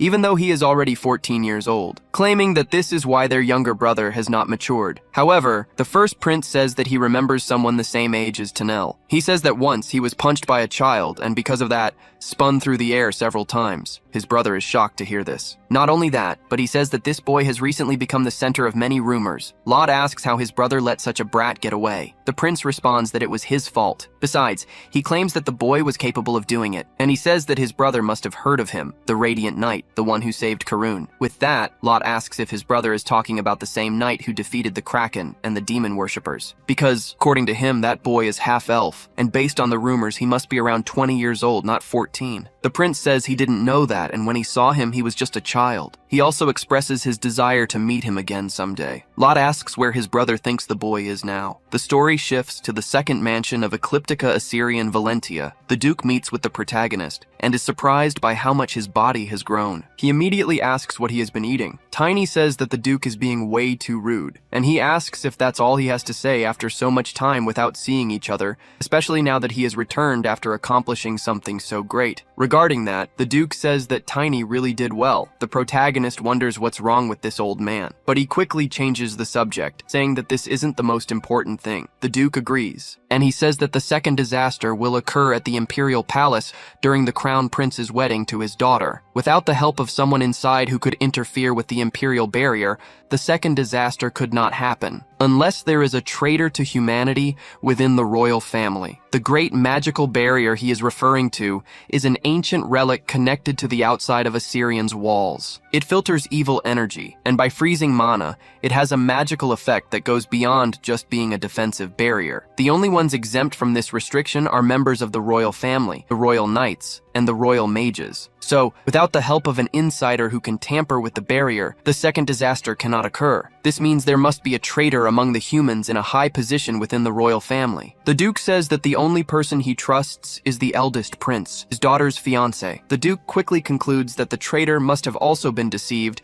and that they are being used by the demon worshippers. But he asserts that this is only possible if that person is as stupid as the protagonist. Tiny gets irritated upon hearing this. However, the Emperor reminds him that he is an irresponsible brat who never follows instructions, which is why he said that. He even recalls telling Tiny to go to Elvenheim. The protagonist knows this well. However, he says he didn't go because he was worried, claiming that if the Duke made a mistake, half of the Empire would be turned upside down. Then the Duke admits that it's really better to be on the safe side, and this time, he will let it slide. At that moment, someone rushes into the room in a panic, saying that they are in trouble. The Duke says he has a guest and asks why all the commotion. The man quickly apologizes for his lack of respect, but he says that the Master of Arms has requested an audience with His Excellency for training. This surprises both the Duke and Tiny, because the only superhuman currently in the Kingdom's alliance is the Master of Arms, Grid Van Sheldon, the man who announced to the world, how strong is he in the battle against the Kingdom and the Alliance, for fighting countless times against the Sword God and keeping the Alliance united. He is the one who still fights against the Sword God even after the war has ended. The ranking of those two seemed clear after Grid became an aura user 3 years ago, but then the Sword God also became an aura user 2 years ago. It was definitely at that time that the world was shaken during the training of 2 superhumans. The Duke says that time has passed, yet his opponent still doesn't know his place. And, furious for being challenged, he asks if the Weapon Master really thinks this is the best time to see who is the strongest. Tiny asks the Duke why he doesn't accept the challenge, claiming that under one condition will be useful for their plan. 1 week later, the Colosseum outside the capital city,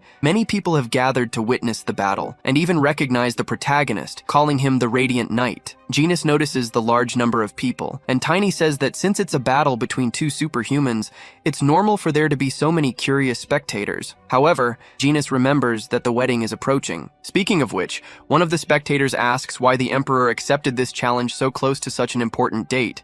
Another responds that he heard that an aura-inflicted wound doesn't even heal, so this could turn into a national loss. A third person joins the conversation, asking if the rumor is true. The rumor that the Emperor dislikes the wedding. Genis tells the Duke that he is a bit concerned, and asks him for his opinion about the Emperor allowing this duel, because he even wanted Rother. However, the Duke tells Genis not to worry, because even if he didn't have permission, he planned to personally ask to participate, but he claims that the Emperor must have simply believed in him. The protagonist thinks that the Duke must have even stronger loyalty than in his past life. Until suddenly, everyone hears that the Crown Prince is there. He has come to the arena to watch the fight. People quickly realize that the rumor about him having issues with Valentia was false. However, the protagonist is certain that the Emperor truly dislikes Valentia, and the Crown Prince must also be wary of this. But judging by his decision to come here under these circumstances, Tiny believes that they can trust him this time. The Prince and the Duke greet each other, until he looks at the protagonist and says that he barely recognized him since it's been a while since their last meeting. Tiny asks if he also came to watch the duel. Before that, the Prince says that his fiancée would like to see his wolf, surprising the protagonist greatly, but he knows that with his mana sensitivity, he could somehow keep the lunar wolf within the barrier. So he summons the wolf in its cub form and hands it to the Prince, even knowing that the wolf doesn't like it at all. The Prince tells the protagonist not to worry because they are in the same boat. Then, he leaves with the wolf. The Duke says that he already informed the Crown Prince that he should place his guards against the demon worshippers as a precaution. He also tells Tiny to stay alert, especially if anything strange happens within the palace, especially if he is near Chloe. Suddenly, the area around them turns cold. The Duke recognizes his opponent and says that he is still the same. Standing before him is Weapon Master Grid Van Sheldon. The two stare at each other for a moment. Meanwhile, Tiny and Genis watch from the stands. Grid says that it seems the Duke has finally managed to move past it. The Duke responds that Grid is the only one who causes trouble at a festival in a foreign nation, so his words hold no value and that he should know his place. Grid says that this is why he calls the Duke annoying, claiming that his tone still matches someone from his place as a noble. The Duke asks Grid that if he has time to worry about tone, why not reflect it in his own actions? And also asks if he doesn't think that harsh words are better than having no class. Grid gets tired of talking and is ready to fight. A narrator announces the rules and states that transcendent armor is banned for safety reasons.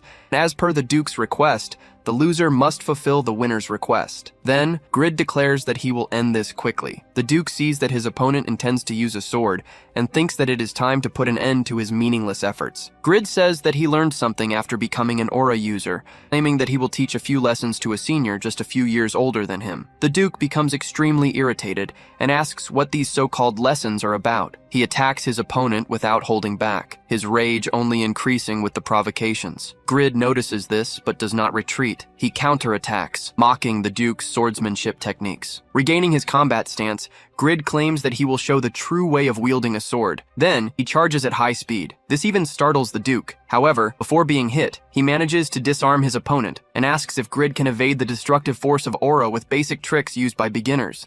This puts him at an advantage, and Grid realizes it, forcing him to retreat immediately. Otherwise, it could be the end. He jumps high into the air, and the Duke says that his opponent has shown him a good move, so now he wants to show one of his own. Grid says that it is useless. He then summons a bow that shoots ice arrows, something the Duke was not expecting. His opponent takes advantage of his position in the air and hits the Duke. As a result, he falls to the ground, his attack interrupted. However, the Duke manages to land without getting hurt. Grid prepares to attack once more, using his ability Frozen Flower Arrow Vision. Several of his arrows are directed at the Duke, and he admits that it was a good attempt, but he states that these ice arrows are useless against him. What the Duke doesn't realize is that the opponent wasn't aiming at him, but at the ground, causing an explosion. This lowers the Duke's guard, and Grid asserts that his vision is not so simple. The Duke recovers from the blow and charges his next attack. Grid tries to advance toward him, but he senses an enormous source of energy emanating from his opponent, so he stops in front of the Duke. Even the spectators feel the energy coming from him. Grid falls into despair over this situation. The Duke says that his opponent claims to be teaching him a lesson in swordsmanship, and asks if this is what he calls senior swordplay. Grid soon realizes that he cannot defeat him with his sword alone, and calls the Duke his nemesis. Then he changes weapons, his expression turning serious, declaring that round 2 is about to begin. Now he wants a real fight, one where only one of them leaves alive. With that, Grid attacks with full force. The Duke does not fall behind and counterattacks. He asks what the point was of all that talk about being a noble,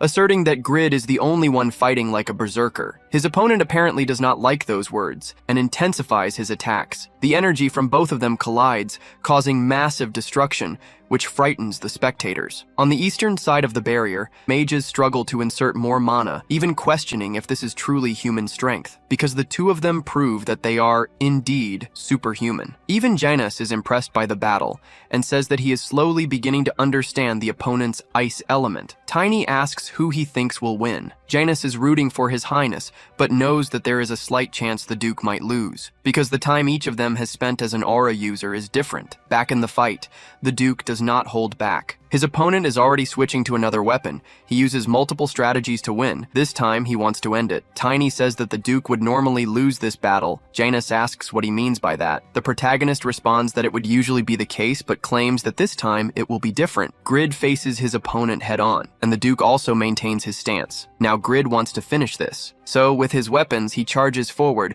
not wanting to drag the fight out any longer. The Duke is aware of the dangers posed by his opponent. Then he performs an energy block. Grid is shocked to see the Duke defending against his attack, so he decides to use another strategy. While the Duke stares at him, his opponent fills himself with energy. Then he uses that energy to attack from a distance. Once again, the Duke takes a defensive stance. However, this time, the enemy's attack is definitely stronger, and along with that, the arena's barrier nearly collapses completely. Nevertheless, those responsible still manage to keep it standing and protect the people around. Janus and Tiny are utterly surprised as they witness the final moments. Soon after, the announcer steps forward to declare the winner. Then he reveals that Lord Asgard has won the duel. The audience has mixed reactions, but most were rooting for the Duke. Janus is pleased to see his highness's victory, and says that their empire is better with only one sword. The one who is not happy at all is the opponent. Grid asks what skill the Duke used. and how an honest person like him thought of such a trick. The Duke simply asks if he has stopped talking nonsense about nobility. Grid gets extremely irritated and says that his attack definitely landed. But then, at the moment he was about to hit his opponent,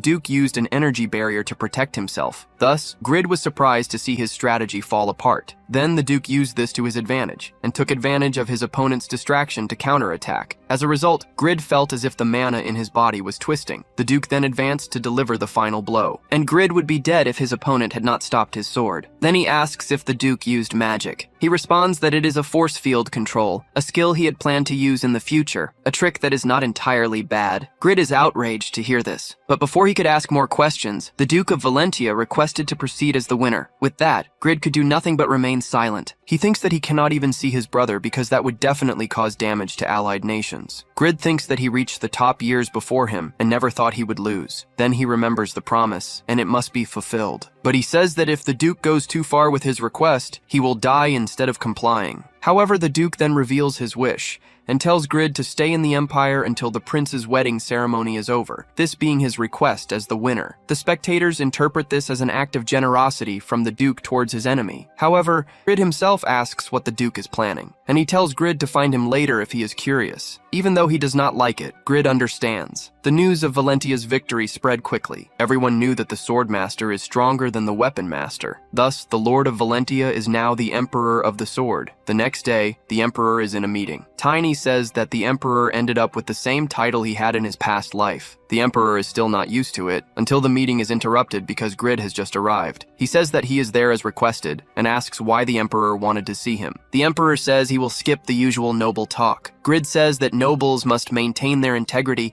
even in private meetings, and upon seeing the protagonist, he calls him an inferior human, thinking he should show some integrity. Tiny says that a person with power must remain elegant and be strict with themselves, and he recalls that Grid said this trauma made him develop this habit. He also says that he heard Grid say this when he was younger. The protagonist says that Grid killed his cousin precisely because he could not control his form. Grid becomes furious and asks the protagonist who he is to know all this. Tiny says that Grid himself told him this, but the Weapon Master states that he does not even know him, and that would not be possible. Supporting the protagonist, the Emperor says that Tiny is telling the truth. He also recalls that Grid asked what kind of trick he used during the fight, and says that this boy is the person who taught him how to use it. Grid does not understand what is happening, and asks Duke Asga what this is about. The Emperor says they can talk and clarify everything, and only asks Grid to calm down because there is something he needs to know. Grid is about to take down the protagonist because he did not like what he heard at all. However, he takes a deep breath before acting, and thinks that this must be what they call a bad friend. The Emperor says that he never thought he would hear his old name at this age. Grid says that his name is too long and does not want to call him by his full name, not even in private situations. Then he asks the protagonist what he needs to know, but warns that if he says something nonsensical again, he will not leave unscathed. He tries to make the protagonist extremely scared,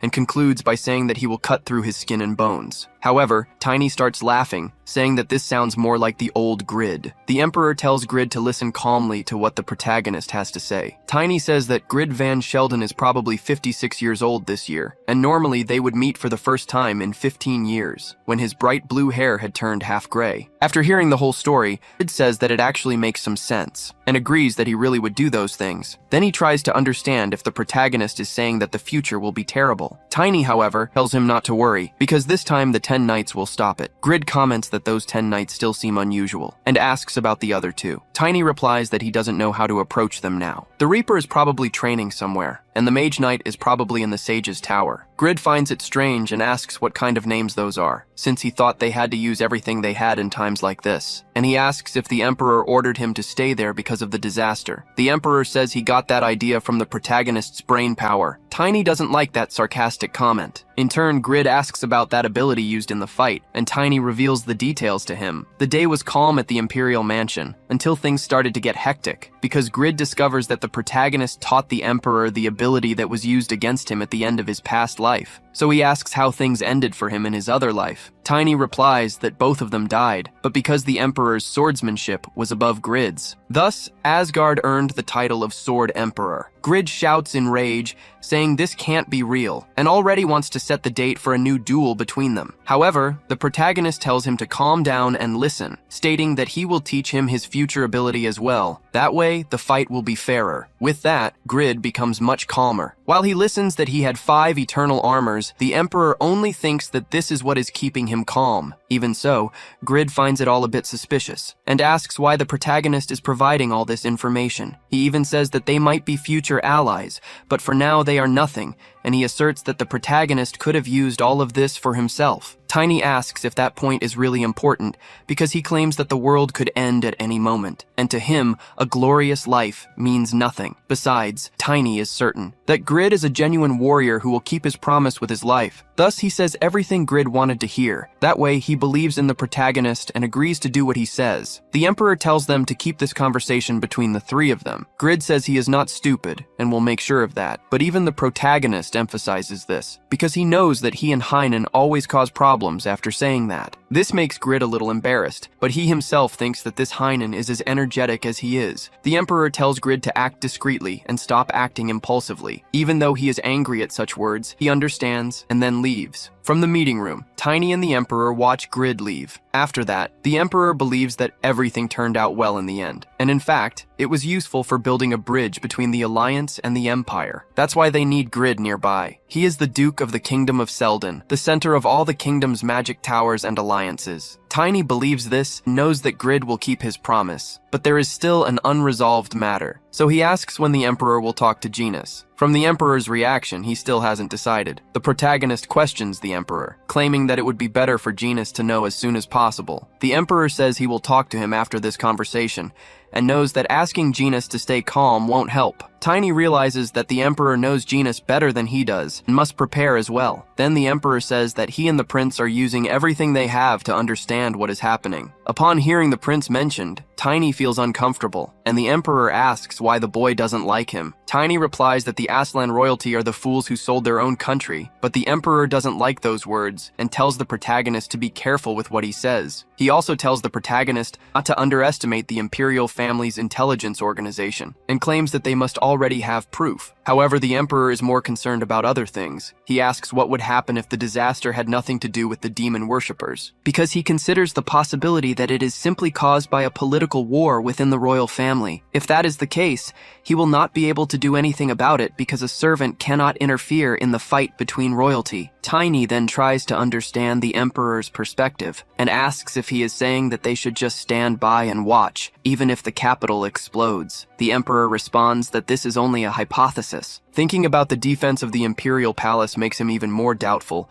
Tiny says the answer is already there, because the Emperor said he has some suspicions about someone in the Imperial family, and the possibility that demon worshippers are involved as well. The protagonist states that he is also part of Valentia, so the Emperor asks what he has in mind. Tiny tells the Emperor to talk more about the Imperial members who are suspects, because he himself will take care of them and run. This makes the Emperor quite irritated, but Tiny says he only needs him to ensure that his escape route remains open. But this is not how the Emperor wants to proceed, so Tiny asks why this sudden change. He says he has noticed an increase in Tiny's mana along with his physique, stating that he is almost at the level of a blader. Thus, the Emperor claims that he will personally train the protagonist. However, Tiny remembers how it was the other times the Emperor did this, and says there is no need to do it. Then he runs off, and the Emperor questions his hesitation. 1 month after this happened, the protagonist is in a training field, standing before several tornadoes in front of him. However, he does not back down from this challenge. With his hammer, he prepares, and summons an even larger tornado, throwing it toward the others, which crashes into them, merging together into one, becoming even bigger than before. Tiny wants to overcome the challenge this time. He knows that everyone calls them bladers because most of them use swords, but the crucial part of being a level 4 mana user is the use of mana,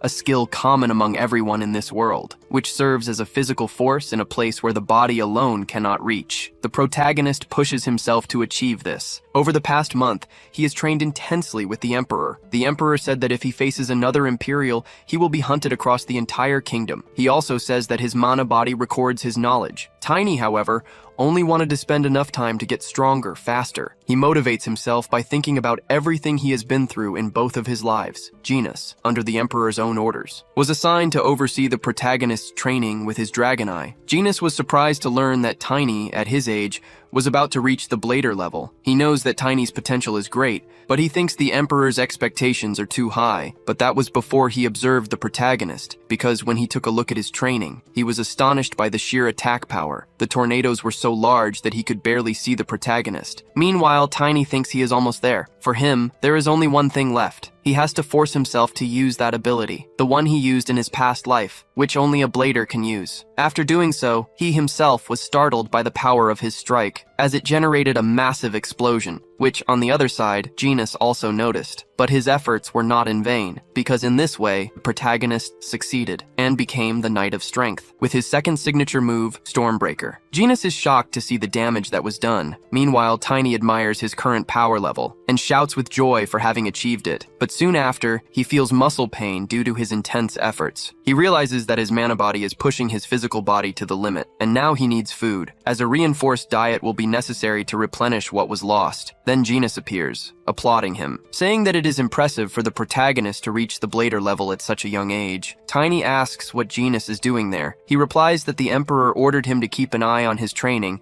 and was saying that the boy quickly surpassed his limits. Tiny thinks that the Emperor knew something was happening. Then he feels even hungrier, so Janus invites him to have a snack. He tells them both to grab something together, and also mentions that he would like to say something. Janus tells the protagonist to follow him because he knows an amazing restaurant nearby. After this, the protagonist appears with his hair dyed red and asks why Janus insisted on this. He responds that this was a direct request from the Emperor himself, leaving Tiny even more confused. However, Janus says that he has a set mission, and this is to minimize attention, because the Radiant Knight is very popular right now. From now on, it is decided that the protagonist will be called Tauren. He will be a knight apprentice of Valentia and a servant of Janus. Tiny asks if this is really necessary, and Janus insists that these are the Emperor's orders. He even says that if Tiny refuses, the Emperor will twist his face, something Janus considers part of his master's sense of humor. However, the protagonist knows that the Emperor would actually do that if it came to it. Janus then tells Tiny to be careful from now on. Not only must he maintain decency, but he must also stay calm, because only then will his body and spirit unite better, allowing him to go even further. At least that's what the Emperor told Janus. This makes Tiny remember his past when Estina scolded him for beating up some thugs. She said that Tiny must have had his reasons for it, but still, she was disappointed, because she claimed that if he knew how to control his temper, he would be much stronger. This way, he realizes that he heard something similar from her to what Janus just said. Then his friend says he believes Tiny's mana color changed when he reached the blader level. Tiny realizes that, for some reason, this is a different color from his past life. Then Janus says that according to Valentia's vision,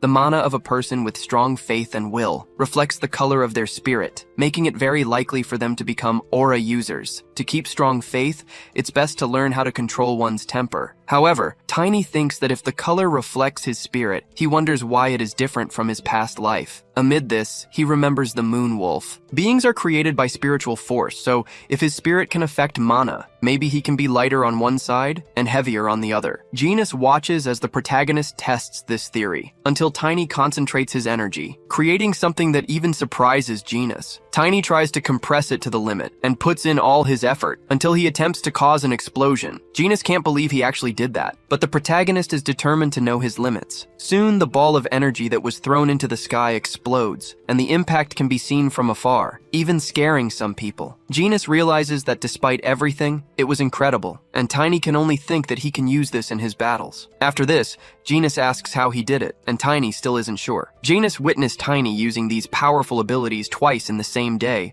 something that demonstrates his incredible talent, and he wants to know the answer as soon as Tiny figures it out. The protagonist says that his friend's advice helped a lot, but asks if he is really sure he can talk about the vision. For Janus, it's fine, after all. They consider themselves family, something that makes the protagonist very happy. Then people start whispering about him. So Janus realizes that they have barely started, and Tiny is already drawing attention, and he tells him to be more careful next time. After that, they go to another place, a restaurant that looks quite fancy. The protagonist doesn't like it at all. Janus asks what's wrong, and Tiny responds that this place looks expensive. Besides, he eats a lot, and says it's fine for them to eat at the mansion instead. However, Janus says he should know that the captain of the Blue Wing has money, so the protagonist agrees. What Janus didn't expect Is that when Tiny said he ate a lot, he was being very serious, because even the waiters were shocked by the amount of food he ordered, stacks of plates piled up on the protagonist's table, and yet he ate as if it were his first meal. With this, Venus thinks he learned something today. A human can stuff an incredible amount of food into their stomach. Meanwhile, the protagonist thinks that his body's mana is increasing, and the gravity element is also getting stronger now. Before, he could control up to 8 times the weight, but now he can control up to 16 times, and no one can stand against him except for superhumans. After eating a lot, Genus asks if he is satisfied now, and Tiny replies that there is still room for dessert. Then the waiter brings the bill for 150 portions, and Janus reluctantly pays for everything. After eating everything he wanted, Tiny says he is satisfied, until he notices Janus, who was satisfied with just one dish. However, Janus is still holding the menu, and the waiter closes the doors. The protagonist says he has a question, and asks what exactly this restaurant is. After the question, Janus says he will get straight to the point. Then he uses his magic, block the sound in the area. The protagonist is impressed to realize that his friend can control mana and elements with great precision. Janus says that this is an excellent restaurant, but it also serves as a branch of the Royal Intelligence Organization, through the Dragon's Eye in the capital. Tiny did not know about this intelligence organization. Janus also says that the entire Dragon's Eye supported the prince during his succession, so this is the only organization that those from Valentia can trust within the palace. The Emperor asked Janus to bring Tiny there at least once, because he believes Tiny underestimates the influence of royal connections. And there is another reason for him to be there. In about 10 days, the wedding will take place. Royal knights, royalty, and direct heirs of Valentia may attend the wedding, but the knights were not that skilled, so the Emperor wants Tiny to disguise himself as a servant to infiltrate the wedding. Tiny says this is a great idea, but asks if he should not have done this sooner. Janus tells him not to underestimate Valentia, and that they have already secured a place with a cover identity. Additionally, he hands something to the protagonist to use in case of emergency, a document that reveals the location of the artifact. Since Tiny took good care of Karun's artifact, it is expected that he will do the same in Valentia. He then tells his friend not to worry about it. Then Janus tells him to study the map, as it will be of great help. After their conversation, they prepare to leave. Tiny finds something a bit strange. On the way out, the waiter asks if the menu was helpful, and Janus responds that it was. Meanwhile, someone passes by the protagonist, and with his magical eyes, he realizes that it is the prince in disguise. Then they sit down to talk, and the prince says he did not expect to see Tiny there. The protagonist says that the Duke of Valentia told him that the two of them are doing their best to find the demon worshippers. Bradley states that it is always better to be safe, and being with the one who saved Karun makes him feel safer. Tiny then asks if the prince can talk about what is happening within the royal family, because he needs to know in order to protect everyone from potential threats. But immediately after, he realizes that was too direct, and already knows he will get scolded by the Emperor for it. In response, the prince says that the protagonist must have already gathered most of the information from the Dragon's Eye, so he asks what exactly he wants to know. Tiny then asks if the prince believes there is someone in the royal family who wants to destroy the country. The prince does not understand his intentions in making such a request, but responds that there are a few suspicious people, about 3 in total. With that, Tiny wants to know their names. First, the prince names his sibling's mother, the second empress. Tiny is surprised because he was aiming at the second prince, not his mother. The prince mentions a rumor circulating within the palace, which says that a decade ago, when the second empress rejected a proposal, her entire family was assassinated by the prince's father. The protagonist is shocked by this information, but the prince emphasizes that this is just a rumor, though if it is true, it certainly answers the question. Soon, Tiny wants to know the next name. This time, the prince mentions the royal knights. Aslan discriminates against knights. They are treated worse than mages, so there is a chance they might want to destroy the empire. The last name mentioned by the prince is his own father, the emperor. For some reason, his father is deeply dissatisfied with the Duke of Valentia, who has made a name for himself again through the recent duel, something that has left the emperor furious. The prince tells the protagonist that he also needs to be careful since he is closely associated with the duke, because his father is known to have a secret force with great power. This is a major secret, so he advises the protagonist to be very discreet. After that, Tiny thanks him for the information. The prince says it is no problem, and now that they have talked, he must leave. He has a meeting scheduled with his father and his fiancée today, but says he will see Tiny again. At nightfall, the protagonist returns to the Valentia mansion and reports everything he discovered to the Emperor of the Sword. He also says that the situation is more complicated than expected. The Duke cannot believe that the prince has thought through all of this, as it makes things more difficult. However, soon after, Tiny realizes that the lunar wolf is near Chloe and is sending a warning. Meanwhile, at the Assyrian palace, in the princess's chambers, she receives guidance on behavior and etiquette. As expected, her instructor says that she is very elegant, and they can already finish the etiquette course for today. Right after, she leaves, and leaves Chloe alone. The girl wonders why the position of her fingers matters when she is sitting, and questions what kind of pervert cares about that. She can only see Vivian in the room, and says she should have just stayed in the sanctuary, but at least she considers herself lucky to have the moon wolf nearby. Then, the crown prince appears, saying that Chloe did a great job today. She is surprised by his presence, saying that he has been visiting her frequently lately. A little embarrassed, the prince says that all his fatigue disappears when he sees her face. Chloe wonders how he can say all these sweet words, being the prince of the empire. The prince asks if she remembers their visit to his majesty later. She replies that she does and that she was preparing for it. Bradley says that his father may speak to her rudely, but he wants her to endure it for him. He also says that his majesty is furious about Valentia, and more specifically, about her father-in-law. Chloe asks why her father has become the target of the emperor's fury, until she remembers hearing something like that while walking through the streets. At the time, she thought it was just a rumor, so she wonders why she was chosen as the Princess of Wales. The prince says that, unlike his father, he sees their union as a couple, something that represents the unification of the empire with Valentia. He says that he somewhat forced this marriage, which may have made the emperor even angrier, but he just wants to make his fiancée understand. Chloe thinks that her father said it had been some time since he met the emperor, and if his majesty's queen is worse than the rumors, she must inform her family. Sometime later, the emperor arrives at the meeting place. He walks to his throne, being revered by everyone present. He even passes by his son and future daughter-in-law without showing any reaction. Then he reaches the throne, being greeted by the couple afterward. The emperor tells them to lift their heads. Soon, both of them stand up. Bradley asks if his father has been doing well. He replies that since his son is handling most of the national affairs, then yes, he is definitely fine. The prince says that he is participating in the affairs as is convenient, but he affirms that the empire will always belong to his father. The authority he holds was only given to him by his majesty. Then the emperor asks if he is willing to return such authority. Very nervous, the prince replies that if it is the emperor's wish, yes. However, the emperor says that there is no reason since all the nobles would oppose it. The emperor says that he was cast aside by his son,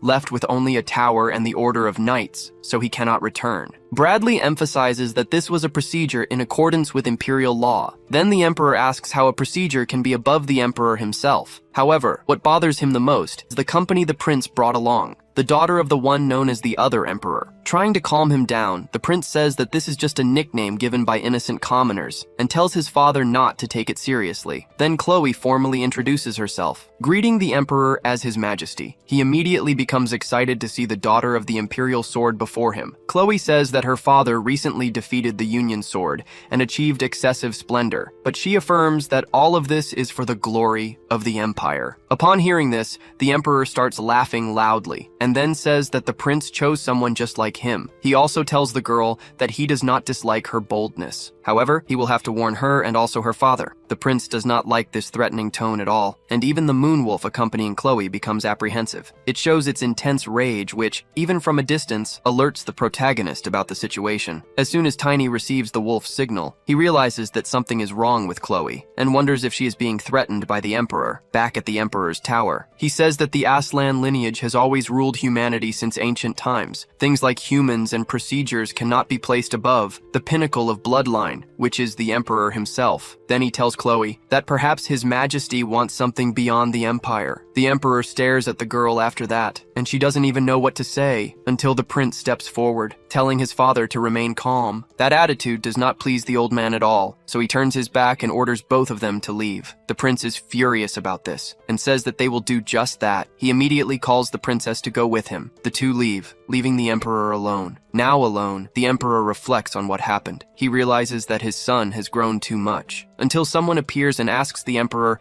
if there is a specific reason he said that to the princess. He replies that he was just excited and must be getting old. The person asks if he is really bothered by the Valentia lineage. The emperor says that 40 years ago, there was a boy who came to greet him, claiming to be a descendant of the duke's family. He was about 10 years old, had just begun learning swordsmanship. That was when the emperor himself taught him. But over time, the day came when the student surpassed the master. The emperor was shocked at the time. In contrast, the boy was concerned for him and extended his hand to help. From the emperor's perspective, it was all embarrassing, and he gave up being a knight at that moment. That's why he convinced himself that the Aslans had always been a lineage proficient in magic. However, even magical talent was not granted to him, a shameful history that follows him. The fact that the emperor does not favor Valentia is not just because of his personal resentment, but because, in his view, no matter how long peace lasts, a mere noble family should not stand above the royal family. This is a threat to the fundamental rules of the country. For the emperor, this is no different from treason. He says the prince is a clever child, but does not know this, and there is nothing the emperor can do about it because of that damned law. For this same reason, even though the empire has so much power, they have still not managed to conquer the entire continent. A royal family bound by law, noble families that continue to grow, and power that cannot be centralized. To rule the entire continent, the emperor says he must concentrate all the power of this country in his hands. The mysterious person agrees that he is right, and the emperor says that the reason to do so will be created by that foolish queen and that demon-possessed trash. But the mysterious person says they cannot defeat the Duke of Valentia alone and can clearly estimate the limits of the demon worshippers. For that reason, the emperor says he needs him and asks if this person has completed the secret weapon, to which they respond that they have not. The emperor says he heard that the weapon is talented. The person confirms that the weapon is the greatest genius born after the Shadow Group, and if it continues to grow at this pace, it will make the emperor the first in history to control an aura user who is an assassin. However, they still need 10 years. But they tell the emperor not to worry, because if they work together with the Royal Magic Tower, it will be enough. The emperor agrees with this and asks where the prince has gone. The person replies that he has not gone anywhere in particular and seems to be observing the situation with the dragon's eye. With that, the emperor says that the prince may obtain trivial information but must not even suspect the existence of this plan. Then the person says that the prince will receive the most important news at the crucial moment. The emperor says that when the demon worshippers' rebellion against the royal family happens, and the Duke of Valentia, a relative of the royal family, dies, that will give the royal family sufficient reasons to seize the mirror power, which is in the wrong hands and capable of destroying the empire. Thus, the person says they will shape the perfect situation to suit them. Then a shadow appears in the room and speaks something in a strange language. The emperor asks what it is, and the mysterious person says that their subordinate has obtained useful news. With that, they believe they can now pressure Valentia in advance. Back to the Duke. He says that the emperor does not just hate him, but now he has also threatened his daughter. Tiny told him everything he discovered and suggests killing the emperor. However, due to the Duke's reaction, he retracts his statement. Frustrated, he asks why this is happening. He wonders if the emperor might be holding a grudge over that. To compensate for that mistake, the Duke worked hard for the emperor. Tiny asks what kind of useless thoughts the Duke has in mind, and the Duke responds that he has no idea how serious this situation is. The protagonist asks if it is a problem greater than the Demon King's army. Then the Duke responds that probably not. Soon, Tiny asks why he is thinking so much about it. He states that it will all be the same if the Demon King descends. Like it or not, they are forced to unite because Tiny has already experienced this before. Thus, the Emperor says that there is only one thing they must do: preserve the power of humanity. From time to time, he envies the protagonist's simplistic mind. Tiny does not like that comment, but the Duke says that his mind is clear thanks to him. Then Genus appears, saying that they have a problem. An urgent report came from the Dragon's Eye, stating that there is a rebellion in a small city that is a direct territory of the royal family. The Duke is startled by this. Genus also says that, according to the report, the Emperor ordered Valentia to suppress the rebellion. Genus hands over the letter he received, and the Duke reads that Valentia has the obligation to suppress some rebellions in other cities and prove their worth in becoming the in-laws of the imperial family. Then he says that the deadline for this task is until the wedding. The protagonist asks what kind of courage they have to incite a rebellion in a small city with a poor workforce. Based on what he has heard, Genus says it is speculated that the people behind this are the demon worshippers. Right at such a crucial moment, Tiny believes that the demon worshippers are trying to separate the imperial family's military force. The Duke says this is a sign that they will attack during the wedding. Janus says they cannot conclude that the demon worshippers will act on the wedding day. However, the Duke says that there is a reason for them to think so, and that he will tell Janus everything later. But for now, they must take care of this matter first. Janus understands and says that, according to the reports, the places where the rebellion started are all small cities. The 3 locations are Seringal, Lehui, and Karina. He thinks that the Imperial Army and the Magic Tower are taking care of 2 of them. The Ice Flame Mage was also sent along with the Magic Tower. Now, Karina has been assigned to them. It is located between Valentia and the Imperial Palace, so they can send some men. However, the Duke says that if they want to end the rebellion before the wedding, they will have to send high-class knights. But Janus says that the high-class knights, including himself, are all still at the Imperial Palace. If they leave, they can finish this quickly, but it will not be possible to return before the wedding. The Duke says that even in times like this, the Emperor wants to exhaust Valentia's military power. Then he concludes that maybe it would be better to destroy all of this. Janus asks what he means. The Duke replies that he is just suggesting another option. Considering Chloe and her family, he cannot be reckless. Tiny thinks that if the wedding is cancelled, it will greatly affect Chloe's status and the Valentia family, and maybe that is what the Emperor is aiming for. Then the protagonist says that they can resolve this in a week, but only if he acts alone. The Duke does not like this idea, and Janus asks if he is trying to use that wolf spirit. Tiny estimates that he will need 3 days to go and 3 days to return, plus 1 day to deal with them. Then it will be possible to complete the task. His friends understand, but they still think it is very risky. Even though it is a small city, the Duke says that there must be at least 100 knights, and they still do not know what kind of trap the demon worshippers have prepared. He says that Tiny could never risk his life for something this small. However, Tiny states that this is a challenge, and if there is a chance, they must seize it because that is how he has lived his life until now. Then the protagonist asks if they can borrow a sacred artifact from the Imperial family. The prince becomes aware of this and is startled by the request. He asks his servant how Valentia intends to borrow such a great sacred artifact. The servant informs him that the protagonist said he used its core in Karun previously, a fact that impresses the prince. He thinks for a moment before making a decision, and then immediately authorizes the loan, stating that he must at least do this. He was troubled by not being able to stop his father. Speaking of the Emperor, he is informed that a sacred artifact has disappeared. He is immediately shocked by this news. The person in the shadows says that the prince has something to do with it, and that the relic disappeared after a knight from Valentia named Torin went to the palace. The Emperor says that the relic is not much different from a mere symbol. The Shadow says that this is mere speculation but believes that this knight went to Karina instead of the region designated to Valentia, and if he uses the sacred object, the demon worshippers will be melted by the light. Without even getting close to him, the people who had been blinded by dark magic also awakened. The Emperor asks if this can happen without Valentia losing a single man, and the Shadow responds that it can. Then the Emperor orders that this so-called knight must not return alive. The dark figure says that to handle this, they will send the secret weapon they have been developing,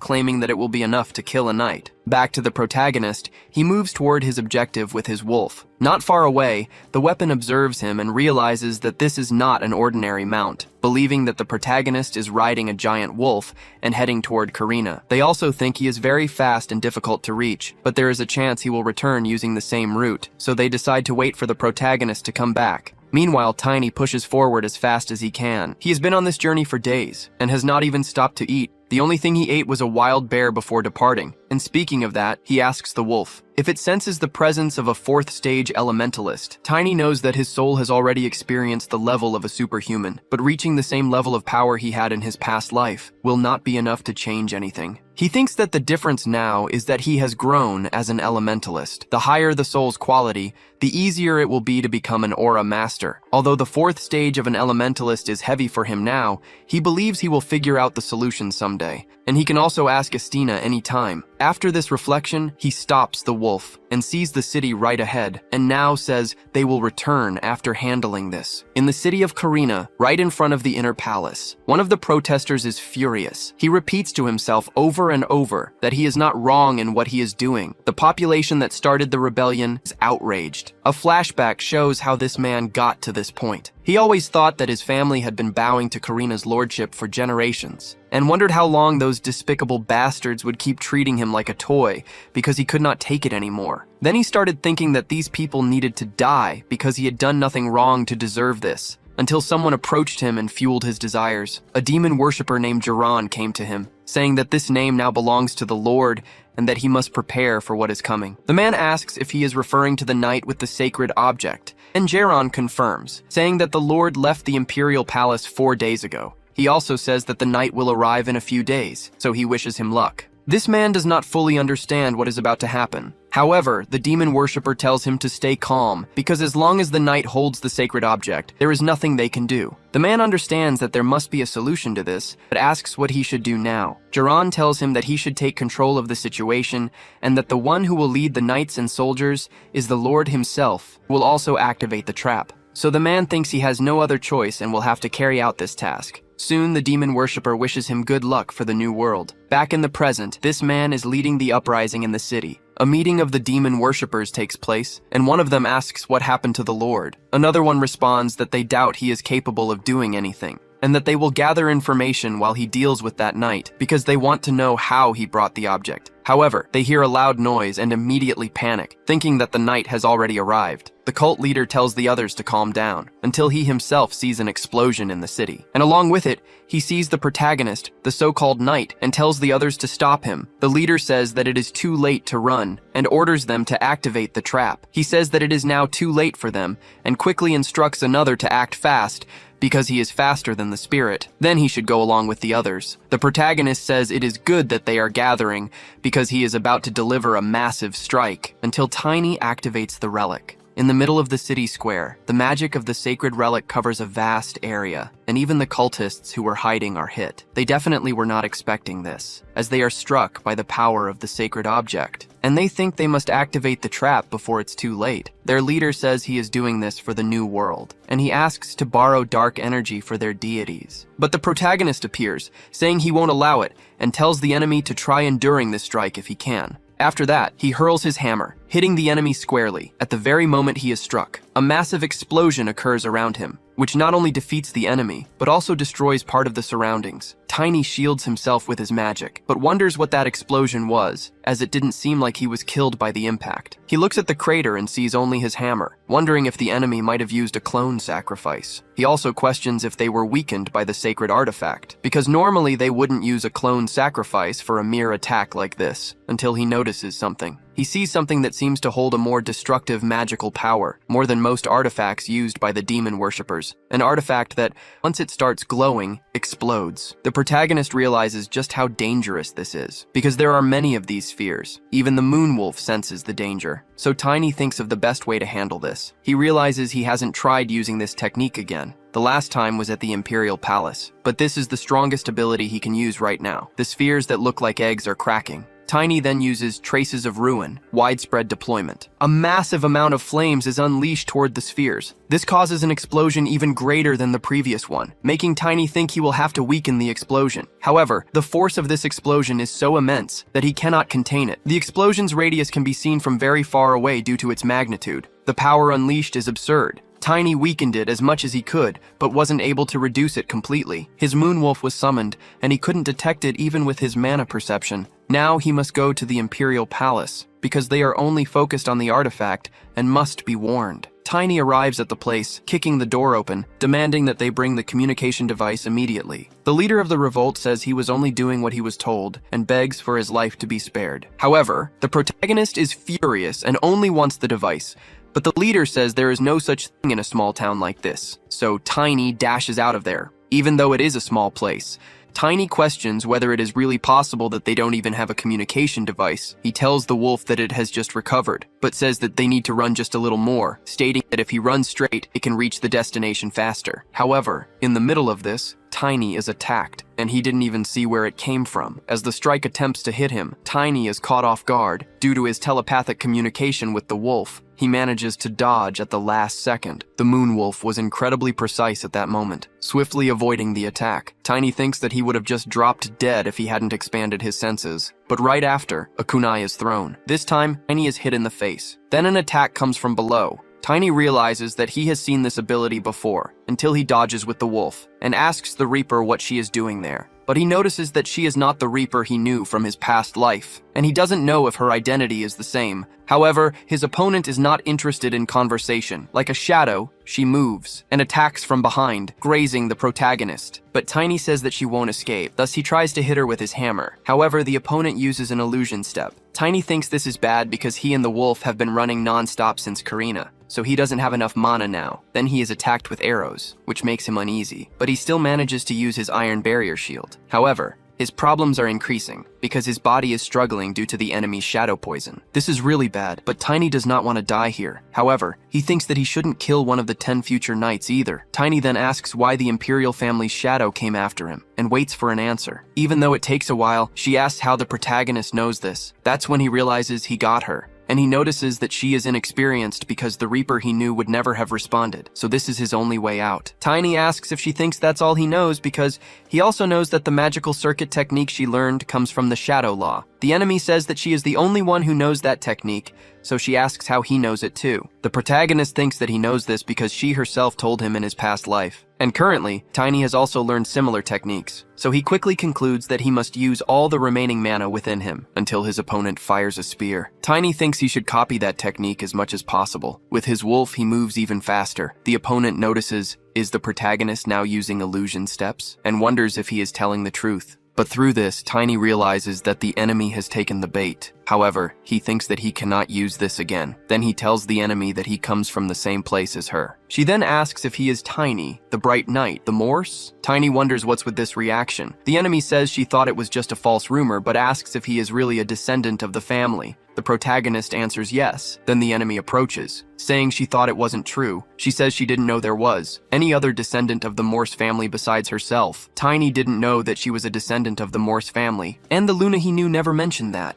Luna says she thought there were no others besides her, because they told her she should serve the Imperial family and return to the region. Everything she did was for her family, and she cannot kill someone from her own family. However, she asks how Tiny knew that she was working for the Imperial family. Now he is in trouble, and thinks that Luna may not be great at conversation, but she is not stupid. So he says that only the Imperial family and Valentia know that he went to Karina. If someone tries to kill him, there is a high chance it is the Imperial family. Apparently, she believed it, and Tiny feels more relieved. Anyway, he asks why she ambushed him. Luna says that she simply followed the Emperor's orders and was commanded to kill him before he reached Karina if possible. If she didn't kill him while he was returning, she wouldn't have another chance, but she doesn't know the reason for it. The protagonist realizes that the reason is obvious. Her real target must be Valentia, not him. He also knows that the demon worshippers are still around. They almost destroyed all of Karun and are now fighting among themselves for power. This makes Tiny wonder if they should really be protecting this kind of Imperial family. So he tells Luna that she should go back home as soon as possible and asks what Luna is going to do. This leaves her a little embarrassed. Tiny says that he is only 14 years old and that she looks older, so he treated her formally. Then she hugs Tiny, calling him brother, and is happy to have a family and to no longer be alone. This makes Tiny feel guilty, and he thinks about apologizing someday. Soon he asks what she will do about her mission with the Imperial family. Luna responds that she can handle it. Tiny feels bad in many different ways seeing the girl like that. Somewhere else, the cult leader is shocked to discover that the Morse boy was hit by the bombs and still survived. Not only that, but one of them says that this boy will arrive in the city in 3 days and will inform the city about the bombs. However, one of them asks if anyone would even believe the boy, as it was hard even for them to believe it, despite seeing it with their own eyes. The boy also went to the city without revealing his identity, and no one would believe him. But the leader says that that Morse boy is too unpredictable and orders them to accelerate the plan. One of them says that this could affect their future and asks when the Imperial family will gather again. However, the leader disagrees. He says that the Imperial family does not gather only during the wedding. The cult leader says that they will have a rehearsal one day before the wedding for etiquette rules. All the members of the royal family except the Emperor will be there, so they can use that opportunity. One of them asks what they should do about the Emperor. The leader says to let the Blue Fox take care of him. The scene shifts to the second queen. Cardia says that the plan has changed again. Due to the sudden change, she is no longer sure if they are still reliable. Her lover tells her not to worry about anything because they are completely prepared. It would be fine even if it happened a day earlier, and they will take care of that troublesome emperor. Then she states that this would be good for both of them. The queen asks if the emperor is a nuisance to them. She says that man only got his position because he was the eldest, even though he didn't have much power. She also says that he is not a man someone like Gruel, her lover and leader of the royal family's cavalry, should fear. Gruel says that the emperor is not a problem by himself, but the mages loyal to him, along with the blue blood mage, are the real issue. The queen says they must not forget the royal family's assassins. Her lover asks if that is just a rumor. Furious, the queen replies that it is not. She says those cursed ones ruined her family, and she witnessed everything with her own eyes. She saw her parents, brothers, and sisters being killed by the shadow, and she asserts that her lover should at least understand why she is going this far, claiming that he knows better than anyone. Gruel says that the few days they have will decide their fate, and says that if everything goes well, their child will become the emperor. Cardia says that if instead they fail, it will be the end for everyone. Her lover says he is well aware of that. In the emperor's chamber, he also becomes aware of the change in plans as his mysterious advisor appears, and says that they have confirmed that the second queen altered the date for the barrier stone's entry into the inner palace. They plan to act the day before the wedding. The emperor knows that the day of the rehearsal is the last moment when the entire royal family gathers before the wedding, but he says he will not be there. His advisor says that he suspects they will attempt to ambush the emperor there, but they have not yet discovered how many will be present. But that does not matter to the emperor, as he says that nothing the filth influenced by demons' attempts can succeed. However, he states that the real problem is Asgard, and these lowly beings cannot handle him. Then he asks if the mysterious advisor can take care of it. He responds that his priority is the emperor's safety, but the emperor himself says that he already has other plans. Then the advisor says that if it is about the emperor's authority, he does not believe they can deal with the Duke of Valentia immediately. The emperor tells the advisor to monitor the situation and report back to him, and if he believes this will not compromise his safety, he can go handle Asgard. He also says that if that is not enough, he may take Ludwig with him just to ensure success. The mysterious advisor hesitates, and the emperor says that if he has nothing more to report, then he should leave. But before leaving, he reports that the Carina rebellion has been suppressed. Furious, the emperor then asks if the boy from Valentia who borrowed the sacred artifact survived and handled the situation in Carina. The advisor says they have plans to prevent him from returning and tries to reassure the emperor. But the emperor says he is not angry just because of a single child, because this means that those damned Valentians gained an achievement without losing a single man. The advisor apologizes for the mistake, but it is of no use, as the emperor says that he will personally assign him to take care of those damned Valentians. Elsewhere, the first prince is informed of the situation. His servant says that Gruel gathered the knights and changed the plan. He also believes the enemies will act a day before the wedding, rather than during the ceremony itself. Soon, the prince realizes that they are targeting the rehearsal day. Then he asks if his father will be present. The servant replies that his collaborator said he would take care of it. The prince asks if the collaborator is some demon worshipper. The servant offers to intervene, but the prince says that the demon worshippers cannot harm his father without help from the inside, because as long as the blue blood mage Ludwig is present, it will not be easy. He says that his uncle will be by his father's side, because the emperor never placed a knight beside him. It has been decades since the emperor started looking down on the knights because of Valentia.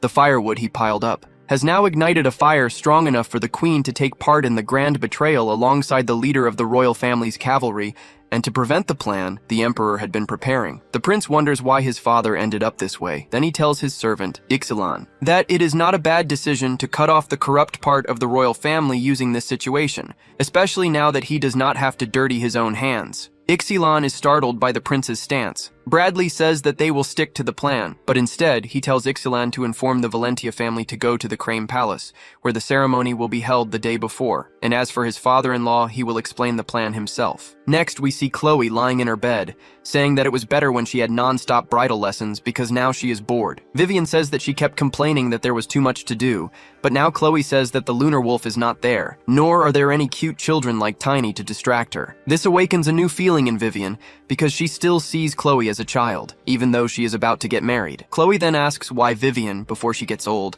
does not confess to Genus. This makes her extremely embarrassed as Vivian claims that she only sees him as her leader, but Chloe knows that is not true. Vivian says that Genus is a genius who reached Challenger rank at 30 years old, besides being handsome, but she insists that that is all. Then Chloe asks if she wants her to talk to Knight Genus on her behalf. Vivian, irritated, replies no. After that, Chloe says she envies her because her friend can date whoever she wants. Vivian asks if she does not like having to marry the crown prince. The princess responds that it is not quite that. She says that she had many privileges thanks to her family, so she had to do her part for them. Vivian asks if that is really all. Chloe says that if she eventually had to get married, she would do it for her family. Besides, her fiancé is also royalty. She also tells Vivian to date several guys in her place, and that she will talk to Genus on her behalf. But her friend does not like the conversation going in that direction again. Right then, the prince appears at her door, saying that he would like to talk about something. Quickly, Chloe prepares to receive him. Then Prince Bradley enters, noticing that Vivian was also present. Straight to the point, tells Chloe that he needs to talk about something very important with her. Back to the protagonist and his wolf. They have already run a lot,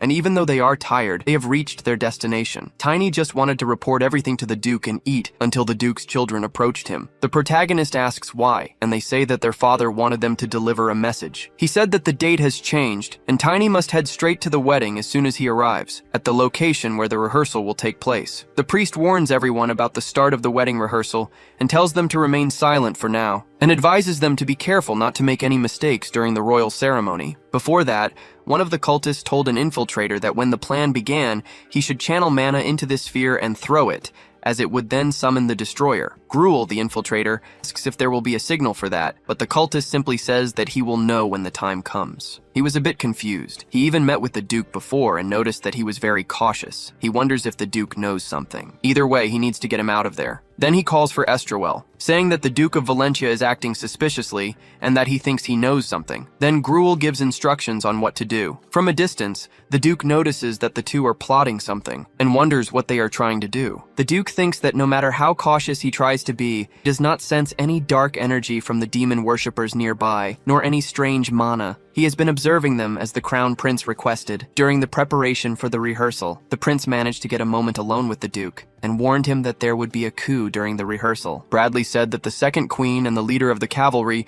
joined forces with the demon worshippers to start a coup on that day. The Duke then asks if they should postpone the rehearsal. The prince replies that they should not because if they act recklessly, they will lose everyone. With this, the Duke asks how the prince can gamble with the lives of his relatives. He says that is why he called for the Duke, because he wants him to protect his family. After that, the Duke asks if it is possible that the Emperor also knows about this. The prince responds that he does, but does not show any concern. That is why the Duke finds it abnormal and thinks this is not just about the demon worshippers. Bradley still does not understand how they plan to do this. A coup with just Gruel and the royal knights? Even if they have the demon worshippers backing them, as long as the barrier is around the royal palace, they would not dare to enter. However, the prince is certain that they would find another way. He thinks that he shouldn't worry too much about it. Even if something goes wrong, he has the support of his father-in-law. After this reflection, he picks up a knife and wishes to focus on his plan. But then his younger brother, Tanel, appears, asking if the prince no longer wants to get married. Bradley knows that the youngest cannot inherit the golden eye of the Asian royal family. He doesn't know if that is the reason, but he knows the child is the most innocent. And from this day forward, the child will also hold a grudge against him. So he tries to hide it, but his brother notices that the prince is not well. Bradley tells the youngest that there are just many things to think about as one gets older,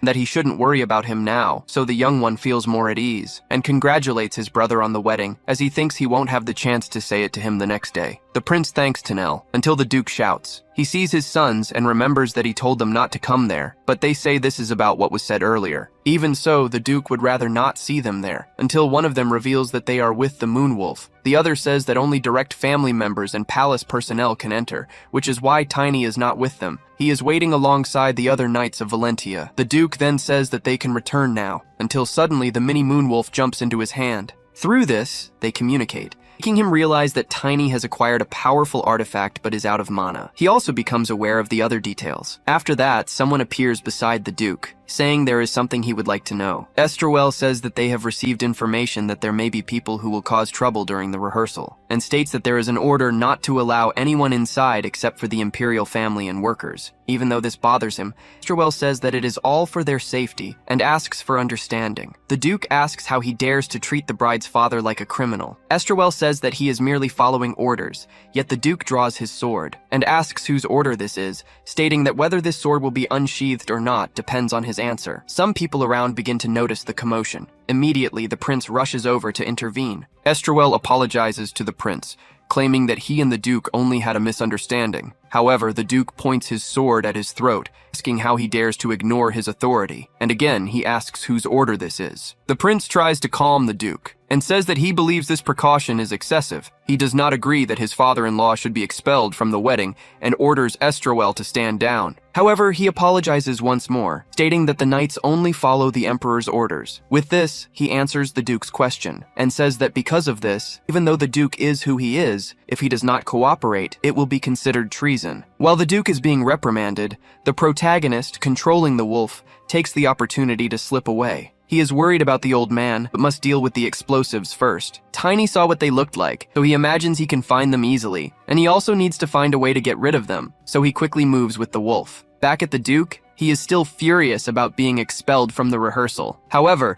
the prince says that if this is truly what his father wants, then they have no choice but to follow the order. So he tries to convince the Duke to withdraw. Seeing this, Gruel thinks that the prince may know something, but that does not matter. As long as he does not waste the bombs on the Duke, most of the nobles will die. Outside the venue, the Duke says that these rebels are using the Emperor's name. Bradley states that he is aware of this, but has no justification to stop them now. Even if he tried to verify what his father said, it would be too late. However, the Duke asks what would happen to the nobles inside if they left them with the enemies. Because the enemies are using artifacts they have never heard of, and the people are in danger without even knowing it. The prince says that to cut off the rotten flesh, one must be prepared to sacrifice some fresh flesh. He also says that he has a much greater plan, so he asks the Duke to calm down. Shortly after the church bell rings, the priest asks for everyone's attention and says that there was a problem outside, but that has already been resolved, and they can continue with the ceremony. Soon, he announces the star of the day, Princess Chloe von Valentia. As soon as she arrives, her beauty dazzles everyone present, including her fiancé, who extends his hand to her. Chloe thanks him for his kindness. Thus, they prepare to proceed. However,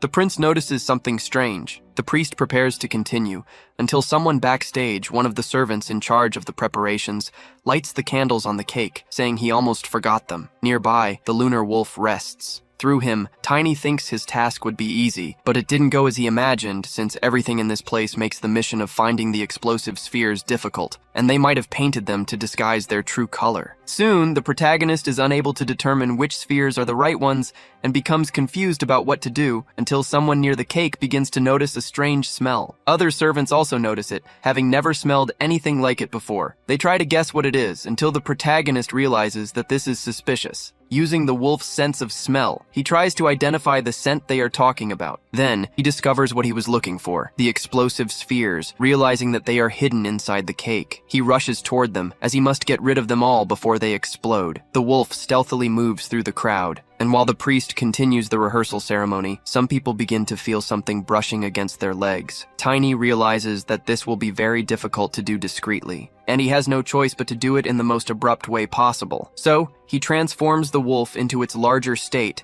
trying to push people away from the cake. With a roar and his fangs, he frightens them, even going so far as to crush the celebration cake. From a distance, Gruel watches the whole scene, and upon seeing the wolf grabbing the spheres, he wonders if this is the signal he was warned about. He notices that the wolf does not seem to be acting hostile toward the nobles, so he concludes that this is interference. Meanwhile, the protagonist tries to gather all the spheres and believes it is not too late to escape with them, as he only needs to spit them out away from the location. However, Gruel does not intend to let him escape. Soon, he attacks, and one of the spheres slips from the wolf's grasp. The protagonist sees it escape and panics. As soon as it hits the ground, it explodes in full force. At that moment, the Emperor sees the explosion occur. His brother says that the demon worshippers have developed some new artifacts. However, the real damage is still unclear. But the Emperor says it doesn't matter, as collateral effects like the death of some family members are not a problem. His brother tells him that the prince and his fiancée were also there. However, the Emperor does not care, and says that if they are dead because of this, ends up becoming a great justification for him. After regaining his lost authority over the nobles, he wants to conquer the entire continent, and this will be the perfect reason to start a war. His brother strongly disapproves of the Emperor's judgment, but he knows he cannot do anything about it. After the explosion, debris is scattered everywhere. Gruel stands up and shouts, "Death to the royalty!" This signals his men to take action. He then realizes that this was indeed the sign. It was hard to miss. Soon, thinks it's time for more explosions. Meanwhile, the prince worries about his fiancée as he lost sight of her in the chaos. He searches for her and sees that many nobles have already perished. The prince expected some risks, but this is too much for him. He even recalls his conversation with the Duke, but he realizes this went beyond expectations. The day before, he had a conversation with Ixalan. Ixalan told him that the next day, the Emperor would be killed by the demon worshippers. However, if that did not happen, he ordered his personal bodyguard to put an end to it himself. Back in the present, Bradley thinks he almost died without putting his plan into action. Around him, he sees several nobles dying. Filled with rage over all of this, he tries to fight back, counterattacking the assassins, even surprising them with his boldness. Bradley can only think of his fiancée, but he knows he must calm down first. He has prepared a foolproof plan for her and knows that his father-in-law will arrive soon. So, he first wants to focus on surviving and not letting all these deaths be in vain. However, what he did not expect was that demons would appear as well, and he becomes utterly terrified upon seeing them up close. In the same place, Genus was also caught off guard by the explosion. He received the order to enter as Chloe's knight, and he thinks that the Duke also didn't know what was going to happen until he notices something coming from above and dodges at the last second before being hit by debris. Genus feels lethargic after the explosion and thinks his mana is being restricted. But thanks to the artifact Tiny gave him, he manages to resist a little longer. Then Chloe, accompanied by Vivian, approaches, and Genus is happy to see that they are safe. Chloe says they don't have much time and hands him a sword. She then tells him to follow her because they are going after the prince. However, shortly after, the princess also spots the demons. Not only that, but she sees Bradley fighting them. The prince faces the enemy head-on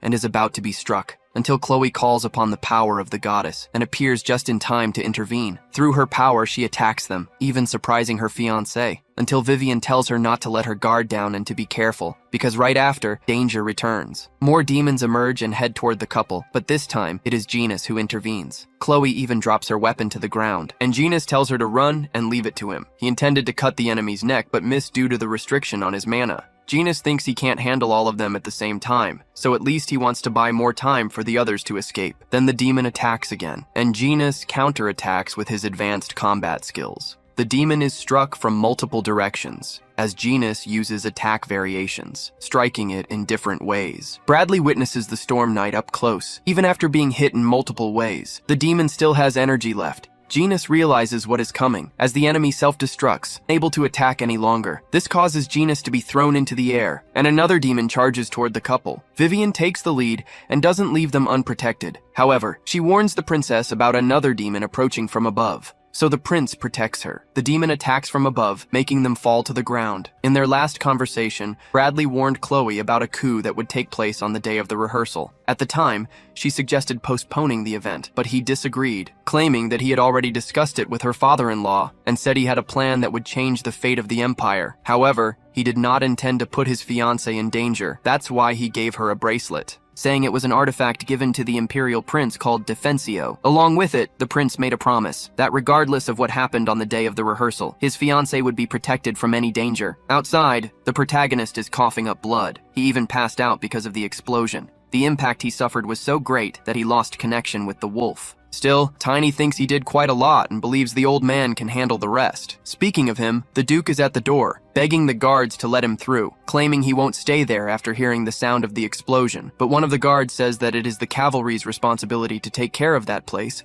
and that the people inside will handle it, so no more people are needed. However, the Duke only gets more irritated upon hearing that. Thinking of his daughter, he intends to draw his sword, but at the last moment he hesitates and tells the guards they'd better take care of the situation. Seeing this, the protagonist asks why the Duke didn't act, and wonders if he is really the same old Asgard he knows. Tiny notices that the old man is different, so he walks up to him to observe more closely. After seeing the protagonist in front of him, the Duke tells him to wait, but Tiny completely ignores him and heads for the door. The guards try to stop him, but he doesn't listen and strikes them. The Duke doesn't like this and says that if they attack, it will be considered treason. Tiny, however, doesn't care. He says that what matters is not the reasons behind his actions, but what he can do from now on. The Duke definitely didn't expect this. Then the guards charge at the protagonist, calling him a traitor. With that, the Duke says he has finally caused a problem, and now owes him for this. So he finally decides to draw his sword and help the boy. He thinks he can only act this way thanks to the protagonist, now having the motivation he needed. After fighting for a bit, they defeat the guards. Soon, the Duke tells the Knights of Valentia present to go rescue the prince and princess. Thus, they obey the order. Tiny tells the old man that they can't waste any more time and need to enter as well.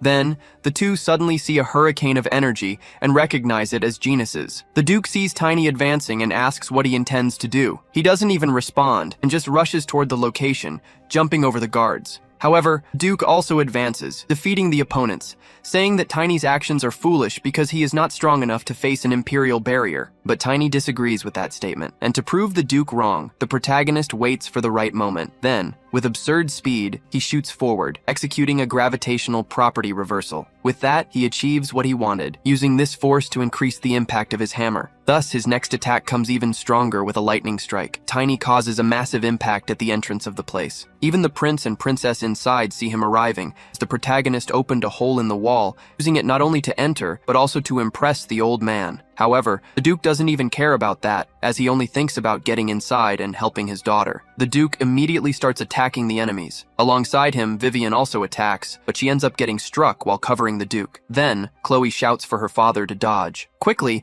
he proves that his reflexes are sharp, and using his family's secret fencing technique, he slices through the demons in his way. Thus, he eliminates the demons that surrounded the couple. After that, he tells the prince that he doesn't know about his plans. Regardless, he says that the prince cannot put his daughter's life at risk. Bradley tries to argue with his father-in-law, saying that's not what he's thinking. Even so, the Duke says that he can settle his debt by taking good care of his daughter in the future. Chloe becomes extremely embarrassed upon hearing that. In any case, the Duke says they are almost done, until Tiny alerts him about a sudden enemy, and immediately the Duke strikes, displaying his precise speed. But right after, he realizes the problems are far from over. On the ceiling of the hall, shadowy creatures observe them. Bradley tries to tell them to retreat, but even injured, the Duke says that the Emperor's shadows, the ones he heard rumors about, are here. He also says that they were not the only ones using this event as an opportunity. From afar, the Emperor watches everything as the mages have conjured a type of magical vision for him, and the Emperor says that he can finally witness the last moments of the bastard and Valentia. After watching all of this, the Emperor tells his brother Ludwig that it was a good idea to send the shadows as he suggested, and that thanks to him, this was possible. He also says that as soon as they die, he will personally kill the nobles one by one and make the entire empire his. For the Emperor, it would be ideal if those who went there to suppress the rebellion also perished. His brother says that the Frostfire mage would not die so easily. The Emperor knows that, but he wishes for the mage's death so that his brother can gain full control over the Imperial Magic Tower. He also says that he will have to deal with the child before the bastard of Valentia. However, his brother does not agree with the Emperor's plans. Before this, he spoke with the prince as they devised a plan to kill the Emperor. Ludwig believed that the task was impossible unless they found a way to neutralize the Emperor's staff. He said that although it seemed like just a decorative item, it was the opposite. The Emperor had no talent for magic and also never properly learned fencing due to the Duke of Valentia. So, he protects himself with various magical artifacts. Against someone like Ludwig, that would be useless. However, the staff is different. It is an artifact that absorbs the mana of any mage in the magic tower, including Ludwig. However, there is a way to circumvent that. Back in the present, the Emperor sees that there are demons in his chamber. They didn't just stay in the banquet hall, but invaded other rooms as well. He immediately becomes furious with his servants and asks why they are not protecting his palace. Ludwig says that with the defenses in the Emperor's chamber, he can easily fight against lower-class mages, but they will need his artifact for it to work efficiently. Then, his brother asks to borrow an artifact, suggesting the staff. At this point, the Emperor is not thinking clearly, so he throws the staff on the ground, telling the others to go take care of it already. Thus, Ludwig gets exactly what he wanted, thinking that the Emperor is even more foolish than he imagined. Now he has become vulnerable to magical attacks. Back to the Duke, he keeps the couple safe until the shadows attack him. Even so, he maintains his defensive stance. As soon as they get close, the Duke strikes, revealing the shadowy figures of the enemies who attacked him. The shadow assassins fall to the ground, for they have been struck by the Duke, and their ability to move through the shadows weakens. Surprisingly, the Duke realizes that they are still alive, but before he can do anything, Vivian rushes toward the enemies, even as he tells her not to do it. She attacks the shadowy foes, and even manages to hit one of them. However, due to her carelessness, she is struck by one of the assassins, but Tiny appears right after to help. The protagonist says that normal attacks don't work on these enemies. His mana is being suppressed. Bradley says the Queen must have something to do with it, because she must have altered the flow of the Imperial barrier, driving the demons mad. He also says these enemies are not demon worshippers, but rather his father's special guard units, and they seem to have only one target, which is precisely the Duke. Right after, they notice a tremor in the ground, which startles them both. The prince says it is coming from the center of the palace, where his father's office is. Then the Duke tells Tiny to go save the Emperor. He asks why he should do that. The Duke replies that there is no need for a reason, because this is the only way they will have an excuse to eliminate the Imperial Knights. With that, the protagonist agrees, and says he will return soon. and warns him not to die. Bradley thinks that if Tiny goes now, Ixalan will arrive first. With that, his plan is working. Speaking of Ixalan, he wonders if the demon worshippers are also after the Emperor. Soon, he prepares to leave and tells his men not to forget the mission assigned by the prince, until suddenly, someone appears, saying they are a bit lost. Back to Ludwig, he notices that there is still some resistance against his magic, and it seems the staff is not far enough away. He wonders if he was too impatient, and also thinks that because of the queen, he had to use a lot of mana to alter the flow of the barrier. Either way, it doesn't matter because the man who took the staff works for him. The Emperor is trapped, and he asks if his brother is also a demon worshipper. Ludwig asks if he looks anything like those worthless scum. The Emperor responds by saying that he is just a pig with a talent for shouting. His brother says he is doing what he has the right to do as the true heir of the Asran family. He wants to take the Emperor's place, claiming that he is only there because he was born rich and is nothing more than an incompetent piece of trash. He also says it would have been more peaceful for the Emperor if he had died years ago, but now he will die in pain because of his dependence on artifacts. Ludwig says that once the Emperor dies at the hands of the demon worshippers, he will become the next Emperor, and everything will return to its rightful place. However, the Emperor suddenly disappears from his sight as a cloud of smoke fills the area. The protagonist arrives and causes all of this, and asks Ludwig if he was the one responsible for the disaster at the Imperial Palace. Ludwig says he has never seen the protagonist before and asks who he is. Sarcastically, Tiny responds that it's none of his business. However, the mage attacks him, calling him an arrogant brat. He also says that Tiny entered with confidence and asks who he thinks he is. Tiny tries to attack him from above, but the mage says he is not what he expected. With his magic, he pulls the protagonist down to the ground. The protagonist braces himself on the ground and wasn't expecting the mage's power to be this strong. Then, right after, he narrowly avoids being hit by an enemy strike. But his dodge wasn't enough because another strike follows, and this time, it hits him. Tiny is forced against the wall. With that, Mage prepares to attack again. The protagonist realizes that this mage is at least 6th circle level, but how he keeps using magic without feeling any drain remains a mystery. Tiny keeps dodging the magical attacks, until one of them almost hits him again, and causes an explosion when it strikes the wall. The protagonist notices that the mage's spellcasting speed is extremely high, but he can sense the flow of mana. His opponent is excessively using the mana leaking from the Imperial barrier. Detecting this, the protagonist concludes that it is possible to predict the attacks, so he charges toward the mage. Thinking that he can now fight back, he uses the property of gravity, development reversal. Along with that, he also utilizes gravity transformation. The mage prepares to attack, but the protagonist senses what he is about to do. He quickly realizes where he needs to go and when to dodge the attacks. With this, he not only manages to advance, but also predict the mage's movements. For a brief moment in the fight, the mage thought he had caught the protagonist, but Tiny was smarter than him. Through his ability, he knew exactly where the mage would attack. With his gravity massively increased, he was able to deflect the enemy's attack. Not satisfied, the mage continues attacking and causes explosions with his fireballs. Ludwig tells the protagonist that he should have chosen the right opponent. He also says that he was in the middle of something important for the Empire. Meanwhile, Tiny thinks that, luckily, the enemy didn't notice what he did, because if he had been even a second late in pulling his body downward with gravity, he would have undoubtedly been crushed. Fortunately, his opponent let his guard down, and now Tiny has a chance. Thus, he charges toward the enemy and appears behind him, surprising him. The mage thought the protagonist was already dead, yet he still managed to move, even after being hit by a fire whirlwind that left him nearly unconscious. Ludwig thinks he can't waste any more time and needs to finish this quickly. He just wants the protagonist to die already. Meanwhile, Tiny's plan didn't go as expected, and he wonders if he will survive the enemy's next attack. But before the mage can act, an arrow is shot in his direction. Grid appears and apologizes for the delay, claiming that the path to the Asran Palace is complicated. Upon seeing the Master of Weapons, the mage asks what he is doing there. Tiny complains about the delay, and Grid apologizes, saying he wasn't very courteous. Regardless, he didn't expect the opponent to be the blue-blooded mage. He also realizes that the protagonist wasn't aware of the mage's identity. Tiny confirms it. If that's the case, Grid says that the protagonist won't mind if he kills the mage. Ludwig tells Grid that this is interference in internal affairs, and that if he withdraws now, he might consider overlooking the situation. Grid asks if he really calls this an internal affair after tying up the Emperor like that. He also questions who boasts about an internal conflict to someone from an opposing faction. Thus, the mage realizes he has no other choice and attacks, stating that the Master of Weapons is perfect for the role of the Emperor's assassin. Grid notices that the opponent is using flames against him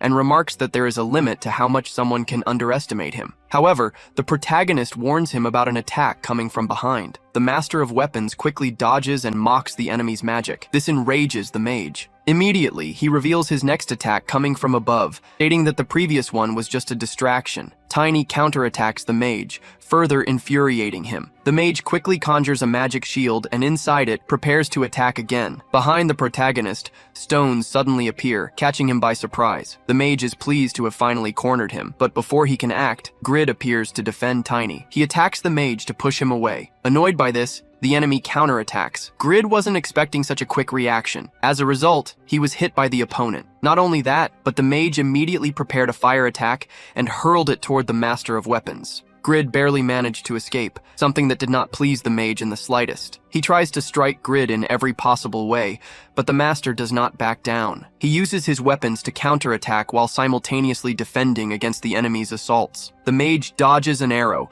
mocking that Grid's last move was desperate and predictable. However, the Master of Weapons disagrees. The arrow he shot cleared the way for the protagonist, and as soon as Tiny is free, he charges at the mage with his hammer. The blow he delivers causes another explosion in the area. Sometime later, the Emperor is freed. He immediately asks if the mage is dead. Grid confirms it, unless his legs can move on their own. The Emperor is still furious about the betrayal. He struggles to believe that Ludwig betrayed him and asks how he dares to do such a thing. He asks if Ludwig truly thought nothing would happen to him for this, and states that he himself made his brother the head of the Imperial Tower, besides having been used and now having his trust betrayed. The Emperor claims that Ludwig deserved this, after his moment of fury. He sits down and says that he observed the fight between Grid and the unknown knight. He also says that they did a good job and will be rewarded, but Grid says that is unnecessary, because he only did a favor for a friend, the Duke of Valentia. Hearing this makes the Emperor even angrier, and he asks who the Duke thinks he is, send someone to save him. He declares that he is the ruler of this country, the pinnacle of omnipotent power that can do anything. That is his destiny, not the Duke's. The Emperor asks how long the Duke will keep interfering in his life, and how long he will continue being compared to him. Grid and Tiny notice that the Emperor is in shock, until he suddenly asks if the protagonist is one of them. He says that Valentia is a harlot, and must be working with the demon worshippers to take the throne, and concludes that the Duke is planning to become a hero after pretending to save him. The Emperor claims that he cannot be made a fool of, but his behavior worries Grid. However, the Emperor tells him to stay away, calling him an ally of Valentia, and stating that he is destined to rule and does not need any help. He also says that it is only a matter of time before that alliance belongs to him. But then the Emperor sees Grid draw his sword. The Master of Weapons states that as the heir of the main lineage of the alliance, and a descendant of the ancient fairies, cannot simply ignore what he just heard, and asks if he should consider this a declaration of war. Tiny tries to calm Grid down, saying that the Duke will take care of everything and he doesn't need to worry. Grid then says that in any case, he is just a guest in a foreign land now, and thanks the knight for his words. The protagonist is surprised to be called a knight by the Master of Weapons. Then Grid says that he has no interest in interfering with what happens next and leaves the place. Tiny then thinks that in some way, he has been acknowledged.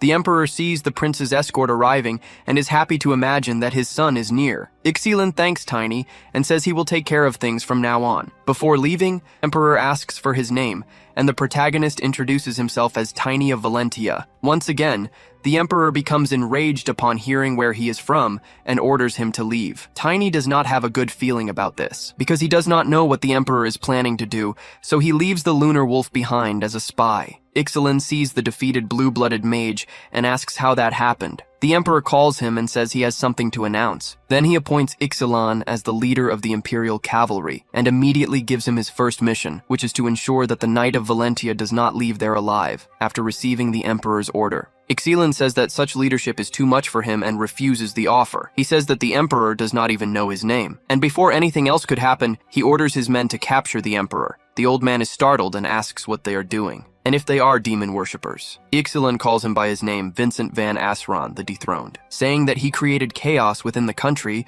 due to personal feelings and, in a delusional scheme, planned a war that put the nation in danger. As punishment for these sins, Ixalan declares that he will borrow the name of Bradley Van Azran, the new emperor, to deliver the death sentence in his place to the sinner, Vincent Van Azran. The old man begs for his life, claiming that he will talk to the prince to resolve this, but his words have no effect, and the protagonist's lunar wolf witnesses everything and sees with its own eyes the end of the emperor. After returning to the prince, Ixalan says he has taken care of the matter. Bradley asks if he made the right decision, and Ixalan confirms, saying that the dethroned one was preparing for a desperate war. He recalls the other day, when, along with Janus and his father-in-law, they were able to keep the princess safe. But the prince saw the strength of the troop and his father, and wonders what he could do to make peace with them. Ixalan says that when he arrived at the scene, the Knights of Valentia, along with the Duke and the Master of Weapons, defeated all of them together. The prince then asks if the entire shadow troop is dead. Ixalan responds that yes, and says that fortunately, the next leader is the second in command, and she left on another mission, which is why she is alive along with the rest of the troop. They follow an absolute rule that they must take orders only from the official emperor, and said they would return after the coronation. The prince asks about the second queen, Cardia, and Grywell. Ixalan responds that they were imprisoned shortly after the rebellion was suppressed. Bradley asks about his younger brother, Tinel. Ixalan replies that after the rebellion,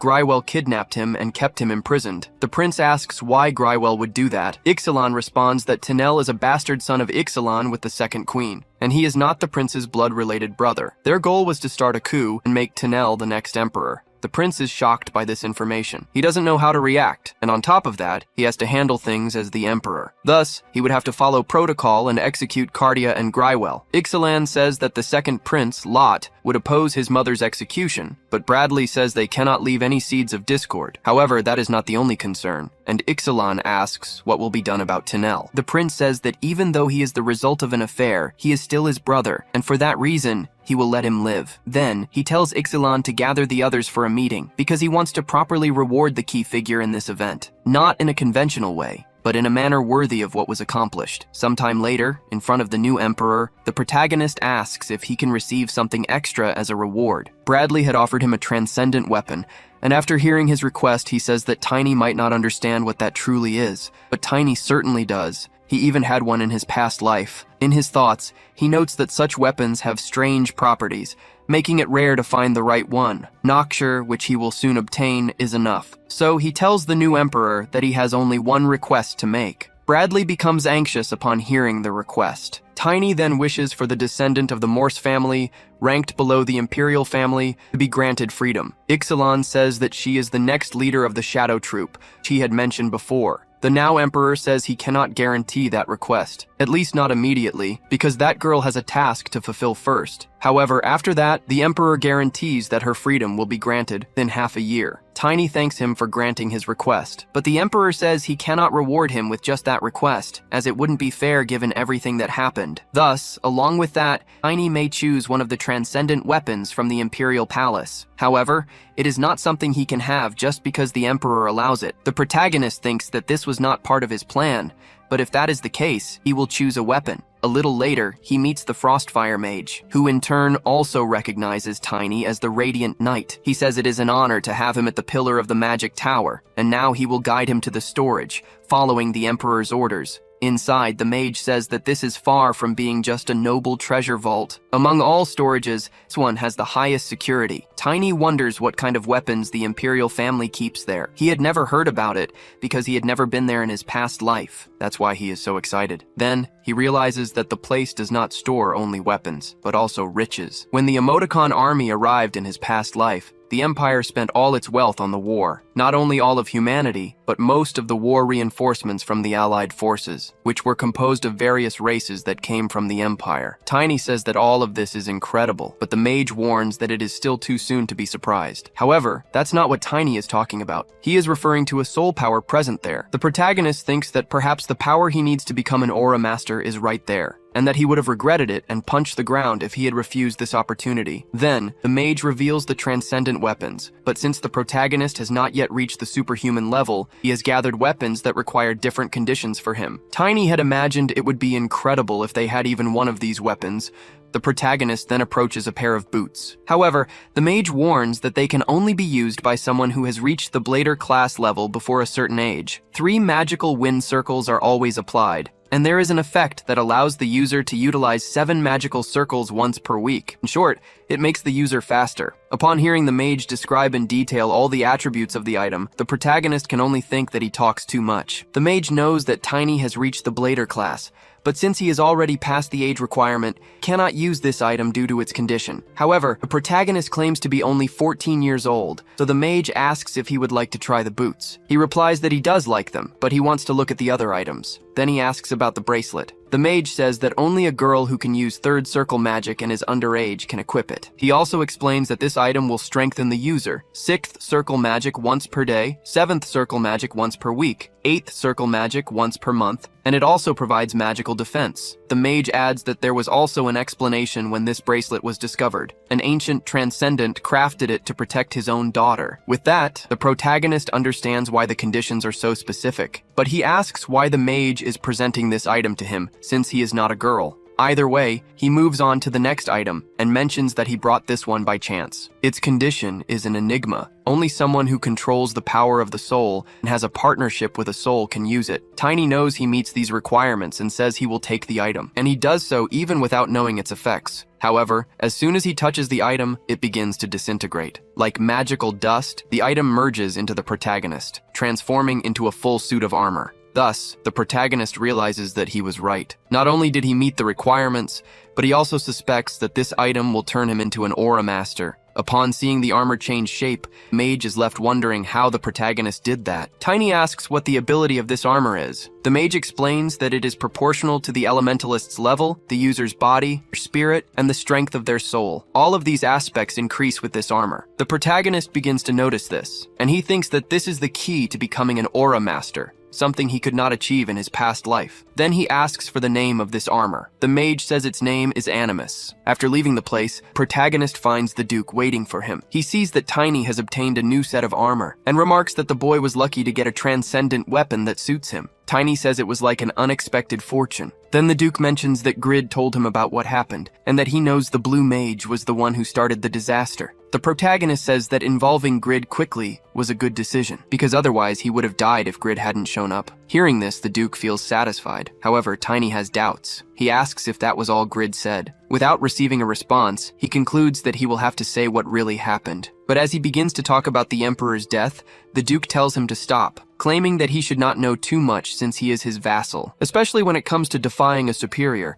After all, the less he knows, the better. Tiny thinks that the Duke seems different, and that this is not the same man he knew in his past life. So he says that the enemies who used shadow powers were assassins sent by the Emperor. In response, the Duke states that he had already been informed of this by the Prince. Tiny then asks if it isn't good for them that the Emperor who was persecuting them is now dead, and that they now hold the new Emperor's weakness. The Duke says that this is not something a mere vassal of the Empire should do, so the protagonist asks if he is going to obey everything the Emperor orders, claiming that the Emperor tried to start a war, and Grid should have informed him of that. Such information catches the Duke off guard, and Tiny asks if, even after knowing this, he would still follow the Empire, arguing that his blind loyalty prevented him from using his sword, even when his own daughter was in danger. He states that the man he knew in his past life would have acted differently, and even if an innocent man had to be sacrificed, the Duke he knew would have taken action for the greater good. Angry, the Duke says that is something a person who wishes to save the world should never do. But the protagonist replies that those were the Duke's very own words in his past life. Tiny says that he and his group were only able to reach the gluttonous Monster King after sacrificing 3 of the 10 best knights as bait. He states that the plan was the Duke's, and everyone followed it. At that moment, in pursuit of achieving his goal, the Duke was someone capable of carefully weighing what was most important, and for that reason, everyone trusted him, including Tiny. The Duke then asks if he really sacrificed innocent people. Tiny says that as far as he knows, no. But the Duke had previously stated that if it did happen, he would accept death as a form of atonement after his goal was achieved. The Duke says that after believing in Tiny, he thought he had prepared himself well, but now he believes his mind is still not ready. So he declares that he will change if necessary. That is all he can promise for now. These words leave the protagonist satisfied. He says that this is enough for the time being. After arriving home, Chloe was waiting for them. However, she is startled to see the protagonist so grown up, and she almost doesn't recognize him. Tiny reminds her that she saw him at the rehearsal ceremony, but she says she was too busy to notice him. Chloe says that the Tiny she knew was just a small and cute child. Vivian appears next and asks what is going on. Then Chloe points at the protagonist, and even Vivian is shocked to see him. Chloe is still in disbelief upon seeing him like this, but then the lunar wolf appears, and it helps her calm down a little. Tiny admits that he has indeed changed a lot. However, now she doesn't even want to acknowledge him. The Duke asks what is wrong with his daughter. Tiny says he isn't sure, but knows that she was frightened. After that, the Duke goes to the meeting room. He meets with Grid and tries to clarify some doubts. The Duke says that he heard from Tiny that the Emperor was plotting a war, and he learned what the Crown Prince's knights had done. Grid says he doesn't know the details and thought the Emperor had been killed by the traitor. The Duke says that's what the official report claims. The traitor Ludwig and Cardia allied with the demon worshippers and caused all of this, and all the traitors were executed. That's what the new Emperor stated, but the Duke says that's not what he wants to know. Grid says that the problem with the Duke is that he is too honest and asks if he really needs to hear the truth from his mouth to feel better. The Duke answers yes. Then Grid boldly states that the Emperor wanted the Duke to take the alliance into his hands. And, being honest, Grid says that if he hadn't run into the Crown Prince's knights, he himself would have killed the Emperor. And judging by the Duke's facial expressions, he realizes that he would have done something as well. With that, the Duke says that if he had known earlier, he truly would have stopped him in another way. But the Master of Weapons says that he would only have wasted time dealing with an old and sick Emperor. Grid remembers what the protagonist said, the disasters he spoke of, the same ones the Duke promised to help prevent. The current Emperor announced that the previous one was killed by demon worshippers. Thus, the Empire is taking the risk of spreading chaos throughout the country to acknowledge the threat of the demon worshippers. That would not have been possible if the previous Emperor were still alive, and he asserts that this is the best outcome the Duke could have in any scenario. Grid claims that he and the Emperor share a similar trait. Neither of them is able to distinguish what truly needs to be done from what are merely personal feelings. He also says that if he hadn't challenged the Duke and if the Duke hadn't convinced him to stay, his daughter would have died along with the Crown Prince. Then Grid asks if the Duke would still say that he did the right thing in this case. The Duke reflects on this and ends up agreeing. He then says that he should stop being so stubborn, because things are becoming clearer to him now. That's why he says they will proceed with the next part of the plan. Already in the middle of the city, Aaron meets with the Duke and the protagonist. The Duke says that he called him there because he believes he is the right person. Garen replies that overseeing lands is nothing new to him, but this is the first time he has done this in disguise. The Duke says he was curious about the honest reaction of the people and tells Garen to speak with them as well. At first glance, he does not recognize Tiny due to his sudden change in appearance. Then the protagonist reminds him of the last time they met. Garen had not seen him for a few months, yet he is shocked by his growth. He also mentions that not only has his body changed, his face has also become more mature. The Duke interrupts the conversation, telling them to leave that for later. After that, Garen asks if the Emperor was really killed by Ludwig, because he heard that the mage had allied with the demon worshippers, but he didn't think they had that much power. He wonders what will happen to the Empire now. Then he says that after the current Emperor's announcement, the number of fearful people has increased. That is because being attacked in the city that proudly claims to be the strongest,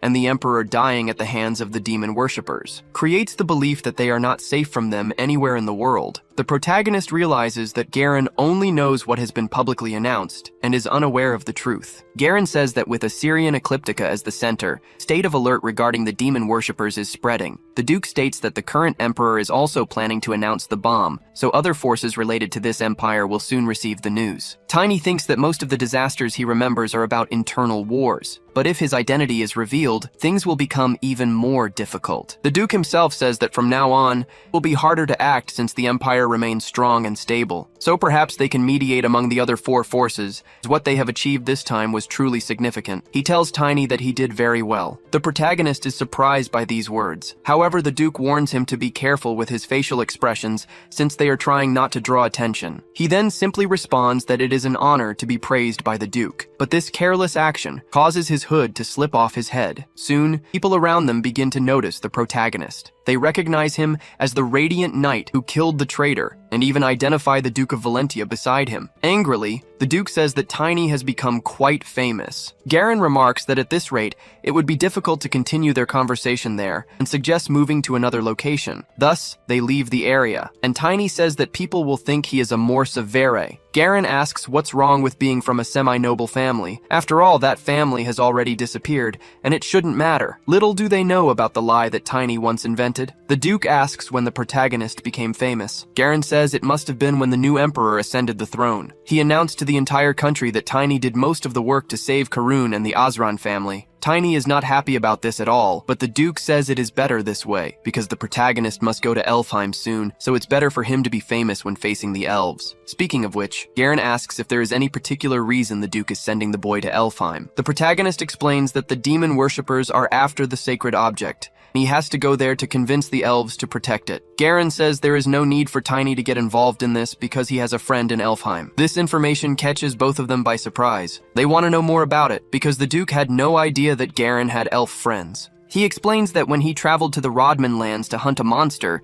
he met someone who was heading to Elfheim, and since then, they have become friends. The protagonist asks how that even happened, and says that this person could have just said they wanted to be friends with Garen without meaning it. But Garen insists that's not the case because they had a long conversation before that, and in short, they ended up becoming friends. He says that of all people, Tiny should understand this since they became friends in the same way. The protagonist truly does not understand how that happened, and Garen simply states that people become friends after openly talking with each other. He is somewhat indignant that even the Duke does not believe his story, so he shows an object he received from this supposed friend. Upon seeing the symbol, Tiny believes it to be real. Thus, the Duke makes a decision. He tells Garen to accompany Tiny on his journey to Elfheim. He also says he doesn't know if he will be of much help, but he has already sent Jay ahead. He then tells Tiny to look for him as soon as he arrives. Thus, they head to the kingdom, and they promise to return soon. Tiny bids farewell to the Duke and directs his wolf to depart. The Duke hopes that the protagonist will achieve good results as he has in the past. Elsewhere, the demon worshippers gather. One of them states that Ludwig died due to the protagonist's interference, and as soon as the emperor died, the crown prince took the throne. The leader says that this happened because of the arrogance of the mage, who claimed he would handle everything.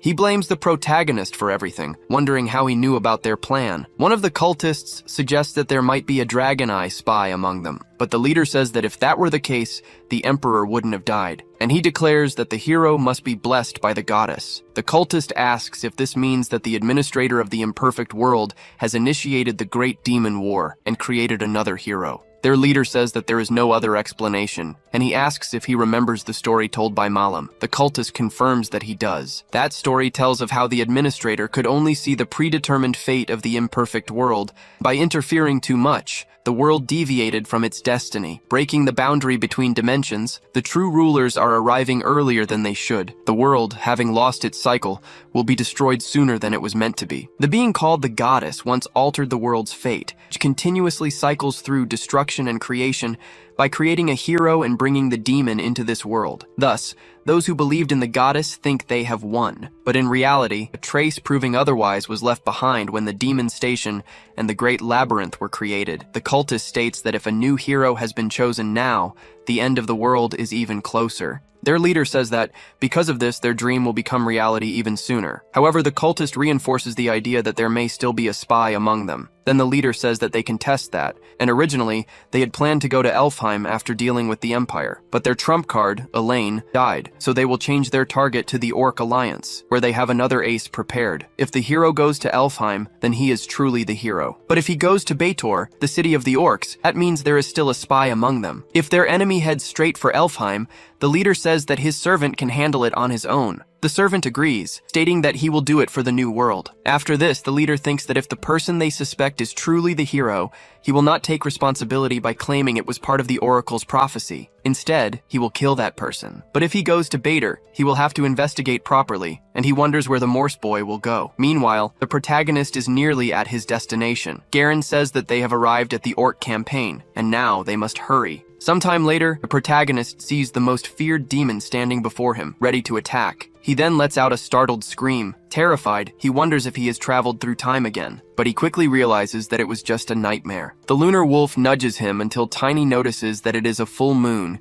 and gives the wolf permission to go wherever he wants. Luna reflects that it has been some time since he started adventuring with Tiny, and a lot has happened since then. After losing all his allies to the Demon King of Gluttony, who destroyed the world, Tiny was able to travel back in time with the help of the leader of the 10 greatest knights, but he arrived a little too late, and his sister Irina had already died. After avenging his sister's death by killing Wolf, he made a contract with Lunar, who had been sealed inside Wolf's body. After dealing with the Lord of the Phylus State and the demon worshippers, Tiny left that place, and coincidentally, he encountered Asgard's daughter, Chloe. He needed her help to find her father. Fortunately, they both managed to go with her. While they were all together, a fifth circle dark mage appeared. They were ambushed by an elf who worked for the Baron, and they barely managed to defeat her after a fierce battle. But after that incident, Elaine died. Because of this, they attracted the attention of the elders of the demon worshippers. Eventually, they finally found Asgard, and Tiny told him about the tragedy of his past life and the 7 disasters. As a result, he was trained by the Duke to be prepared for the disasters to come.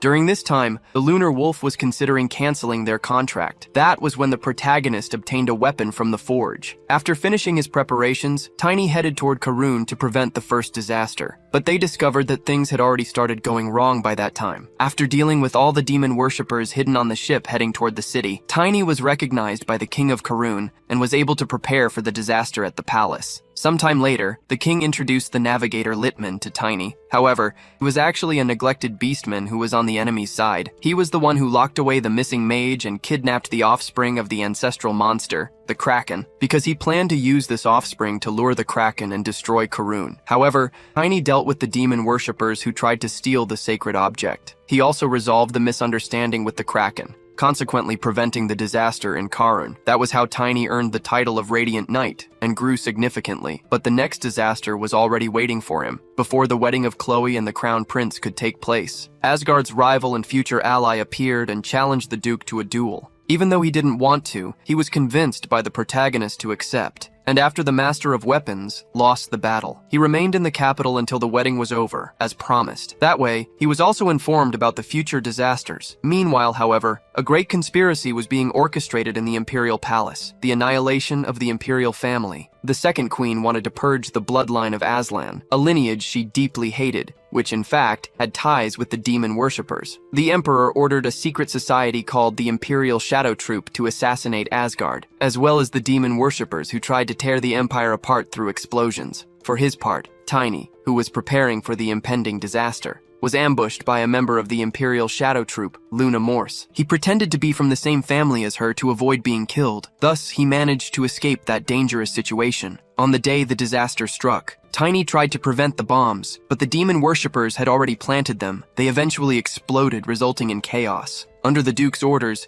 Tiny set out to save the Emperor, and ended up discovering that Ludwig, his very own brother, had conspired with the demon worshippers. However, Tiny was not strong enough to fight him. At that moment, the Master of Weapons appeared like a comet. Not only did he prevent the protagonist from perishing at the enemy's hands, but together, they managed to kill Ludwig. After the mage was defeated, the Emperor showed himself ready to start a war, but he was executed before that, at the hands of his own son. The rebellion came to an end with the imprisonment of the Empress. Not only her, but her lover and partner in conspiracy were also arrested. After the Crown Prince ascended the throne, he promised to reward the protagonist. Tiny ended up strengthening his spirit, body, and soul power. Along with that, he obtained the transcendent armor called Animus. His work was praised by the Duke, something that surprised him since the old man was not one to do that. After that, Tiny set off toward Elfheim, accompanied by the knight Garen, where the third disaster would occur. As the sun rises, protagonist calls his wolf to continue their journey. Lunar is a bit emotional because of the full moon, but now that he is awake, he is ready to move on. A week later,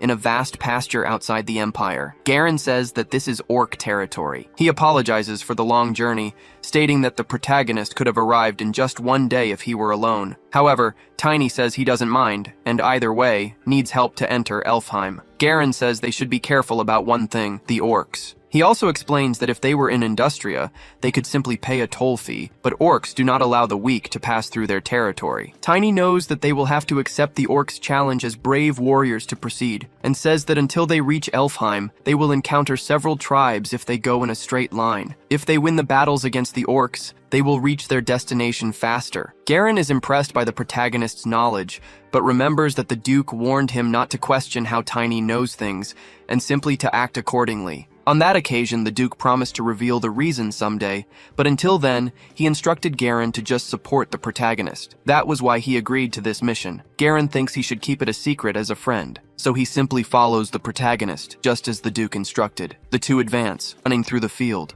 and it doesn't take long for them to encounter their first orc challenge. Tiny is already facing one of them. She appears mounted on a boar. He even mocks his opponent because he is holding back his strength, knowing that greater challenges await him. The protagonist wonders if that enormous sword the orc wields was really that light in his past life as well. He doesn't feel any weight. Garen deduces that it might be due to the protagonist's new armor, which despite its size grants unparalleled strength and resistance. Tiny charged recklessly dozens of times, but Garen notices that the opponent tired out before he did. Seeing the orc exhausted, Tiny taunts her. However, due to this provocation, she becomes furious and attacks him again. The lunar wolf shows a terrifying expression, which even scares the opponent's boar. Because of this, it stops running, destabilizing her. This gave the protagonist the opening he wanted. From a distance, Garen warns him not to kill his opponent. Even so, Tiny attacks, but he stops himself at the crucial moment of the battle and merely knocks the orc down, leaving her alive. He thinks that even with all his training, the gap is still too vast. Soon, he realizes that the fear in his opponent wasn't caused by him, but by the lunar wolf. Not only that, but his elemental abilities have reached the next level, and Tiny recognizes that choosing this armor was indeed the right decision. The defeated orc is retrieved by her people and taken home along with her boar. After this, Garen says that was a very dangerous thing to do. Tiny apologizes,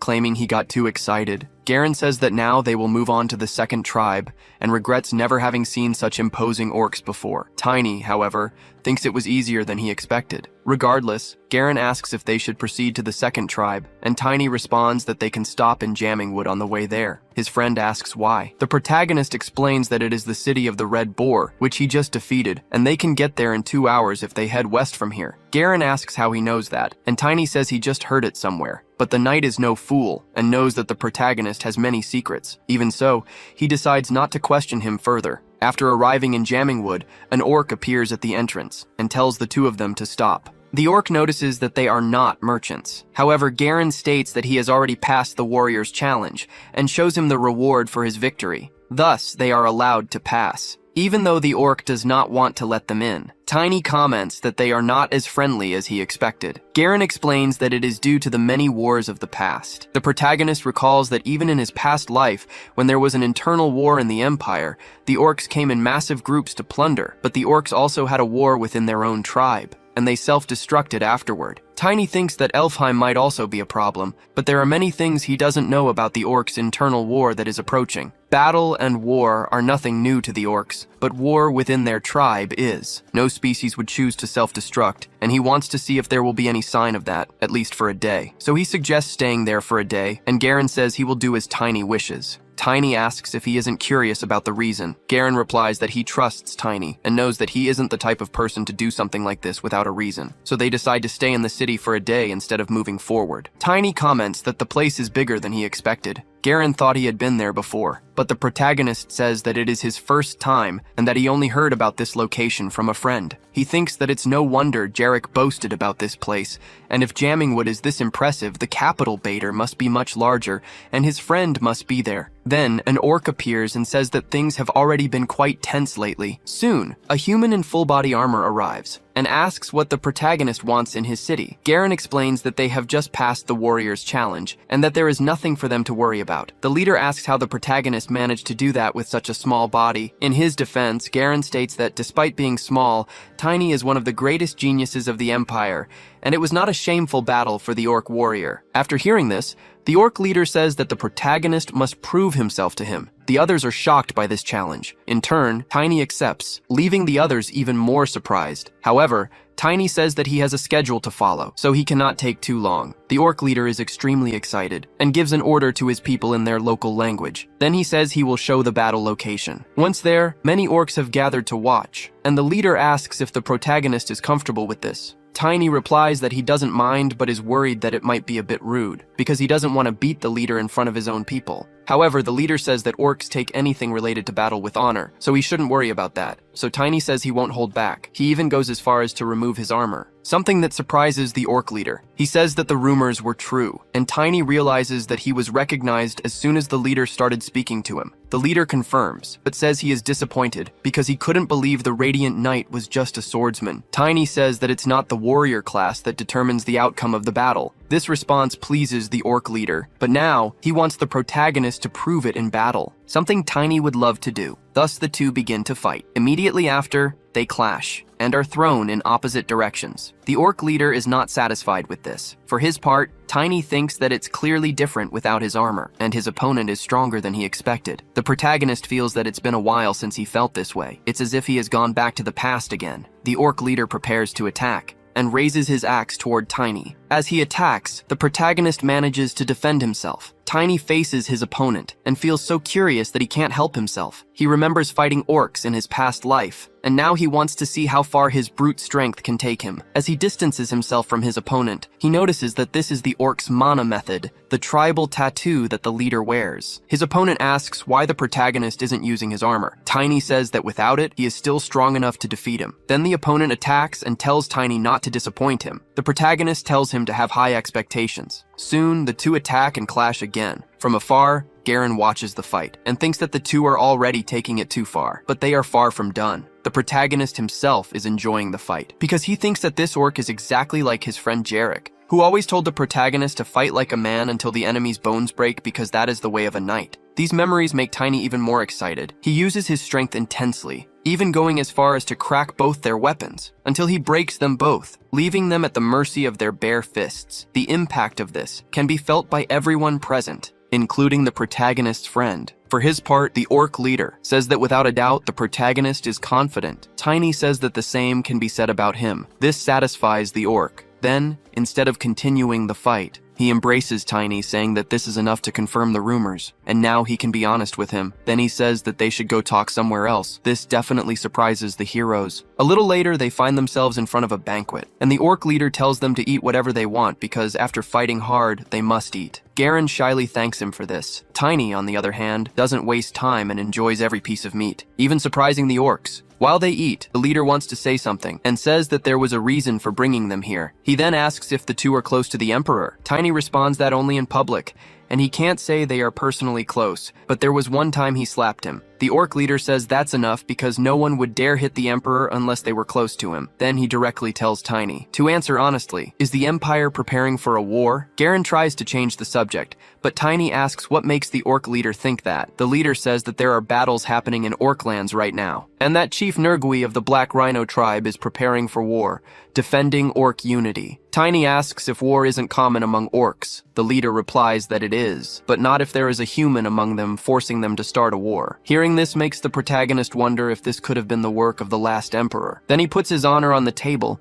and says that the current empire would never do that. Garen tells Tiny that he can't say that if he's not sure about things. However, the orc leader decides to believe what the protagonist said, claiming that the tongue may be cunning, but fists are honest. He also says that the battle with the protagonist was a duel between real men, and he will not belittle his honor, that being enough to trust him. Thus, the protagonist thanks him for the trust. Then they say a word in the orc language that means friendship. The orc leader is surprised that Tiny knows their language, and the protagonist explains that he has an orc friend. Seeing this, Garen says he knows that friendship can transcend the barriers of species and borders, getting super emotional. The next day, they prepare to depart, until someone approaches and says they know Tiny is going to Elfheim, so they offer to guide him to the edge of the great forest. Garen recognizes her as the orc who lost the fight against Tiny a few days ago, but she says he didn't need to bring that up. She introduces herself as Narn, the scout leader of the Red Boar tribe, and she wants to join them until they reach the Great Forest. Garen says they haven't finished the warriors' challenges yet, but Narn says that doesn't matter because her tribe is close to the orcs there. So Garen asks if they will be near other tribes where they are going. Tiny responds that it's possible. Narn says that Chief Batar is the greatest warrior and leader and taught them that killing without necessity should be avoided. She also followed him and learned the common language,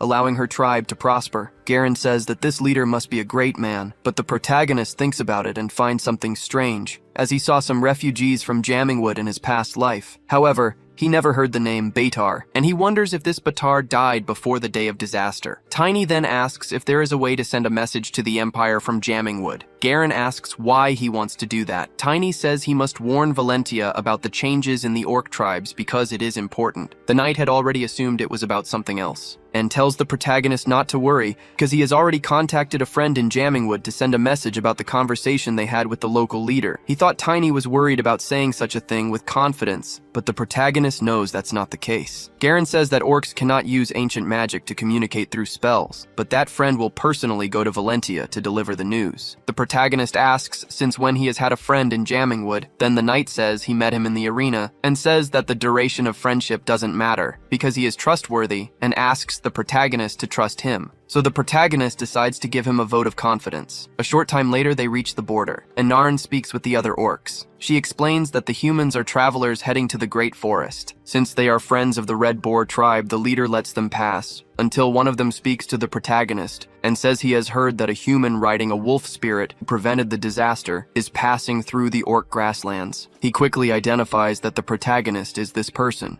Narn reminds him that she just said the two humans are friends of the Red Boar tribe and asks why their passage is still being blocked. The orc replies that he does not want to stop them. He just wants their help because they need the wisdom of the wolf, as he has lived long enough to become a spirit. Tiny realizes that he is referring to the lunar wolf and notices that the orc also has a wolf that has grown weak with age, and it is indeed much smaller and quite thin for a dreadful wolf. After that, the lunar wolf suddenly bolts, leaving the protagonist confused, until it stops running, because it reaches some plants with magical properties. The lunar wolf takes some of these plants to the orc, who says it is Karen Vine. He says that it is just a bitter herb to them, and asks if that is how the lunar wolf became a spirit. The protagonist replies that it is not, but says that it will prolong the life of whoever consumes it. Thus, the orc thanks him for his help. He says his name is Bold, and as a candidate for chief of the dreadful wolf tribe, he promises the protagonist that by his honor, if Tiny ever comes to him in the future, he will do everything to help him with anything. Tiny is pleased to know he has gained another ally. He suddenly recalls Jarek and wonders what his friend might be doing at this very moment. Regardless, he knows he'll find out soon enough. 5 days later, within the vast expanse of the Great Forest, the protagonist expresses his gratitude to Narn for her assistance. She, in turn, wishes them luck for the journey ahead, now that they have finally arrived at the forest. Garen asks Tiny if he has ever been here before, to which Tiny responds negatively. However, the knight immediately senses that this is untrue. Garen explains that the Great Forest is inhabited by elves and ancient beasts. It serves as the continent's shield, protecting it from the pollution spreading from the demonic region. Everything stretching from the demonic region in the west to the Great Forest is a remnant of the war against the former Demon King. This area is the demon's stronghold. He has heard tales of a massive labyrinth hidden deep within the demonic region, but nobody truly knows what lies inside. Tiny thinks to himself that one day he should visit the labyrinth. In his past life, discovered Noctum, his weapon there. However, going there now would only result in his death for nothing. Garen wonders what the protagonist is thinking. He tells Tiny he won't ask about his secrets, but wishes to assist him as a friend, asks if he can at least know the mission's purpose. The protagonist ponders before answering. He then explains that failure would mean the elves' sacred artifact disappearing and the world tree catching fire. Garen warns that if the world tree is lost, evil energy will corrupt the Great Forest, leading to the world's end. Suddenly, he understands that this mission is far more than a secret to keep. It is a cause worth risking their lives for. Tiny remarks there is still time to retreat. However, Garen refuses this option. He quickly asserts that there is no time to waste, and they must reach Elfheim as soon as possible. Sometime later, a man is sprinting through the forest. He shouts that he doesn't want to die. The man screams as he runs, chased by a local monster. He questions why an Ent had to appear right in front of him. He runs as fast as he can, attempting to halt the monster by firing in its direction. Back with the protagonist, his companion says he cannot increase the pace, and Tiny reassures him that having used mana to run non-stop for 6 hours, exhaustion is expected. He adds that since they are near the Scout Elves' territory, they would have to slow down anyway. Tiny suggests they rest briefly. Garen agrees, but insists they avoid using fire, as it could ignite the Great Forest. The protagonist notices Garen's genuine concern and asks who would be foolish enough to set the forest ablaze. Suddenly, a fire breaks out behind them. They quickly realize they are not alone. The man who was running heads toward them. Behind him comes the monster. He urges them not to stand still, begging for help against the creature. The two see that the man is a dwarf. Tiny comments that dwarves are not uncommon in the Great Forest, but being hunted by an Ent is a dire situation. The dwarf begs for assistance. The protagonist stops him, saying he has done nothing wrong. Tiny responds that he cannot be certain of that. Their attention is then drawn to a woman atop the Ent. She asks why someone like the protagonist neither a merchant nor a hunter, has come to the great forest. Garen requests to handle the situation. He hopes for favorable winds beneath his feet, like a bird leaving its nest. The woman replies she hopes to witness the end of the world and return to dust, becoming wisdom. Garen expresses happiness at meeting the daughter of the world tree. She is surprised a human knows the promoter's greeting. He credits a friend who was an elf promoter. The woman notices the symbol of friendship on Garen's item and the color of Harrowell's hair. She stands before a wolf elementalist knight and a knight bearing the symbol of friendship, declaring there is no reason to deny them acceptance. Tiny asks if she truly recognized someone by their hair color alone. Garen says elves can distinguish such things. The woman then addresses the dwarf, stating that humans are friends of elves, so now it is his responsibility. The dwarf kneels and begs forgiveness. The elf says he has harmed the spirits of the forest and even injured her allies. The dwarf insists he was unaware and that he was only keeping watch during a disturbance.